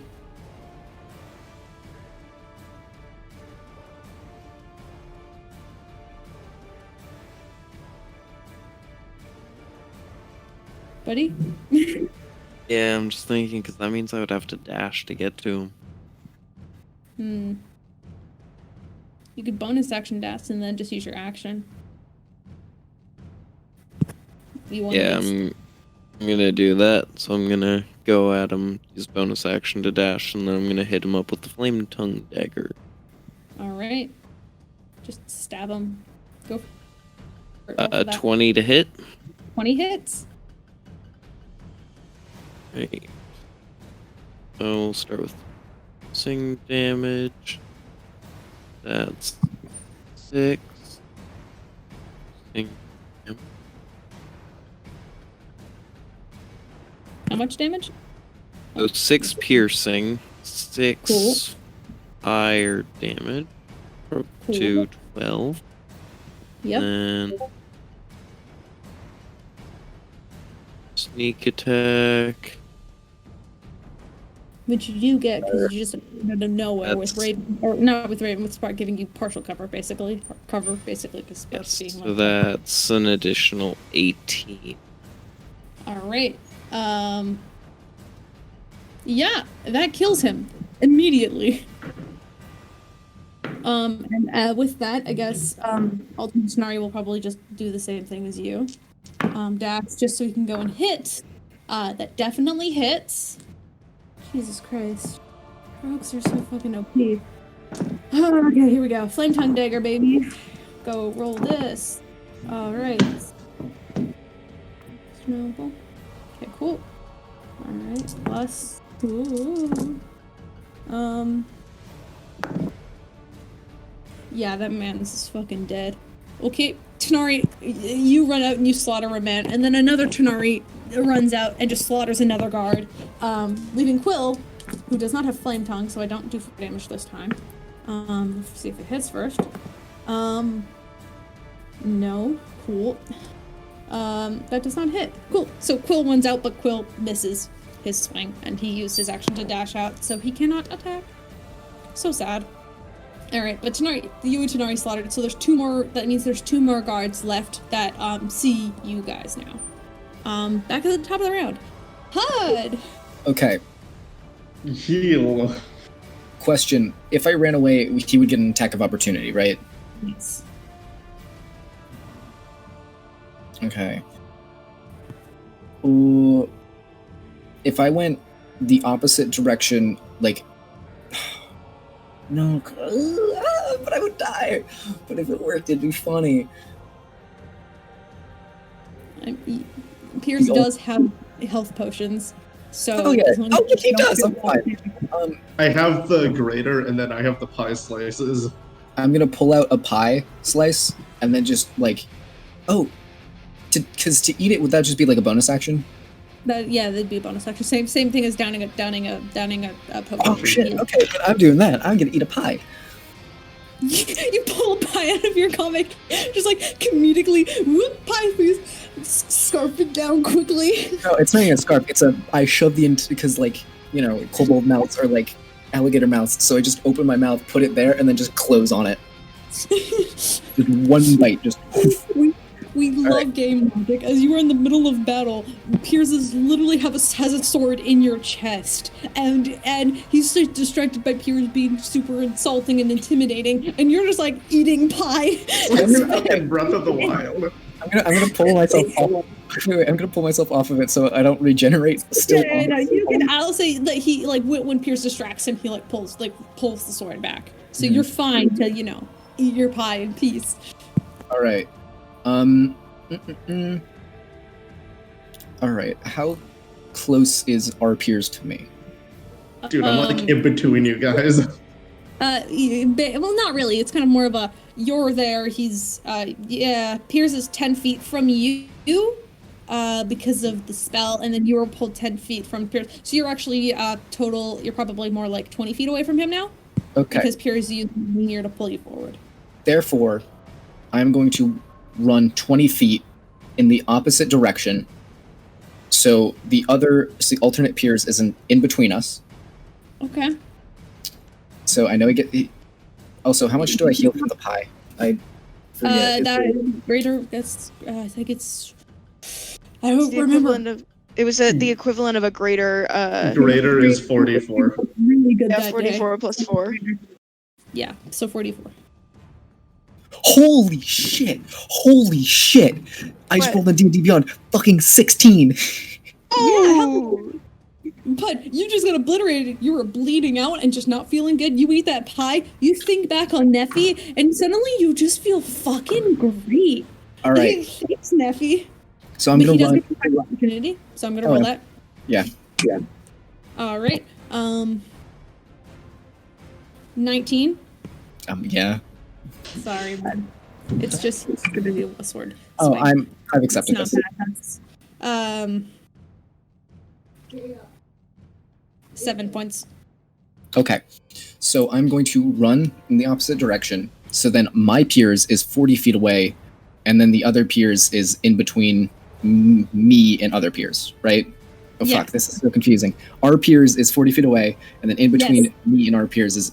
Then I am going to fucking pull out and chuck at at him. Each creature needs to be within 30 feet of you. Okay, so yeah. So our Peirs is fine. I'm going to use the dust to sneezing and coughing, and I need him to make a Constitution saving throw. Oh my god.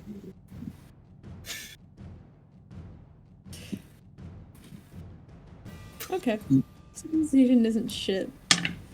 It's a little shit. 17? Oh, fucking goddamn it. Yeah, we have +5 in Constitution saves. You motherfucker. Why? Oh, ooh. Because fighter, that's why. Spider, that's why, yeah. That +5 is everything, though. So I just throw dust at him. I eat a pie and just throw dust at him. And Yeah, fucking sand. fucking sand. What's your action, bud? Sorry. At least you got away with your life. I mean, okay, if that succeeded though, he would become unable to breathe while sneezing uncontrollably, and a creature affected in this way is incapacitated and suffocating as long as it's conscious. Oh, no, So basically, that would have been an insta win of the fight. It would have, except for the Constitution is super high because they're fucking fighters. Peirs, it's your turn. Also, doesn't the dust of sneezing and choking only have one use? So therefore, it's gone now. No, I believe it's a bag, and because you covered Peapod in it, I thought it had like 3 uses. Does Does it only have 1 use? In that case, it is gone, but... Yeah, 1 charge. It's gone. Oh. It's a moment to shine. It's a moment to shine, and it failed. Okay, so long sword attack. Nope. Come on. Come on. Use a different one. Which sucks, but No, none of them hit. really? Yeah, no, I need to at least get an 11 to hit. Yeah, and you didn't, which sucks. But that does mean it is his turn. So he is going to make an attack on you. Because you... yeah, no, that hits. 17 plus 8. Cool, maximum damage. Fun. Jesus Christ. That is a total of...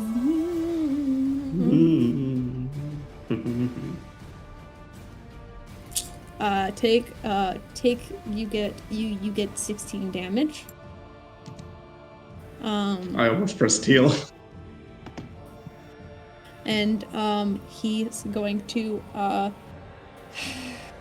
once again he's rolled that strength save.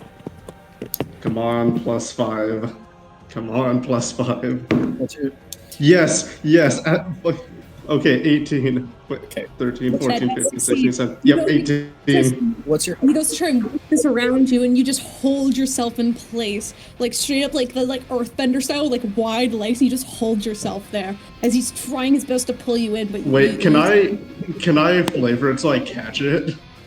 Yeah. You straight up just go and reach up with like your mangled hand, and you just catch it, staring him directly in the eye, and he's terrified at this point.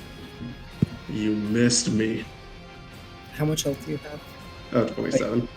Okay. Oh, Jesus. Neither of you are looking great. And again, he just has this devious grin on his face as he says that. He has another attack on you with his sword, so he's going. Nope, because it missed, so he didn't get an extra attack, right? No, war magic. He missed the war magic. He action surges. Fuck it, he's gonna action surge. I'm sorry. I realize that's the only thing I haven't used yet, so he's gonna use it. Yeah, he hasn't used Hellish. No, he did use Hellish, right? No, he hasn't. Okay, so he's almost dried out of traits. Oh, damn it. Oh, fuck. Oh, I did rolled you an miss? 20 and then only a 1 on damage. Yeah, nice. Oh, Still, that's 6 damage, but, or 6 times 2, or sorry, that would be 7 damage in total. Sucks. Okay, 20 health. Natural 20, 7 damage. And then action surge is 2 extra attacks, or just 1 extra attack, No, right? it's just 1. Yeah, it's not in the monk shit. The monk shit is 2. I have to remember that. So that's his attack. He got a natural 20 for that action surge, though, which is better when you used your action surge. Yeah, it is. Congratulations, Alt Peirs. You're Yeah, good. when he gets closer, I'm just again. Oh, I didn't roll the intimidation for the catch, but I'll do it after this. Yeah, no, roll that intimidation with advantage because you caught it. Oh, ooh, that is another 18. yeah. No, this man is terrified, and you can see it. Like, he's obviously trying to fight you as best as he can, but like just seeing his own face fighting him, just scarred and mangled, he's honestly terrified. Yeah. When he gets closer for this sword attack, I'm just looking at him again, saying, "What happened to being such a great? I thought you were such a great leader. Turns out you're nothing but a foot soldier." Sorry, I forgot about that because he What still has did you- blink or Misty Step, right? No, Misty Step is not blink. Step Never is a mind. one time. Blink is the one Yeah. that, yeah. Yeah, blink's the one that goes. No, I got them mixed up. He's fine. Yeah, just look at him and say, "I thought you were a great leader."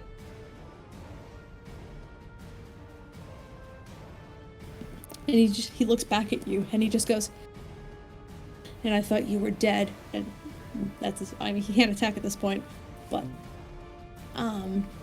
Raven's turn. Raven in a tank. Tank. Okay. What else is here? Right at this point, you guys, the way you're moving, you guys can leave the northern point and head down towards the center in your tank at this point. If all you want to do, you can move. If you decide to move and dash, you can move a total of 60 feet with your big tank. not very far because they move slowly, but you know, you could just start making your way towards the center. Okay. Yeah. Which I believe is closer to you because in map-wise it is from you. So you're almost there if you want to just start making your way that way, if that's what you want to do. And I'll run over any guards that happen to be in my path, because that seems like it'd be productive. There are 2 guards in your path. Roll damage for me. Sure thing.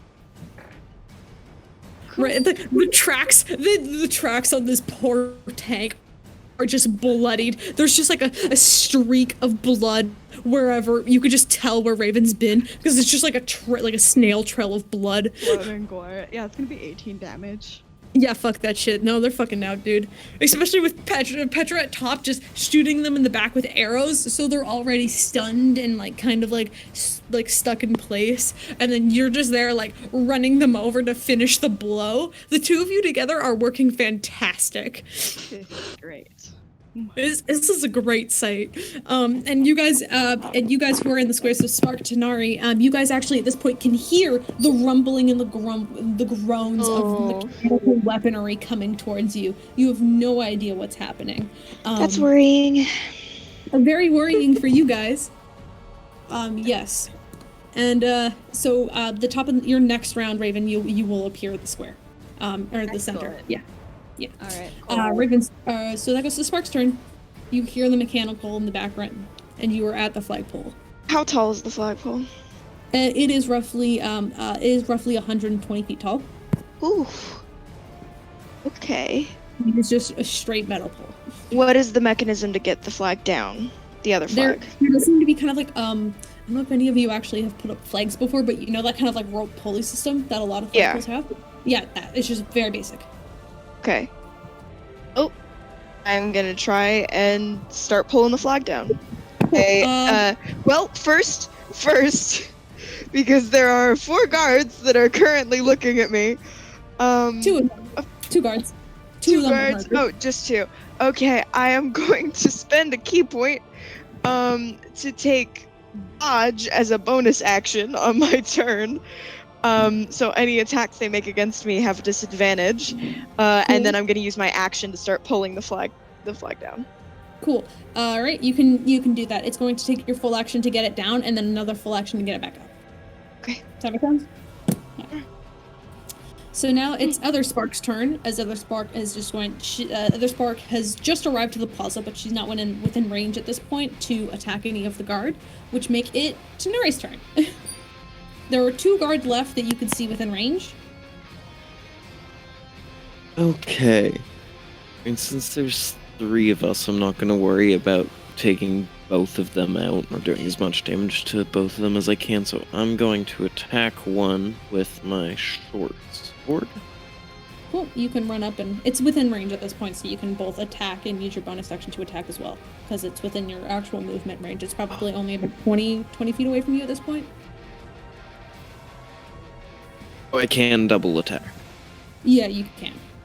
Okay. I very much panicked because I thought it was a 1, but it was just a 7 that looked a lot like a 1. So that's a 16 to hit. 16 just hits. Okay. That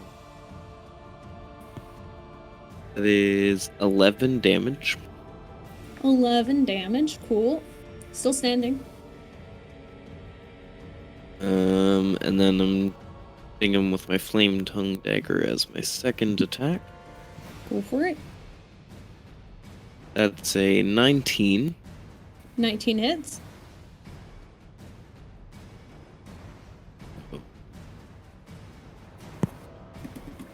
Piercing that.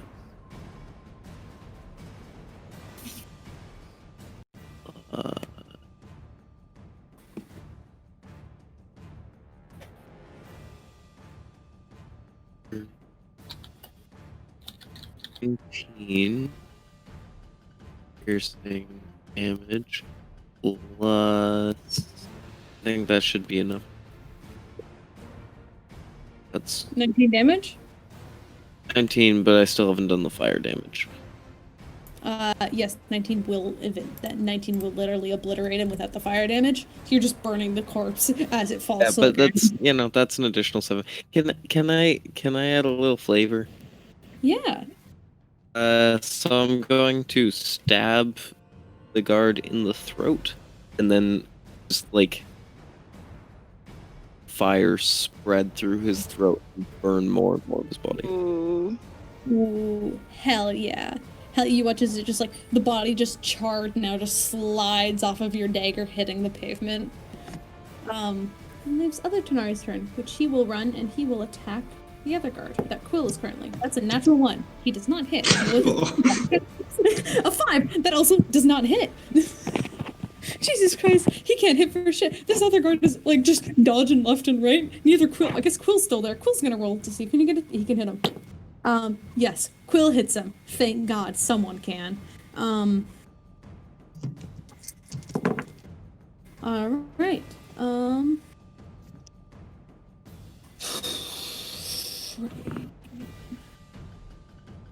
So that's 12 points of damage to that guard. Didn't roll super great. With his bonus action, Quill's going to strike at him again. That just hits. Cool. I'm gonna roll. Damn it. All right.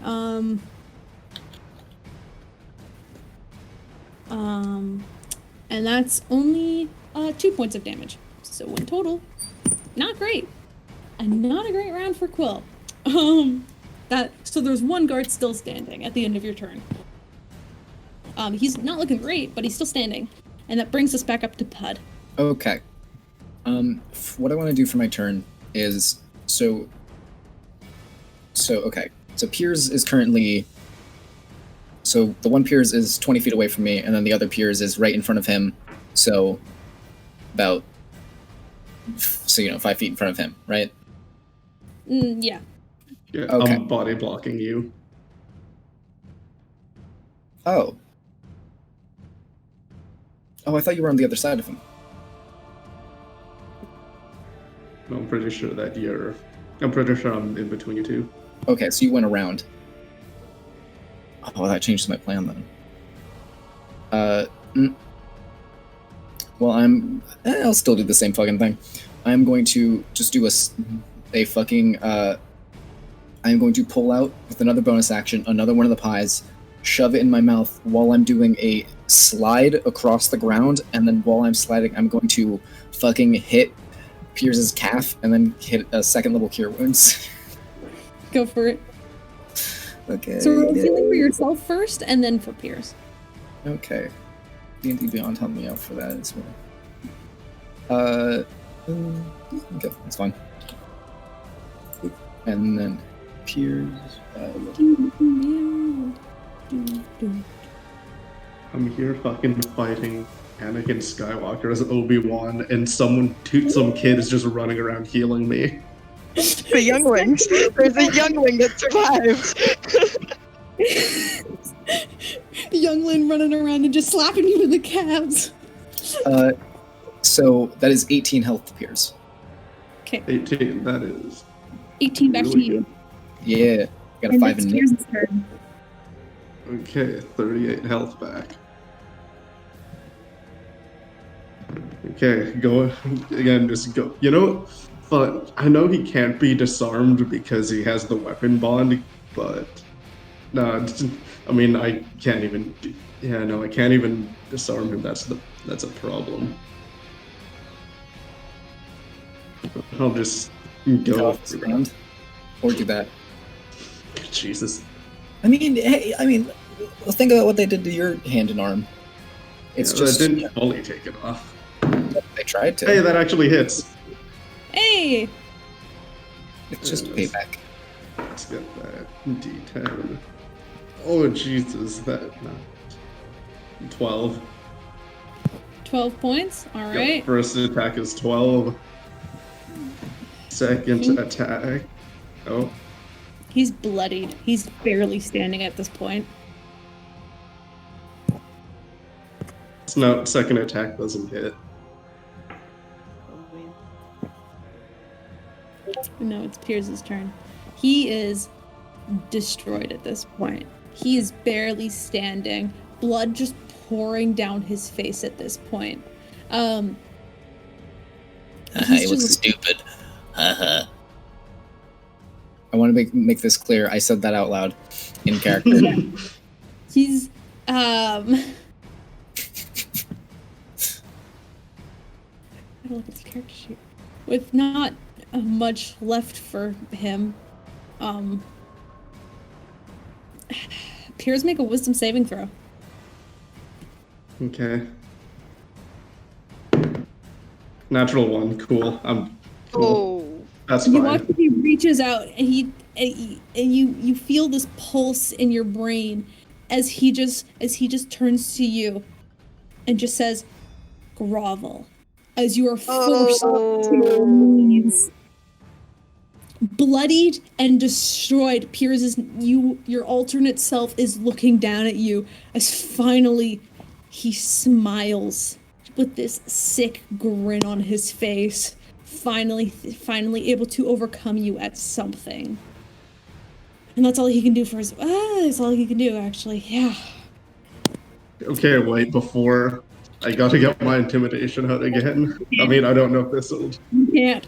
You I are can't. under his control at this point. You cannot intimidate him because you are under his spell. You are forced to your knees Puud, you already spent a round crying. Now you're looking at Peirs, basically getting on his knees, like almost like in like his hands outstretched on the floor with like his forehead pressed against the ground. Peirs, next round you are unable to attack because you are under the spell until the end of his next turn. Mhm. Right? That's how command works. Yeah, and also, I'm still like lying on the floor as well because I did the slide, so I'm just kind of like sitting next to him, just on the ground. Because Yeah, you know how it is. Raven, chilling with my homie, about to die. You know how it is. No, we don't. You're not about to die. We don't need to talk like that. It's okay. We're gonna be okay. Yeah, but it's Bad funny to guy. talk like that. Haha, stress. Raven's turn. Raven, you got a tank. Raven, you pull up there you roll up in there. As everyone else in the square, you now see this giant ass magical tank roll up into the square. Cut out, Caleb. You're cutting out, Caleb. Oof, yeah, that's a bad cutout. It's a Jesus. bad one. Yeah. Oh. Hold on. Give it a minute. See if Caleb returns. Can see it flashing. Like he's It's not talking. flashing on my end, it's just fully green. Solid green. Yeah. Oh. Caleb, dear. Oh no. We don't know what place, we don't know which Right, revoked. we don't know what channel is in. We can't, everyone just stay in every channel, leave. Okay, there we go.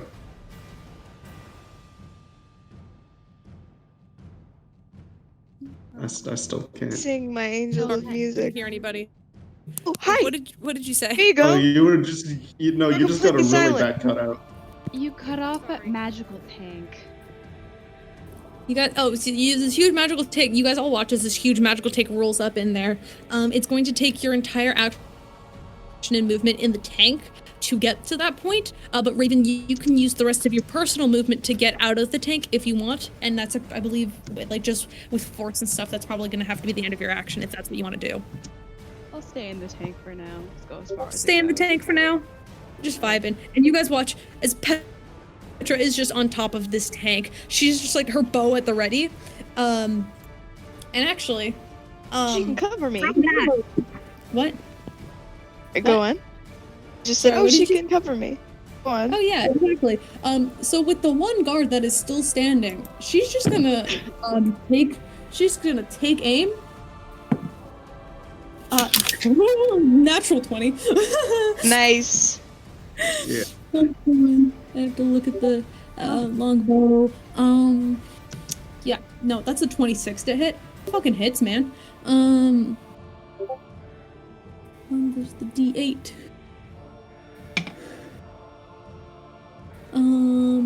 7, cool. Plus 10, so that takes a total of 10 damage. Card is fucking still standing with 1 hit point left. Oh. Shoots him in the chest from afar and then waves over to you guys. Oh. Oh, frick, wait. No, she's a ranger. She has 2 shots. Another arrow. No, that's a 2. Yeah, that doesn't hit. Sorry. Other arrow goes wide. That leaves Spark. You're next. Well, I can see the Petras on top of the tank, so I am less worried now. Which is nice. Okay. I take out our so I have the flag. I have the. Yeah, you do have the flag in your bag. You can take Okay. that out. All right. I switch out the flags and I raise that motherfucker. You raise that motherfucker, and as you pull it to the top, you watch as the few guards that are in the area look up to the flag, and it almost looks like as the one guard that you can see within range just looks to the flag. 1 hit point left, fucking terrified. From what you can tell, they know they've lost at this point. Spark gives him a very excited wave, then continues. Yep. All right, and that leaves Tanar'ri. There's one guy left with 1 hit point. Do you want to see if you could just like knock him over? Bowling balls. What I'm gonna do is I'm gonna attempt. What I'm gonna say is technically an unarmed strike because I'm gonna hit him with like the pommel of the flame tongue dagger. Sure. Just roll the hit. So that's technically a non-armed strike. So just roll. Roll. Damn it, that's 15. You know, for the sake of this battle, you hit. You hit him right before. I want to do this. Cause yeah, basically what I want to do is hit him so that he falls over dead, and then take the flame tongue dagger and put it through his armor, which I assume is metal armor. Yeah, Oh, it's like clever. steel plate armor. Okay, Very yeah, I'm effective. gonna use the dagger to melt the chest plate into his body. Oh, That man's dead. gruesome. Loving it. Ba ba ba ba ba. And anyway, so at this point, Mandela has been conquered, but its ruler, or the one currently watching over it, is still standing. We cut back to Puud. Okay. Laying on the floor beside need- Peirs, who is forced to the ground. I need the enemy Peirs to make a wisdom saving throw, please. Do it. Do it. Do it. Do Natural it. 1. Natural 1. I stand up and I command him Man, to isn't that fucking irony? I am now the king. This is how it works. fall before my might as a kobold. and then I'll flip him off. And then I'll flip him off. That Peirs had for a brief second on his face immediately fades as he falls to his knees, groveling in front of both him and Peirs. Peirs unable to do anything for your turn. Peirs unable to do anything for his turn. Back to the top of the round. Peirs, you are released from this grasp as you were looking down at when is my turn? forced to the floor. Oh, Technically, the top it's Puud. I mean, I would just cast command again. So another wisdom saving throw, please.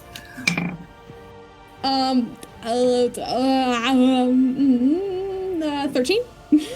Nope. He stays fucking groveling. Oh my god. Okay, so You're able to get up at this point, please. I know that I was saving this for something else, but I just need to do it now. I'm just gonna pick it, grab him by the hair because he doesn't have horns, take my sword, and drag it across his eye. Oh.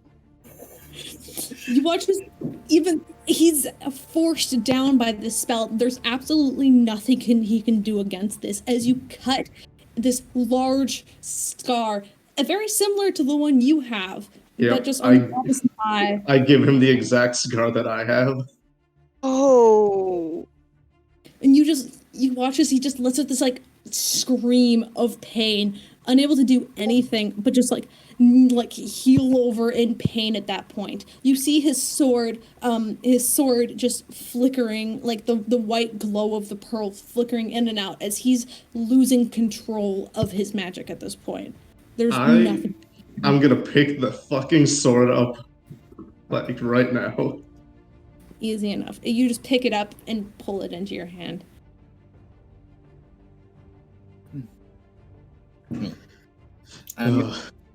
Cool. You hold on to him, and then I'm gonna walk over and grab my bag of holding, and I'm gonna like clean out the one pocket, saying, I just have the pies in like a pocket in my jacket, so that pocket is fucking nasty, right? You can put your clothing in later. Yeah, and then I'll put on them. All right. So wait, what are we gonna do with him? Let me handle this. I just want to push him onto his back. Easy enough. At this point, he's too weak to even fight back at this point, and being commanded, at this point the command spell would have worn off, but at this point he's technically at 0 hit points, so he cannot fight back. He's still conscious, but just barely. Look at you, lying on the floor and gasping for air.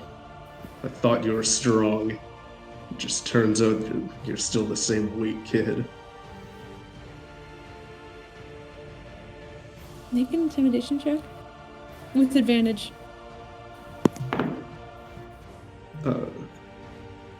17.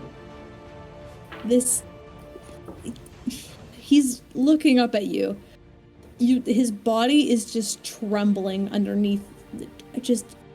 There's blood pouring out from his chest and his face, and he's only got one eye now. He's just trying to focus it on you, but you could just tell by the way he's shaking. There's nothing left of him. He's at your mercy. So now, tell me, why did you kill Mercury? When you say his name, Peirs stops shaking entirely and just almost breaks down as he remembers all at once. The things he blocked away to become a better leader just all came back, just in a flood as you mention his name. He's laying there, bloodied, broken, unable to do anything as he's laying there. As he looks up at you and just coughing, he just whispers in this hoarse, broken voice, just...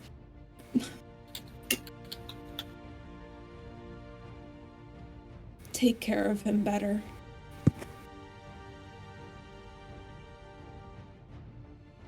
As he's laying there, he's like almost fading in and out of consciousness at this point. I'm pretty sure Peirs, you're not dumb. At this point, he's able to figure almost exactly what's happening, and he just asks you to do better. You know what I'm gonna do? And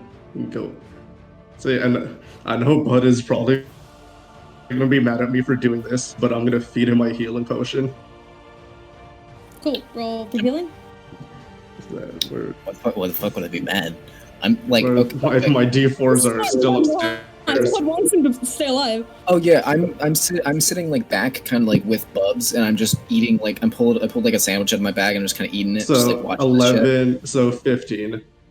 Okay, so he's back up to 15 hit points. As he's able to, he kind of once again gains consciousness, and barely.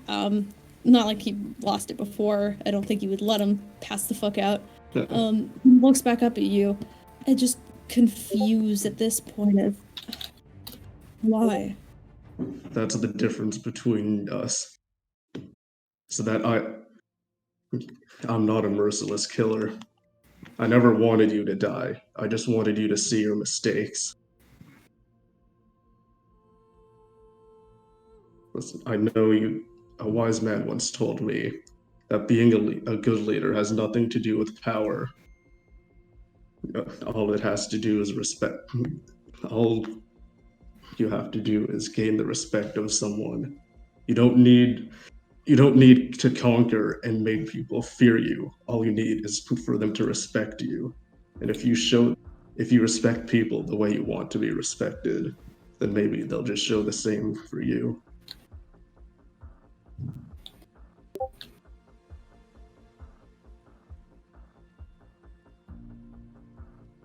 He sits there.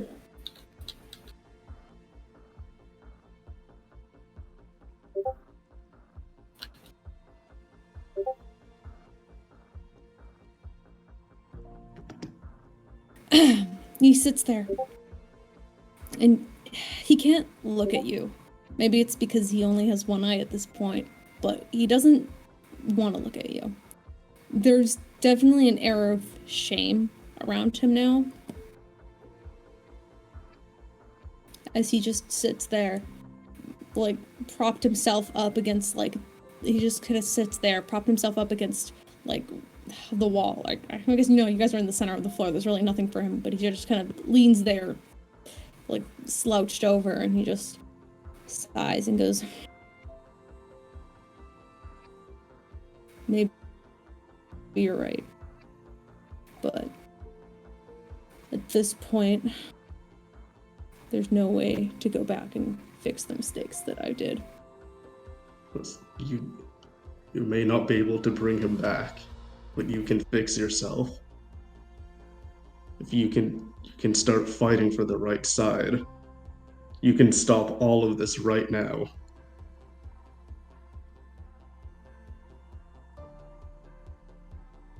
You watch as he pulls, he kind of reaches underneath his jacket and pulls out this small sort of lapis-colored stone that glows just like a faint blue.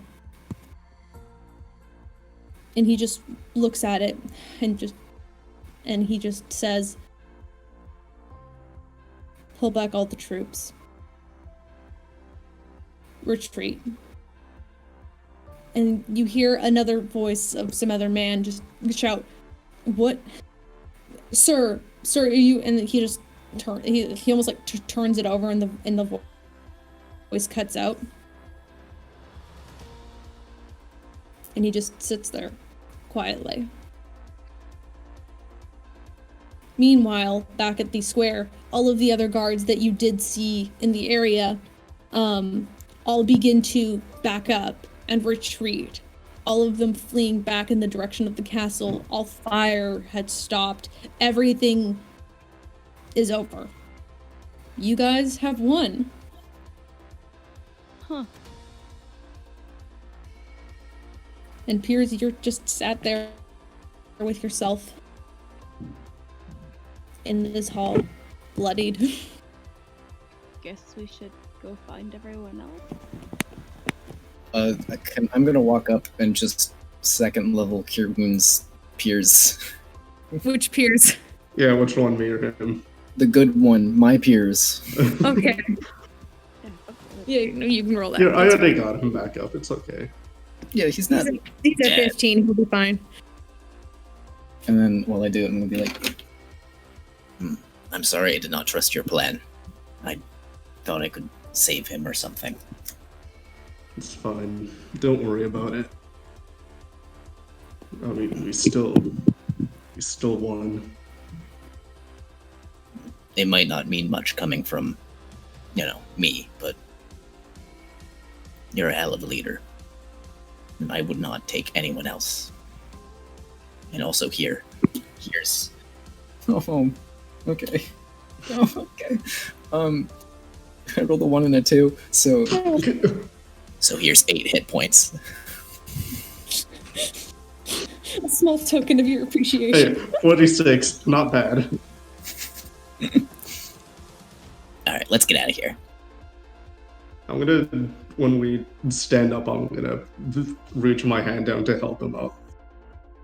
He'll take your hand and he'll let you help him up.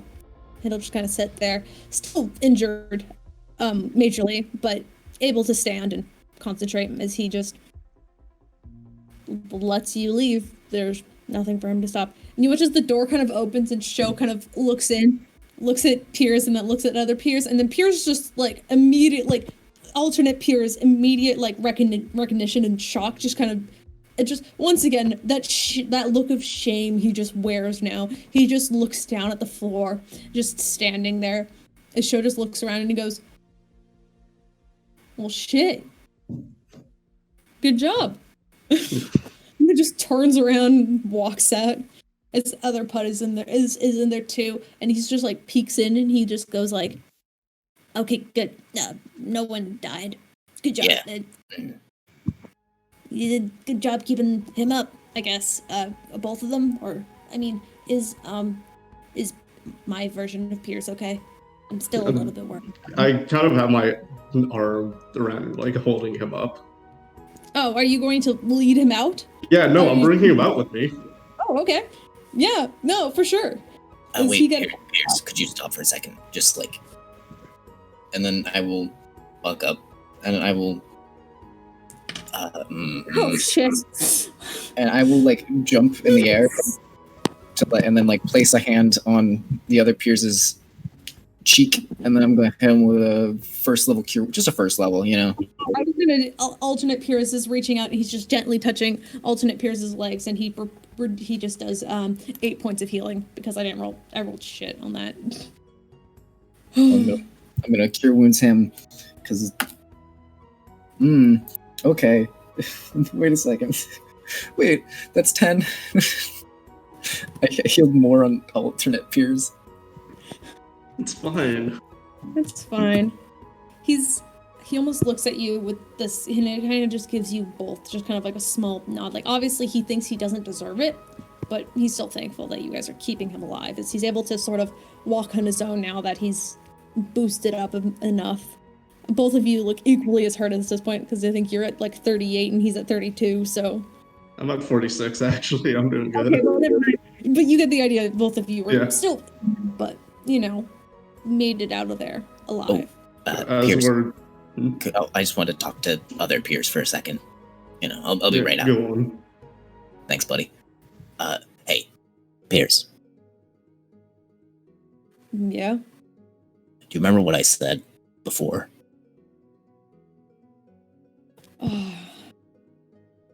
Yeah.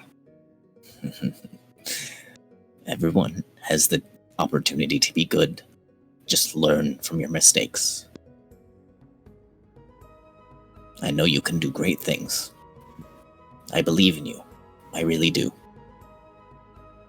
And then I'm gonna like hold his hands, and then I'm gonna like walk out with him. Alternate Puud is also following you just close behind, as he'll let you hold his hand at that point. He's got no reason to fight against you at this point. Nice.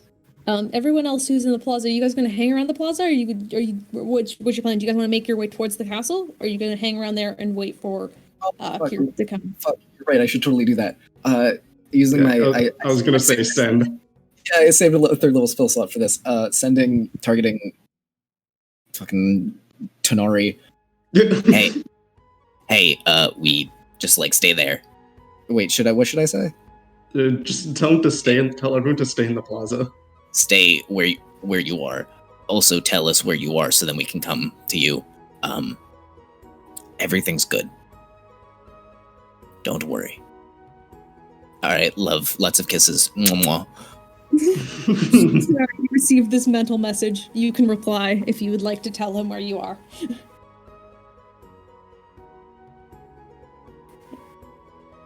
Stephen? Sorry, I keep forgetting that I'm muted. It's fine.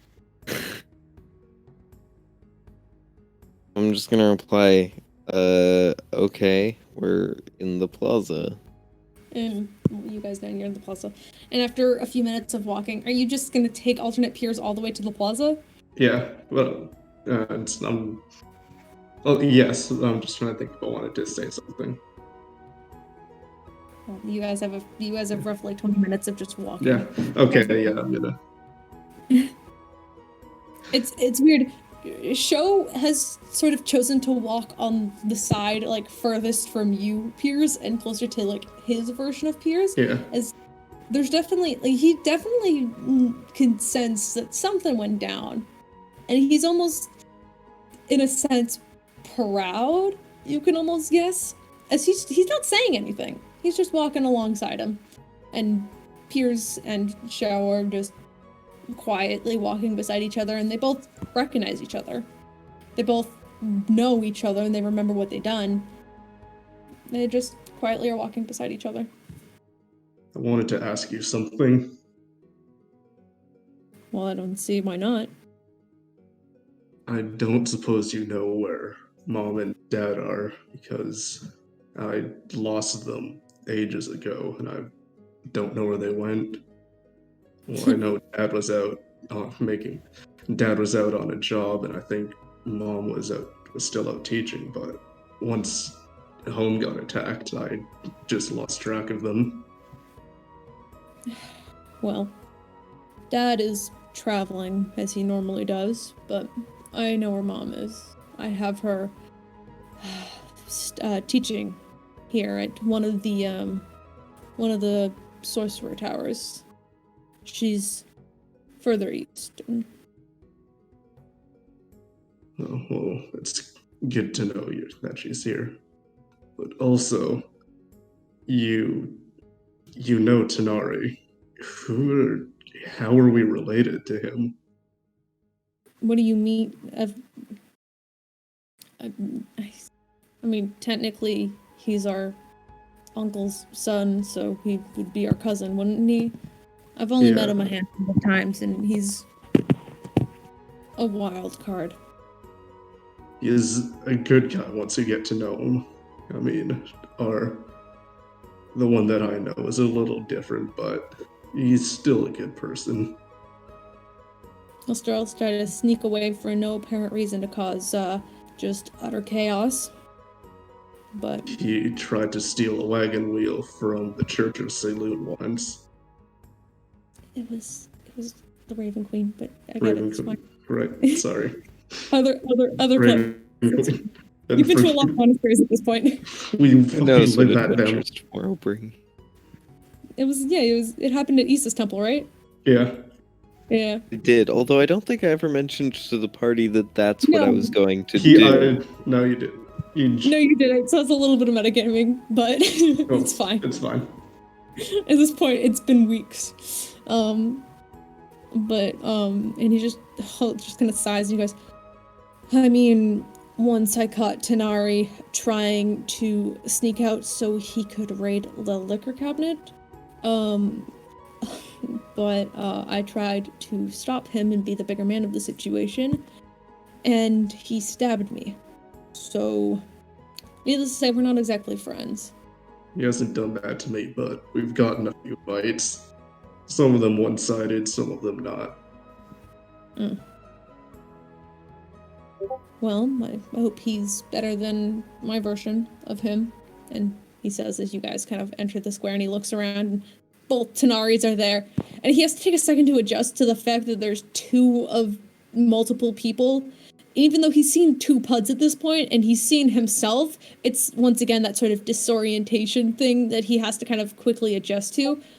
Meanwhile, everyone, you are face to face with the man who basically conquered your home islands.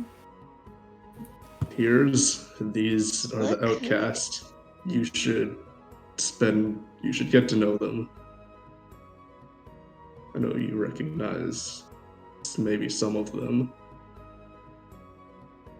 And you watch as like alternate Puud kind of reaches up and holds onto Peirs's hand. Puud, like normal Puud's on one hand, alternate Puud is on the other, and he kind of leans up and looks up at Peirs, and he goes, "Don't worry, these guys are good. I think you'll like them." And Peirs is just very anxious in the sense of these were the people he was just fighting against, and now he's being sort of pushed to have a conversation with them. So he's a little anxious, but he does sort of take a small step forward and just kind of give a nod to everybody as alternate Spark and Raven are very much on guard as they've never met him before. Tanar'ri's met him, but it's been a few years, I believe. And so everybody's on guard as he just kind of... Raven will pop out of the tank now because he's still. Yeah, that's easy enough. You probably could have done that while you guys were waiting because there was a good 15 minutes of just waiting time. Where the fuck did you get that? I stole it. Huh. No, I think it's ours now. Borrowed it. I borrowed it. Yes. Oh no, it's ours. You stole it. It's ours. Guys, we're not taking that back with us. What? Thank you. But- Normally I would call the guard on you, but in this case, I don't think that's appropriate. What guard? Spark. Oh. Sorry. Hilda. He's just embarrassed at this point as he has to look away from you guys. Sorry, Also- when Spark What? says what guard, I'm just gonna kick the one that I melted the chest plate into. It just rolls, the body just bonk. Okay, that's mean. What guards? The ones between my wheel tires? Took care of that for you. Sorry. Jesus, seems like you guys had a good time out here. Oh, I've been meaning to do something. So could you, so it's like over, right? Like it's done, like we're safe. Flag and all. He's not gonna kill Yeah. anyone. All right, cool. And then I'm gonna look at alternate Puud, and if he's okay with it, I'm gonna fucking do like that one World War II kiss thing. Yeah. You know what the fuck I'm What? talking about? No! If he's you okay with it. You have If he's no okay with it. rights. You have no rights. Sure. I guess he's okay with it if you're okay with it. This is I hate this. I hate this. Welcome to this dimension, motherfucker. I control everything. Spark literally out loud is like, ew, what? be okay with it too, I guess. Ew. Yeah, that happens. What? Stop it. Yeah, I think your alternate selves pull away from Yeah. that point, except for the one involved. And Peirs just takes a wide step away, closer to Show and away from Peirs, just like, okay. We did it. We did it though. We did it though. Why? You did do it. Alternate Puud says. That's my best friend voice right now. My voice is dying. Well, I'm more men. We've been playing for 5.5 hours. Alternate How Puud. are you guys feeling? I don't want to end on that note. Oh yeah, no, I got this. Hey, Let's alternate keep Puud. playing for a little bit longer. Do you have some clerics here? Like some good Like, clerics. I'm guessing Peirs. Like at least 5. Are you asking alternate Peirs? Alternate Puud. Or I'll ask both of them. Okay. Peirs kind of nods and he goes, "We actually, most of our clerics are from the Church of Saloon." That and Puud goes, "Oh yeah, everybody's just kind of at the church. You guys want to go hang out at my church?" Well, we actually have to get home. So once we get there, could you just like banishment all of us away? Yeah, And we've kind got of their own unfinished spells, business but at home. yes. I mean, We, you're Well, clerics. well, let's not jump to that. Just do either of you two. Do either of you two know some witch named Esmeralda? Oh, that's a good question. No. Of course not. I mean, we could just get home with That would banishment. be too easy. We Yeah, don't we need could to do walk. banishment, or we could figure out whatever that train thing is. You think the train's Yeah. gonna ride us home? That's not I gonna mean, ride it us home. was to get back to the whatever, to the. Hey, Spark, I love you so much. I mean to but- get back to where we were before, not home, but back to the other place. I know, but it's been so long, and I wanna go home. I know. Yeah, we should go home. All right, let's go to the Saloon Church. You guys walk together as this big double Outcasts group. As at this point, it's everybody. You have the full party times 2 at this point. And you guys are walking. Petra has tried to ask Peirs some questions just to make sure he was all right. And from what you could tell, Peirs' hellmouth is just apologetic mostly, and just he's trying his best to just not make a mess of this scene, though his like initial reaction is he just wants to basically try and like overcome everybody, though with Puud at his side, he's resisting. You can tell that this is a change that he's definitely going to have to take time to overcome, but he's trying. And I think that's all. And you guys managed to make to this large saloon temple. Most of the walls are this pearly white color with like these large dark blue drapes with the saloon crescent on them. A very expensive looking place. Obviously, this was purchased by Peirs for Puud, probably for like some political statement or something. But you guys all walk in there. It's a huge hall with a little room where there's like a little mess hall. There's obviously Puud's bedroom is like up on the second floor kind of thing. Huge temple. Not as big as Issa's, but still much larger than the saloon in Vihara. Nice place. Wow. Thanks. Technically we both own it because you're me. It's yours, but I will own one way better than this someday. And yes, that is a challenge. Oh, I can't wait to see it. Find that Esmeralda person, and then you could probably poof back to our dimension. I'll leave that to you. I'll keep it in mind. You're just But all of you do make it to the temple, where a free dinner will be provided by Puud. Puud and Puud fucking cooking this shit. Oh, Puud and Puud are totally cooking this shit together. Should I roll? Go for it. Roll with advantage, because you got yourself out. That's a natural 20.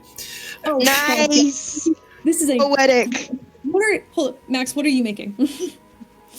I want to make... I'm gonna have the other Puud be like a sous chef, and I'm going to make a full fucking banquet feast, right? Like a hero's banquet.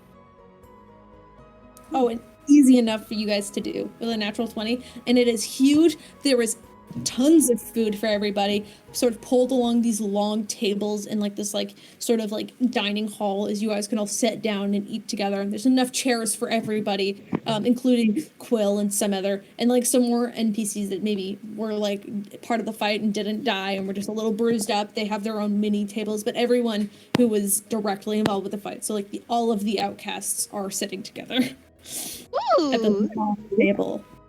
Alright. And you guys are just eating this hero's feast, practically. I think Raven will just like side eye the alternate Peirs. Just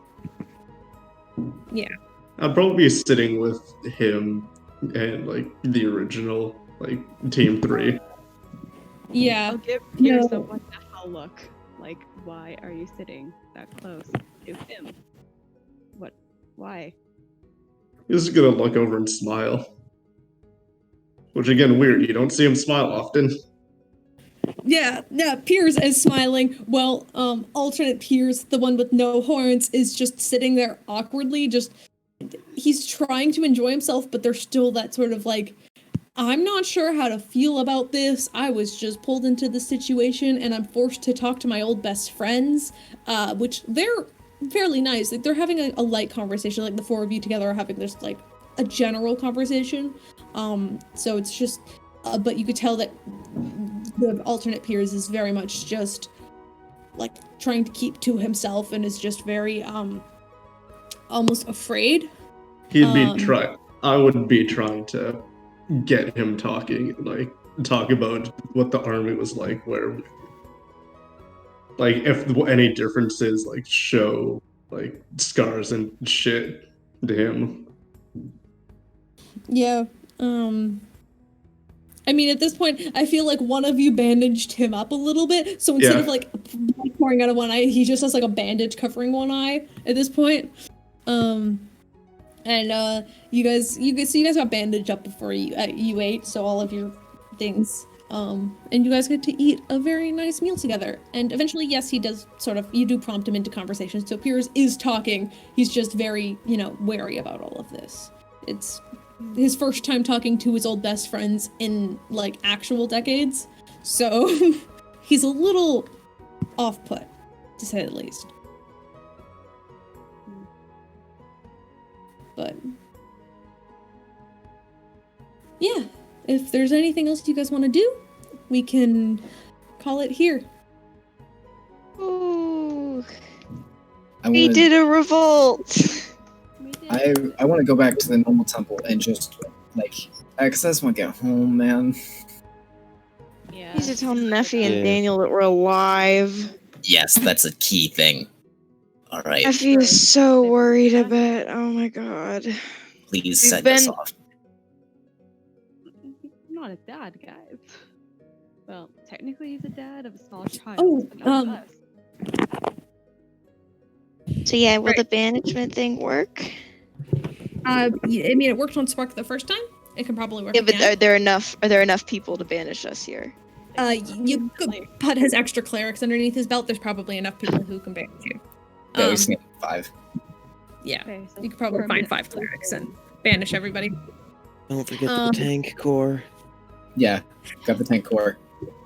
Make a. Could we I'm doing that. Can we ask him could if we we're, get the if we tank can core? take? Can I properly ask if we can take it and not fucking steal? And then put it. Pierce just kind of goes. Regardless, see, Sure. Nice. I don't see what you can do with it, but yes. Well, it's And for actually, scientific. if you for- ask him, he will actually get like a team to go and grab you, just like Yeah. a fresh one. No, a new- he is doing this properly. And How you guys are big is giving this him thing? a tank core. It's I'll 4 put by 4 feet. I'll put it in my bag of holding for the transport. That's fair. Yeah, when I get it, I'll Um, give it to whoever. Hey, do you want to roll a wisdom check for me? For the thing? Because we can do it tonight because I feel like everybody's going to head home. And we're going to start next game back at home. So you can roll Check down. or save.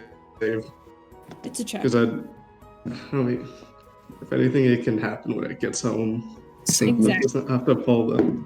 You just spend I- gold. It's a 19. Hey, Save. that's enough. Hold on, let me pull it up.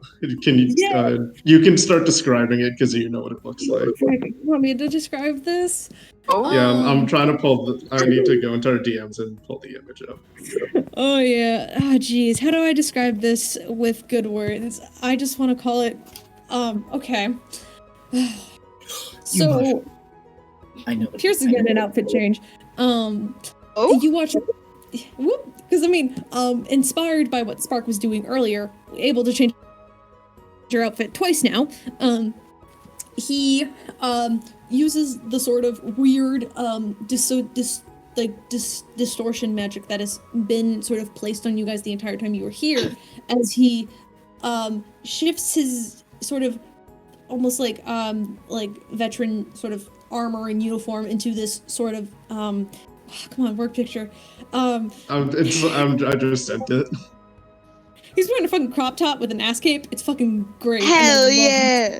That's Hell king shit. yeah! That's king shit. King Yeah, shit! so He's his definitely- he's still got the same bracers and stuff. Yeah, I'm assuming they're the same there's for the now. armor is a little more styled to look to be more attuned with Scylla, and his pants are just a bit baggier. He has, for lack of better terms, an ass cape, and then Ass cape.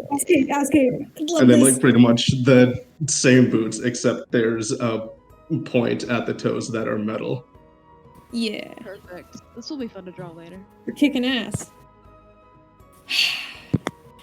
He shared this with me earlier, and I got really excited. I'm excited again. Yeah! I see why. Yeah. I was like, hell yeah. And yeah, his arm isn't bandaged, so he's showing off the other arm. Fuck yeah. Shirtless now. Accept those scars. Love who you are. Yeah. Love yourself. Accept yourself.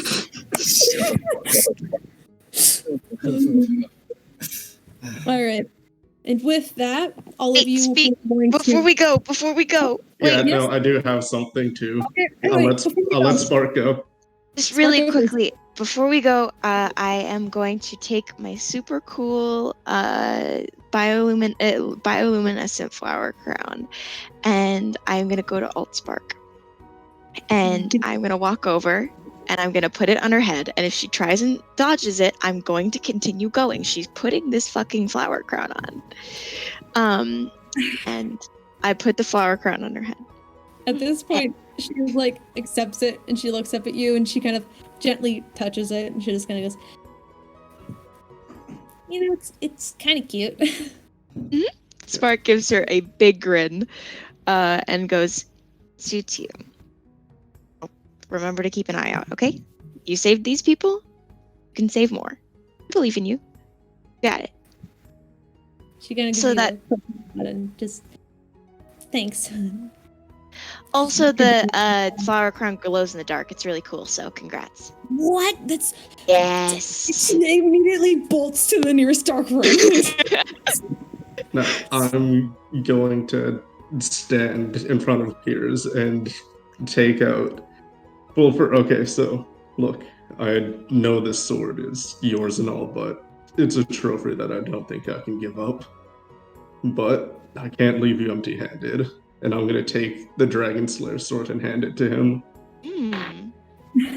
I know it's not as cool as Ironic. this, but maybe. But I know you can get as much use of it as I did.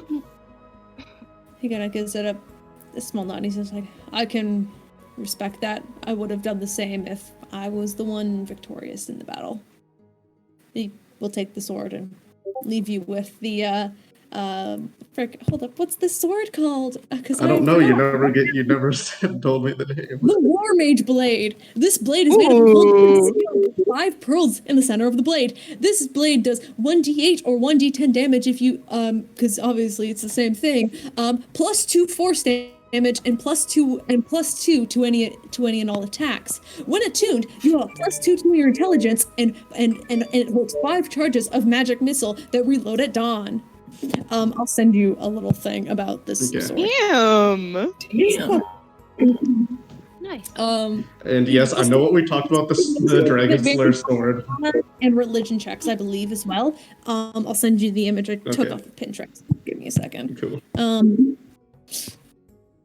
What did you send me? Oh, those are yesterday. Never mind. Oh, wait, that was today. Yeah, you're right. I'm sorry. I don't know how to read right now. And before he leaves, like, to the three of, like, Show, Petra, and Peirs, he, like, does the, like, puts his fist over his heart and does the soldier salute to them.